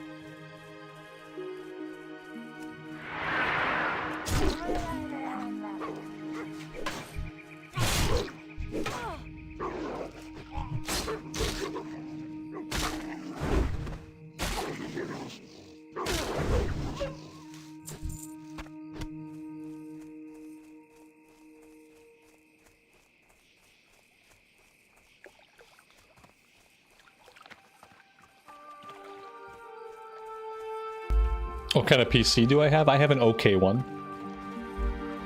It's got a 3070 in it. I built it a couple of years ago. I built this PC through iBuyPower.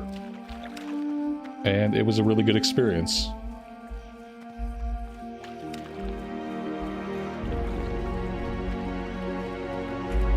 Unfortunately, I bought it right as the chip crisis was ending. So the prices of like graphics cards had come down a little bit. But they hadn't come down all the way. So unfortunately, at the time, I was only able to put a 3070 in it. If I spent the same amount of money today that I spent back when I built this, I'd be able to build a better rig. Because prices have come down since then. But my old rig was like... Well, the processor in my old rig was about 13 or 14 years old. So was the motherboard. And I had just had to replace the power supply in it, so like it was time for me to change PCs, and I literally couldn't wait any longer. I waited as long as I could to build the new one because I knew the prices were not down all the way yet. I couldn't wait anymore. Every day was a gamble on whether or not my PC was going to fire up.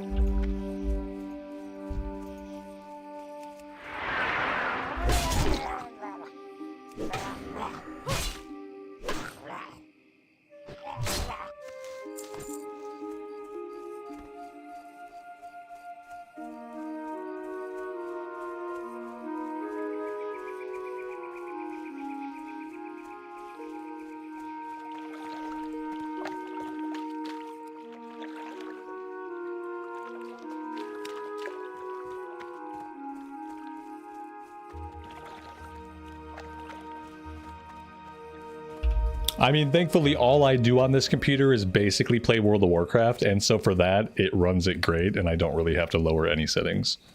As someone who primarily just plays Classic, I don't really need more than a 3070. Usually, if I'm playing other games for my leisure time, I usually play games on my Xbox. And hopefully by the end of the year, I'll have a PS5 so I can play the Final Fantasy VII Remake. But yeah, as far as PC gaming, like, I don't do a lot of PC gaming that's actually very intensive. What can I do for you? See you around. See you later. How are you? But yeah, eventually I'll swap the video card out. I'll give it a few more years. Need something? In a few more years, I'll just swap my video card out for a newer one. Good day to you.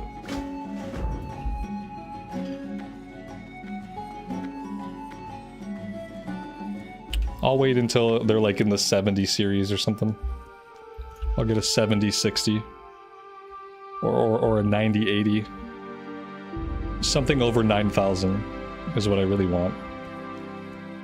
Anything over 9,000.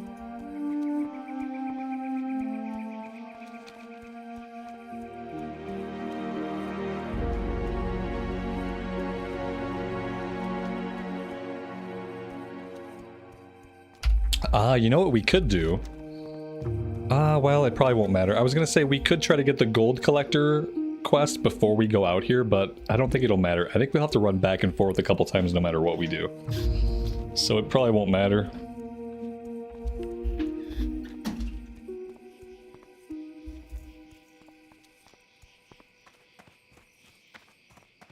All I play on my PC these days is WoW, basically. I don't play a lot of other stuff on my PC. And then when I'm not working, I don't like to come down into my office and be on my PC. So these days I make a point. If I play any game that's not WoW, I try to play it on the console. So that I'm not spending more hours out of my day in my office.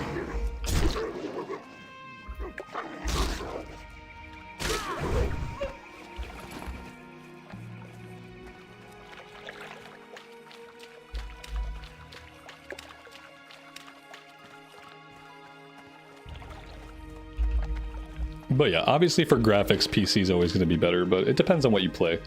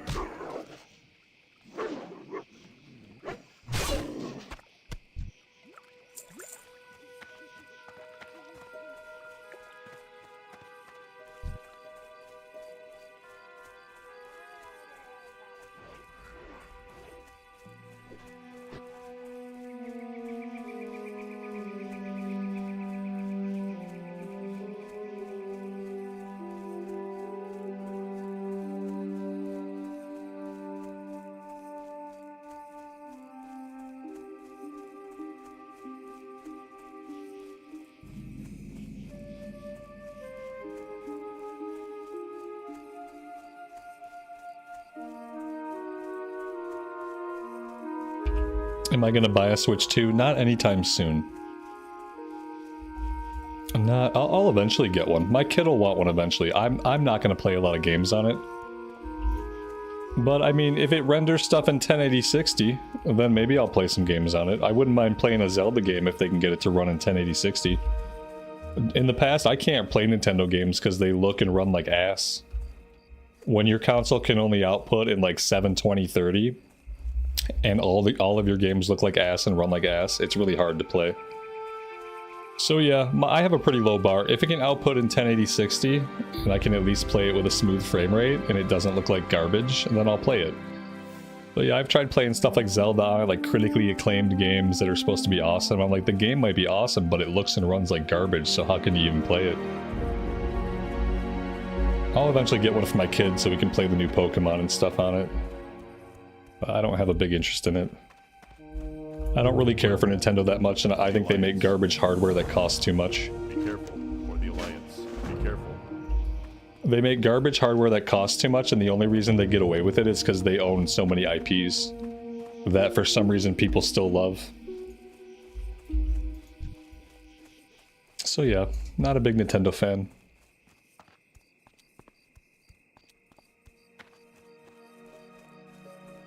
Right, and they want to charge you a lot of money for a game that looks and runs like ass. Exactly, and their games never go on sale. No matter how old a Switch 2 game gets, they always want full price for it. I'm just not a big fan of Nintendo.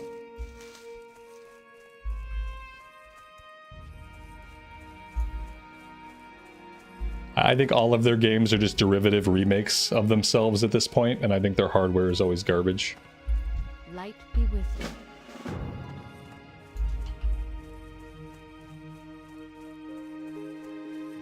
Yeah, see, in Canada, the Switch 2 costs $700 and the games are $100.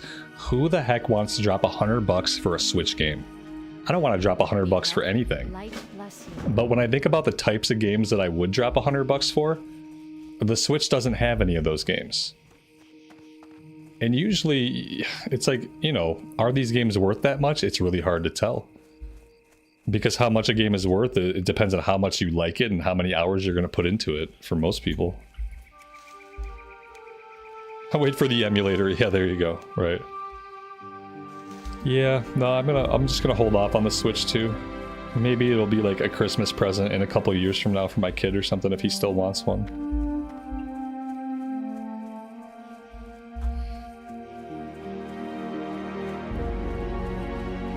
Have I played Morrowind? No, I have never played Morrowind. No. I wasn't really a big Elder Scrolls person back in the day. Back when people were playing Elder Scrolls games, I'm pretty sure I was playing JRPGs. I was playing like Final Fantasy games and stuff on the PlayStation back when most people were playing Elder Scrolls games on the PC.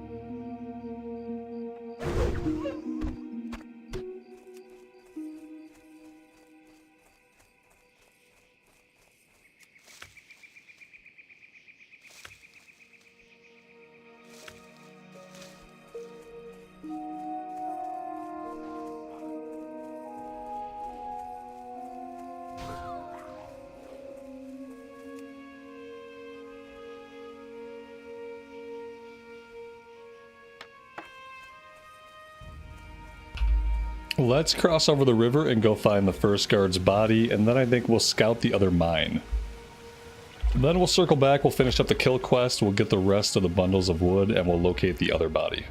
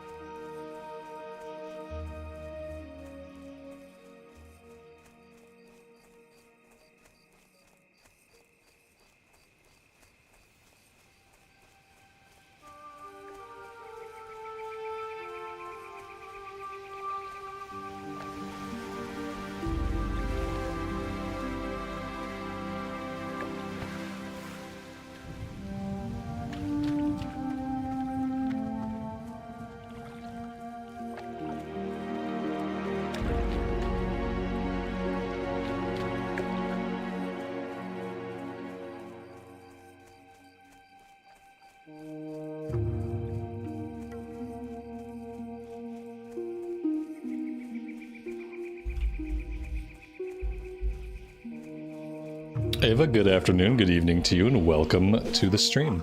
Thanks for being here today.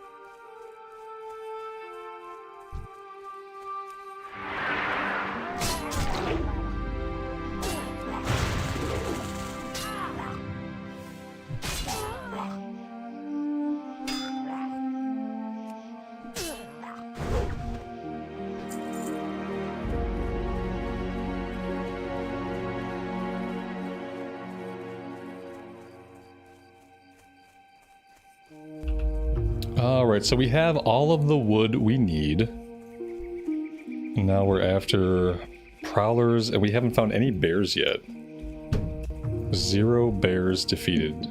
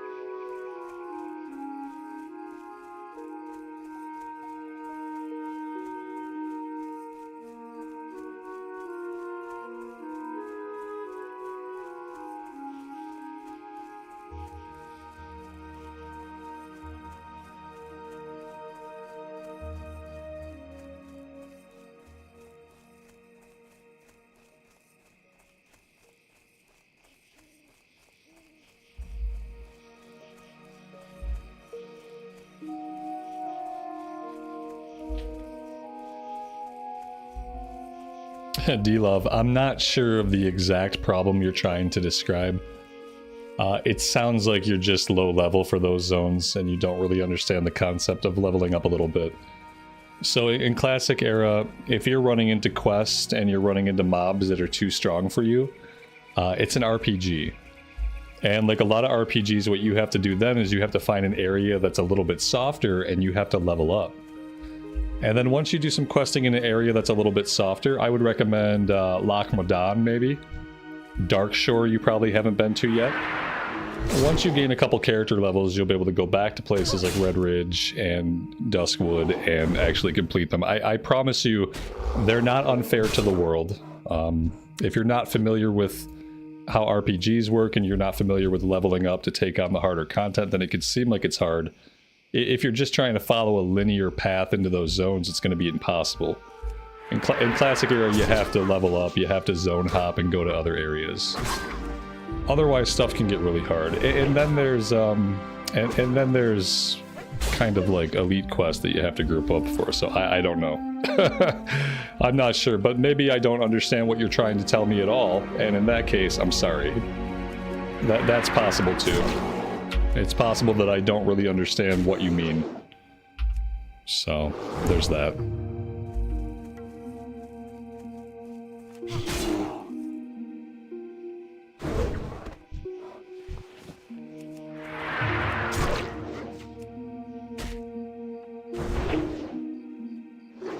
And I think we fall into that second category with this. I think that's one of those times when I just probably don't understand what you're trying to tell me. And that's okay. It happens sometimes.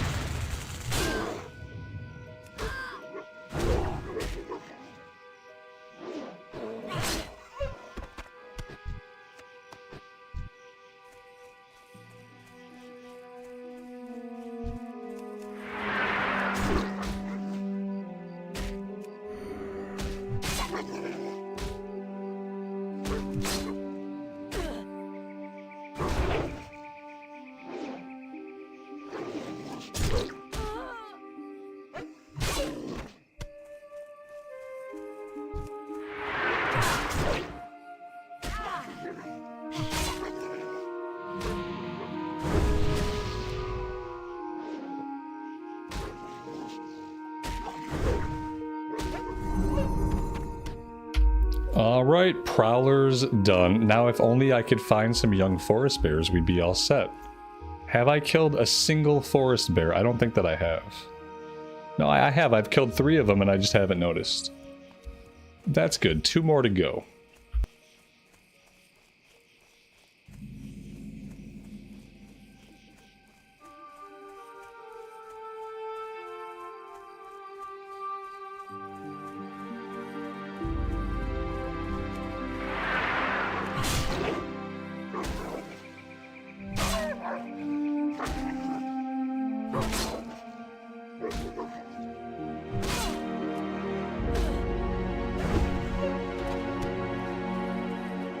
Oh, I see, I see. Well, I mean, yeah, that's a matter of pure opinion. There's some people that would agree with you, and there's probably lots of people that would disagree.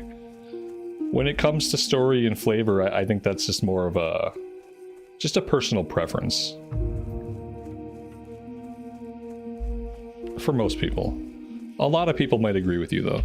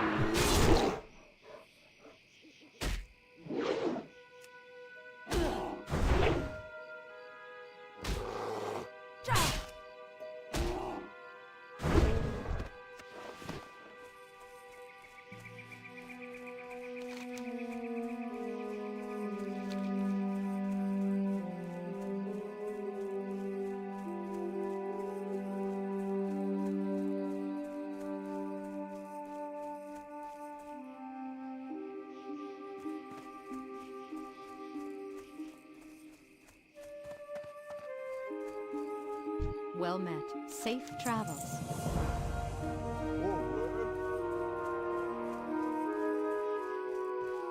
There's a vendor over here. I should probably visit the vendor and see about emptying out all of our junk. And I also have some stuff that we can cook. Alright, let's go cook first, and then we'll vendor, and then we'll be off.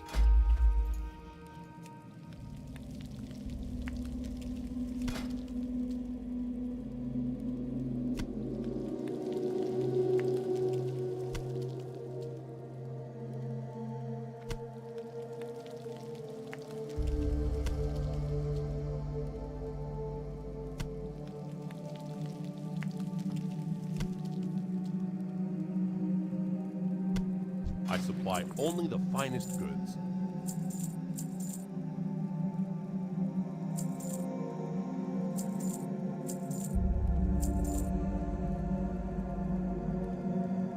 Go with honor, friend.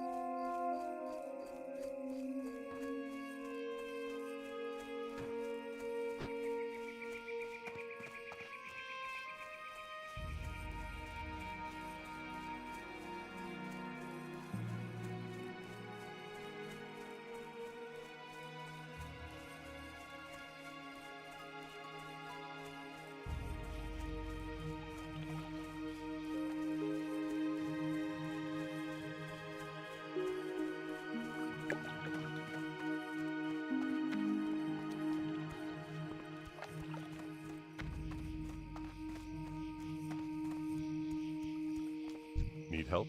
Light bless you. Go with honor, friend. Be careful. Light bless you.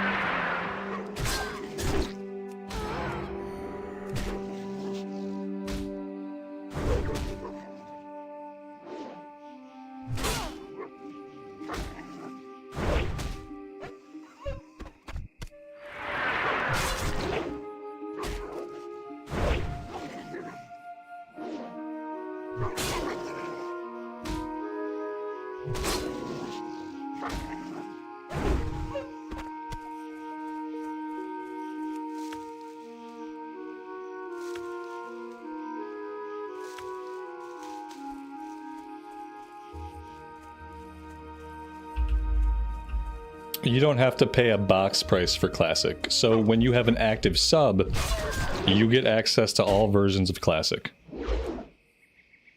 And that's it. You just pay your sub every month, and as long as you are subbed to the game, you get access to all versions of Classic. You can also play retail up to level 70 with an active sub without owning a base copy of that game either. So you actually get a lot for your sub. But yeah, with Classic, there's never a boxed copy to buy. Even when they push out new expansions, like when Cataclysm Classic becomes Mop Classic, there's no box copy you have to buy to play Mop Classic. You just keep your subscription active, and then when we roll into Mista Pandaria, you're playing Mista Pandaria.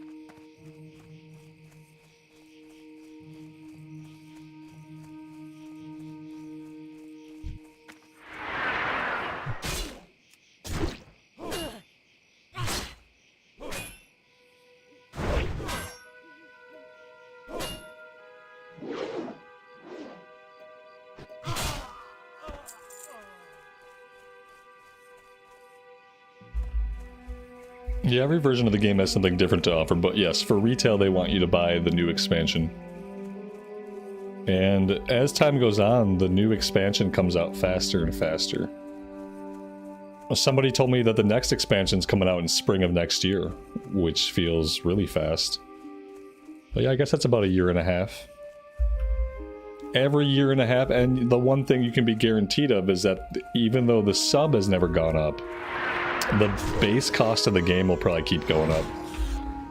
As games get more and more expensive, as the typical cost per game ranges from 80 to 100 bucks, you can be guaranteed that WoW expansions will also get more expensive. But the subscription has been the same forever. It doesn't go up. And that's nice.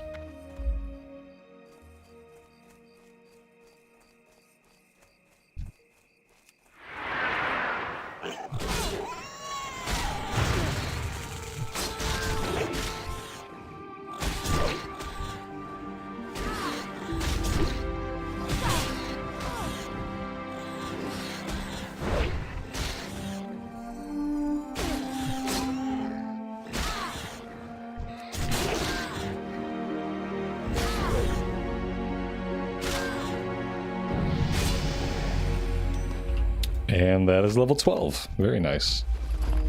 We got a little mess going on. I'm going to help these guys out a little bit. They pulled the collector and they seem to be having a tough time taking care of it. So we'll give them a little bit of a hand.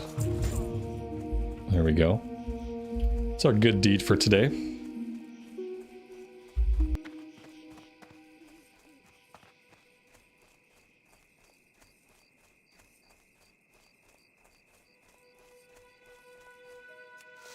Did I play Wrath Classic? Mm-hmm. Not only did I play Wrath Classic, but I played Wrath when it first came out. Mm-hmm. I like the 7 question marks too. Just to get your point across.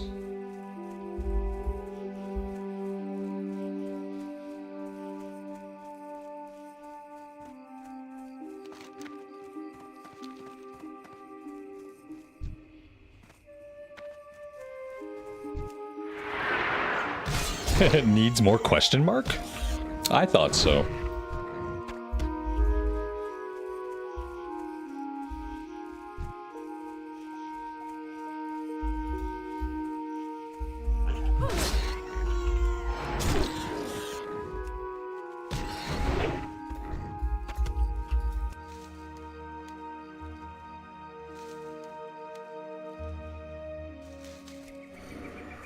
I don't know what's worse.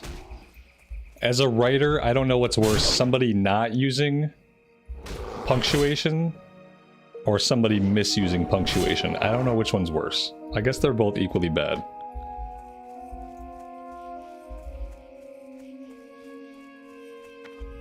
No, I think misuse is worse. I think the abuse of punctuation is probably worse than no punctuation at all. I think the misuse. Yep. That's it. It is. It's more annoying. Definitely proven. 7 question marks? Much more annoying than a question that doesn't have a question mark at all. It turns out.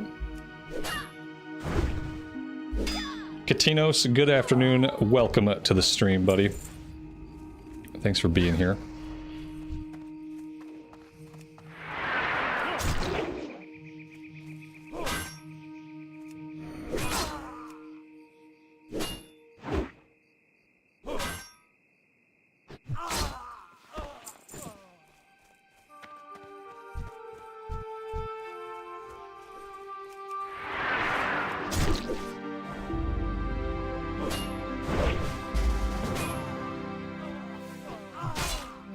I don't need a group, I was just helping out. Yeah, I don't want to group up. Because I need item drops. I'm just trying to help these guys out so they don't die.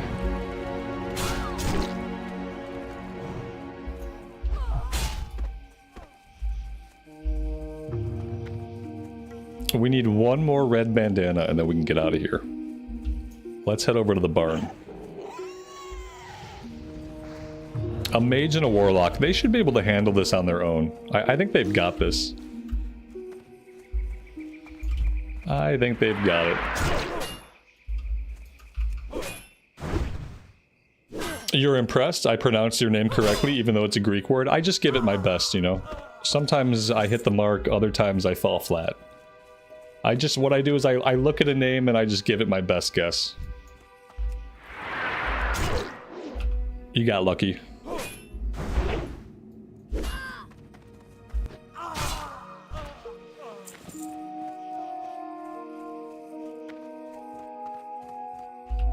It's easier for me to pronounce words that seem to be missing vowels than words that have too many vowels. When it has more vowels than I'm used to, that's when I'm not going to pronounce it right. But typically, if there just seems to be a vowel missing where I would expect a vowel to be, then it's easier.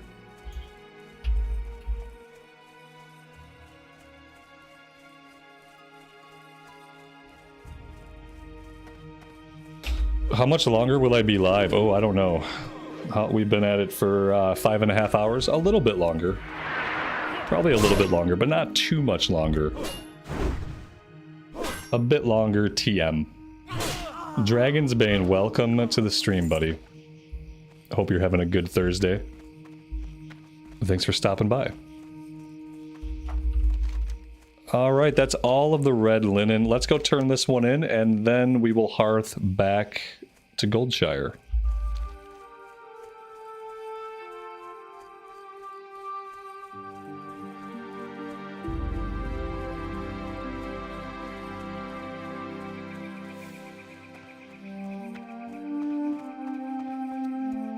So far, we're beating the mage by 1 level. So on the Forsaken Mage, we played for 6 hours on day 1, and I ended at level 11.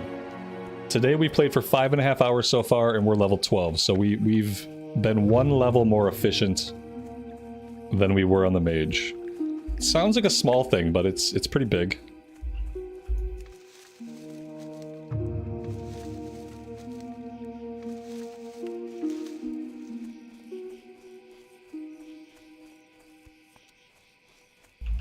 Am I still on a sushi binge? I would not call it a binge. I would just say that sushi has become a part of my weekly diet. King's honor. Usually like every other day I'll have a thing of sushi. And then it lasts for 2 days, and then I'll take a day off, and then I'll get more sushi. It's just like a part of my snack diet.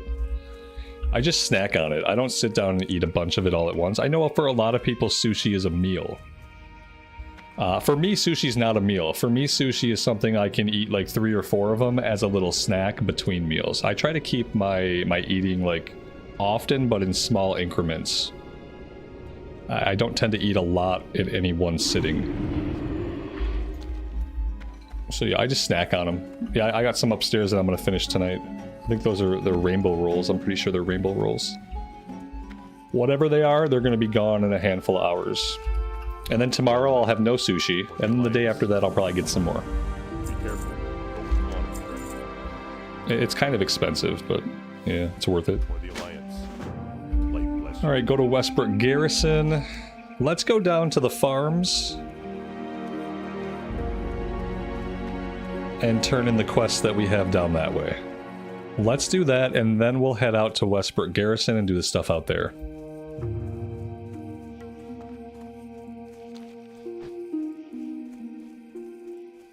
Dragonsbane, you made a female troll hunter. Do you like their running animation? Isn't their running animation kind of like janky and motion sickness inducing? Otherwise, I like female trolls. I just don't like how they run. It's weird. Why don't I try to make my own if I have time? I have time, but there's like, you know, I don't know. Food has never been something I've been very interested in learning how to make.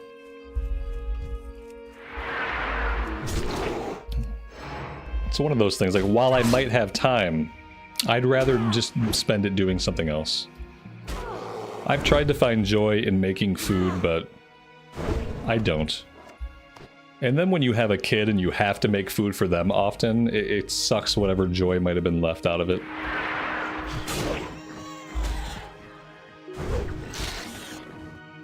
At least they stand up straight. That's true. At least they stand up straight. It's always really funny with the trolls, like how, genetically speaking and biologically speaking, like why is it that, I mean, I know why.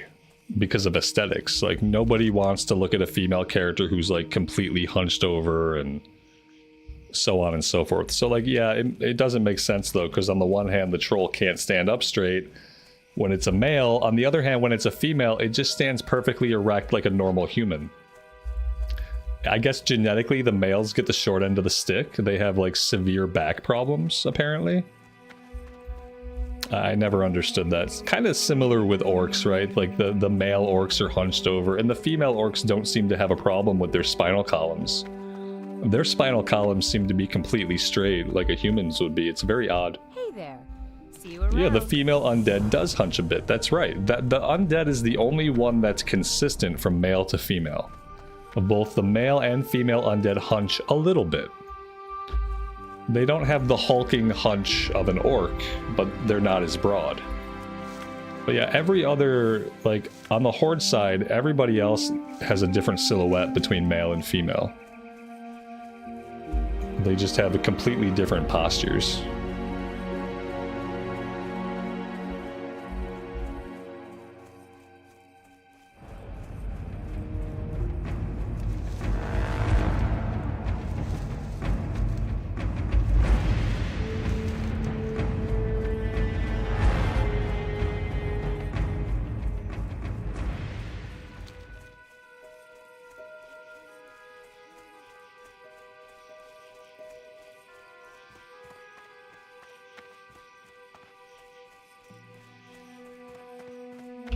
Have I seen a male troll walk? It looks like they're sitting on a chair for a week and their legs are stuck in that position. I have not made a male troll for a long time.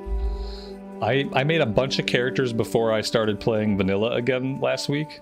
I made a bunch of characters, like different body types, male, female, alliance, horde. I ran them around. I did a bunch of attacks. I cast some spells, but I didn't touch male orc or male troll. I knew I would never do a male troll, so I didn't bother with it. I had a male troll back in the day. They were a hunter. I leveled them all the way to level 29. And then I was like, yeah, no. And then I went and I leveled a female Forsaken Mage. What can I do for you?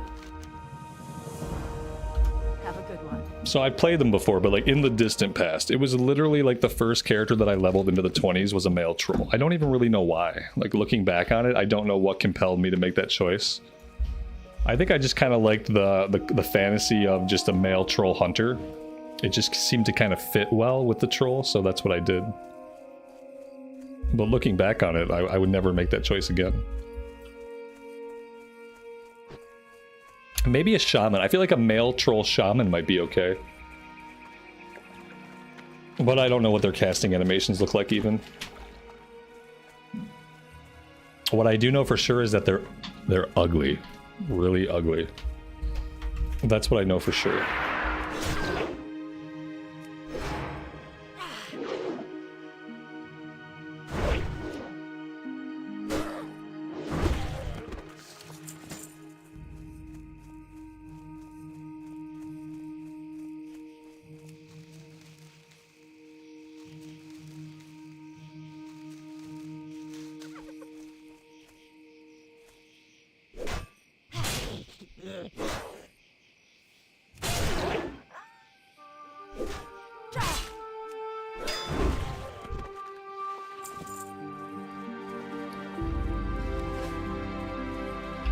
We are carrying around a lot of junk. Thankfully, there is a vendor inside the keep.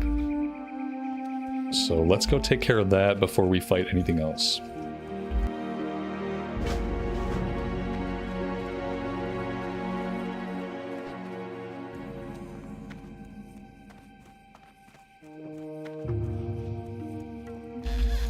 So they have a cool casting animation.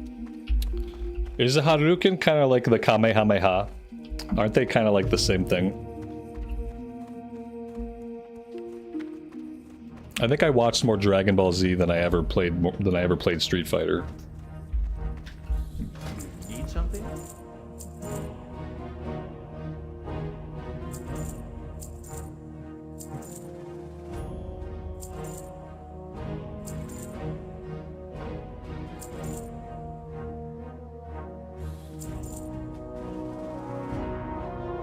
Safe travels.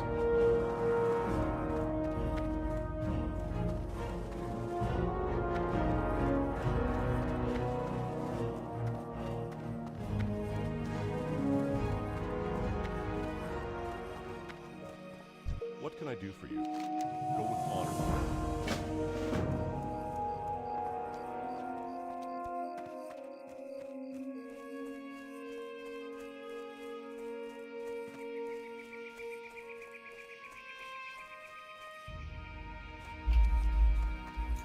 And the first character I got to cap back in the day was a male Tauren warrior.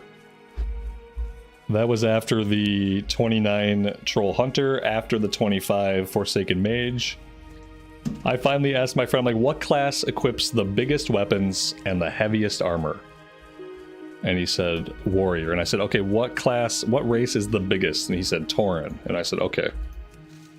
I am going to be a Tauren warrior. And that was the first character that I got into enough to cap it out.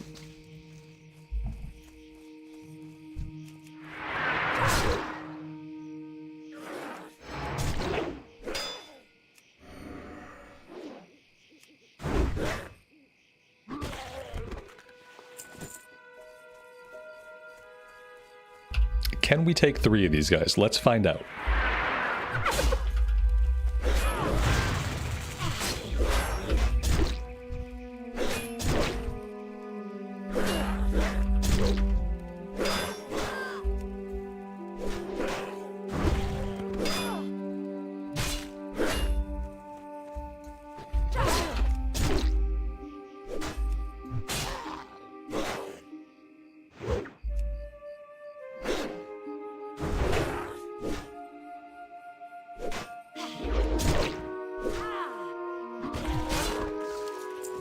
Yes, we can. It turns out we can. We could probably take 4 of them.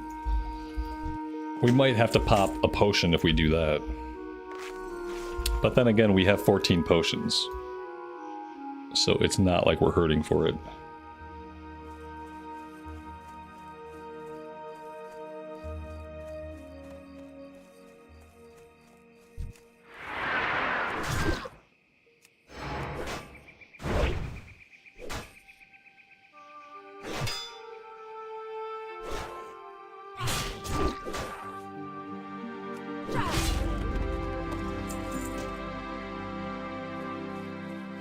So what we're really hoping for here is we're hoping that the gold schedule drops. If the gold schedule... Oh, look at this. Oh, that's not the gold schedule, but it is the Westfall deed. I get the Westfall deed less often than I get the gold schedule. So that's a good sign. At some point, we got the Westfall deed and I didn't notice. It's not super important, it's just a little bit of bonus XP as we go into Westfall. But every little bit helps.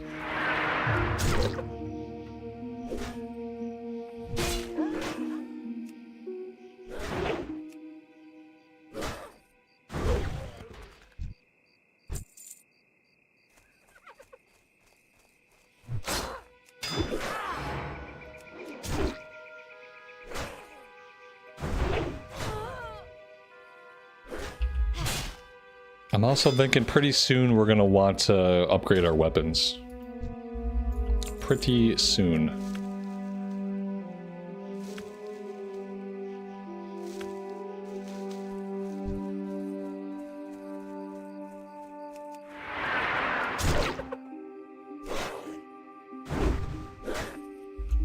Oh, Billy, I missed your question, man. Sorry about that. Yeah, it's dialogue UI. Right now we're using the dark mode. I have to switch that back to the light mode. I was doing dark mode for the Horde side because I felt like that was more fitting, and then I forgot to switch it back to the classic brown and gold.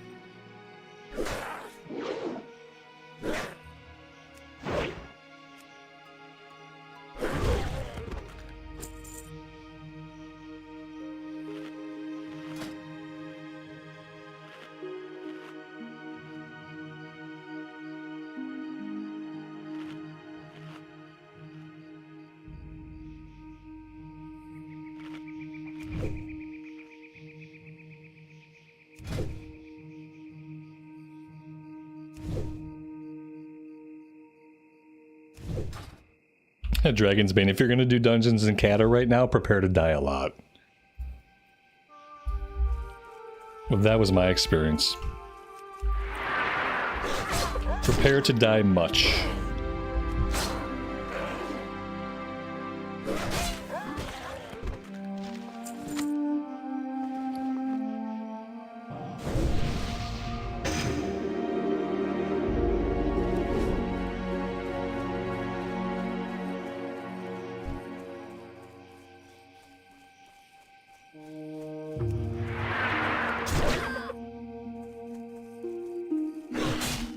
I really don't know if I can take Hogger by myself. I really don't think that I can. Not at level 12. Do I want to try anyway? And if I try, would I be better off with a sword and board? I feel like with the DPS, I would probably be better off with a sword and board. Let's try it with the sword and board and see if we can get him. I look at chat, I see no. Yes! Thanks, chat. Reliable as ever. We're not going to want to pull any ads with him. That's going to be a thing. Oh yeah, we're not going to kill this guy. No way. Unless something drastic changes. Oh, you know what I messed up too is like, I don't think I have a lot of weapon skill anymore with this. Swords at 47 out of 60. 47 out of 60 is not nice. It is not nice. There's no way we do this. Yeah, that's a bummer. He's probably not going to let me get away either. Since I've cost him half his health bar, he's probably going to chase me down until he kills me. If I could hamstring, if I could just get a hit, just one hit.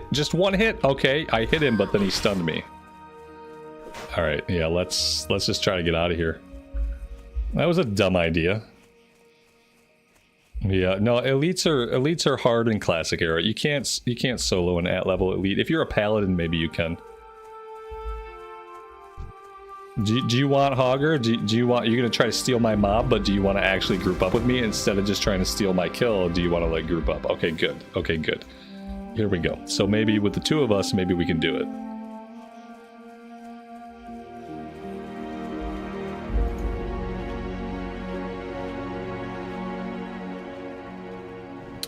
Yeah, that was bad.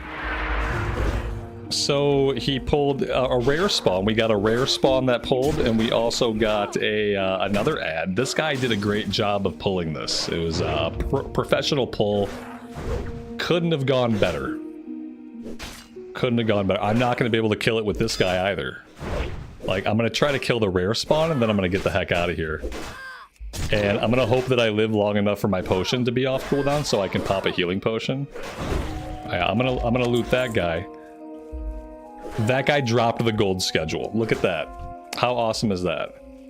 We're gonna leash this guy, I hope. Yeah, this is a absolute shit show mess. And he's gone. Oh boy. Okay, maybe this time, like, without all the ads. It's really cool that we got the gold schedule from the rare, though. That was nice. Very, very nice. Let's go back to the two-hander for this, if we're gonna try this one more time. I need to grab this silver leaf. That is my priority right now. The rare is guaranteed to drop the schedule. Yeah, I think I heard that once. Somebody told me that. That if the rare is up, he's guaranteed to drop it. I don't know if I've ever seen that rare before in my life, now that I think about it. I don't think I've ever seen him. Okay. Well, the bad news is we lost him. The good news is he just killed the person that tagged him, and now it's for us again to try. This is tough. Okay. Here we go.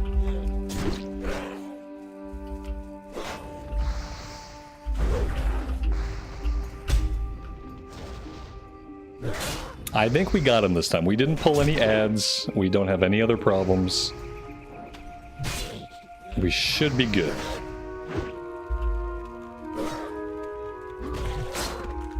There we go.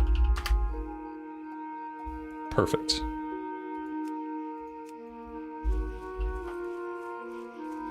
This is great. We got the gold schedule. We got Hogger. We need 2 more painted Knoll armbands, and then we are done here.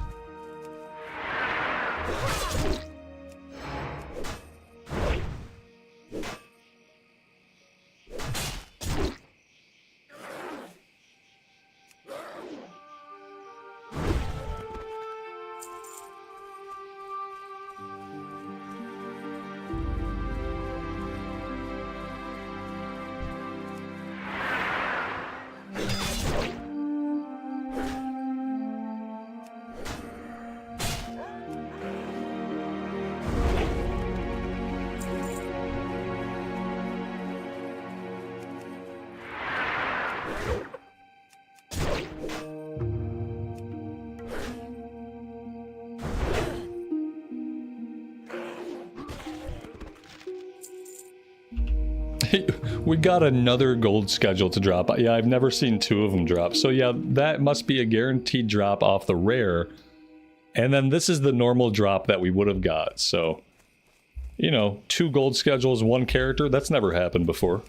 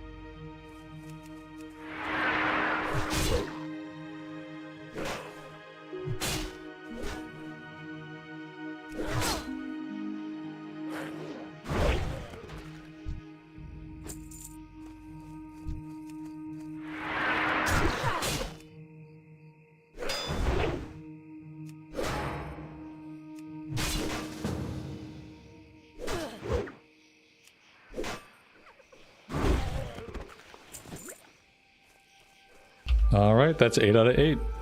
We can peel on out of here. Let's actually click on the gold schedule. If I can find it in my inventory.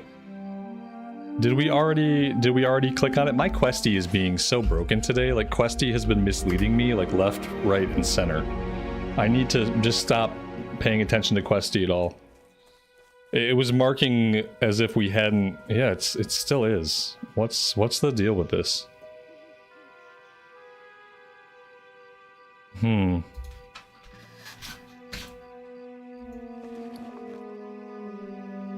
There we go. Okay, maybe I never clicked it. Maybe that's the deal. Okay, now we're good.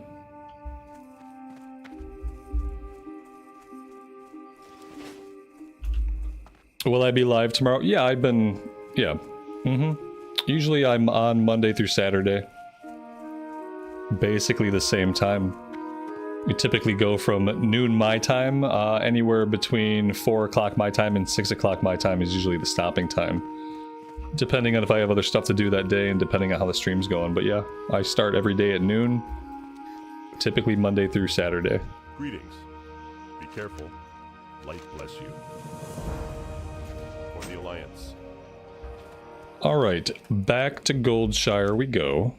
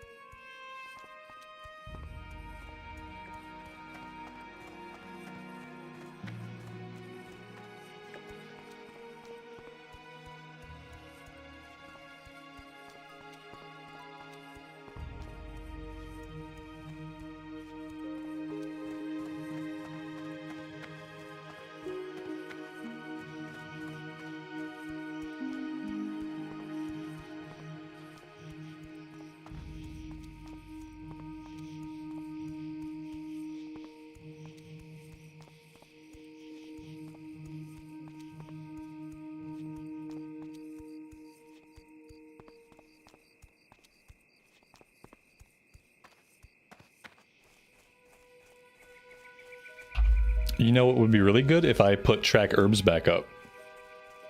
That would be great. Unless, oh, we're having a graphical issue. So I click track herbs. You'll notice nothing's happening up here. I forgot about this bug. Listen, there are no bugs in World of Warcraft. It's a bug-free game. Everything that happens is by design. Including when the game doesn't show you whether or not you're tracking something. I'm pretty sure track herbs is on.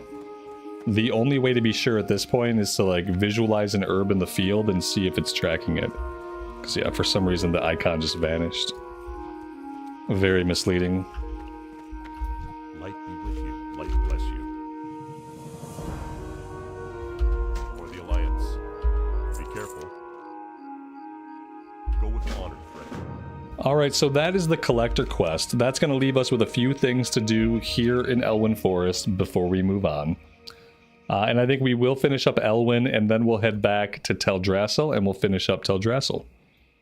But yeah, today, guys, I am out of time for today. Thank you all very much for being here.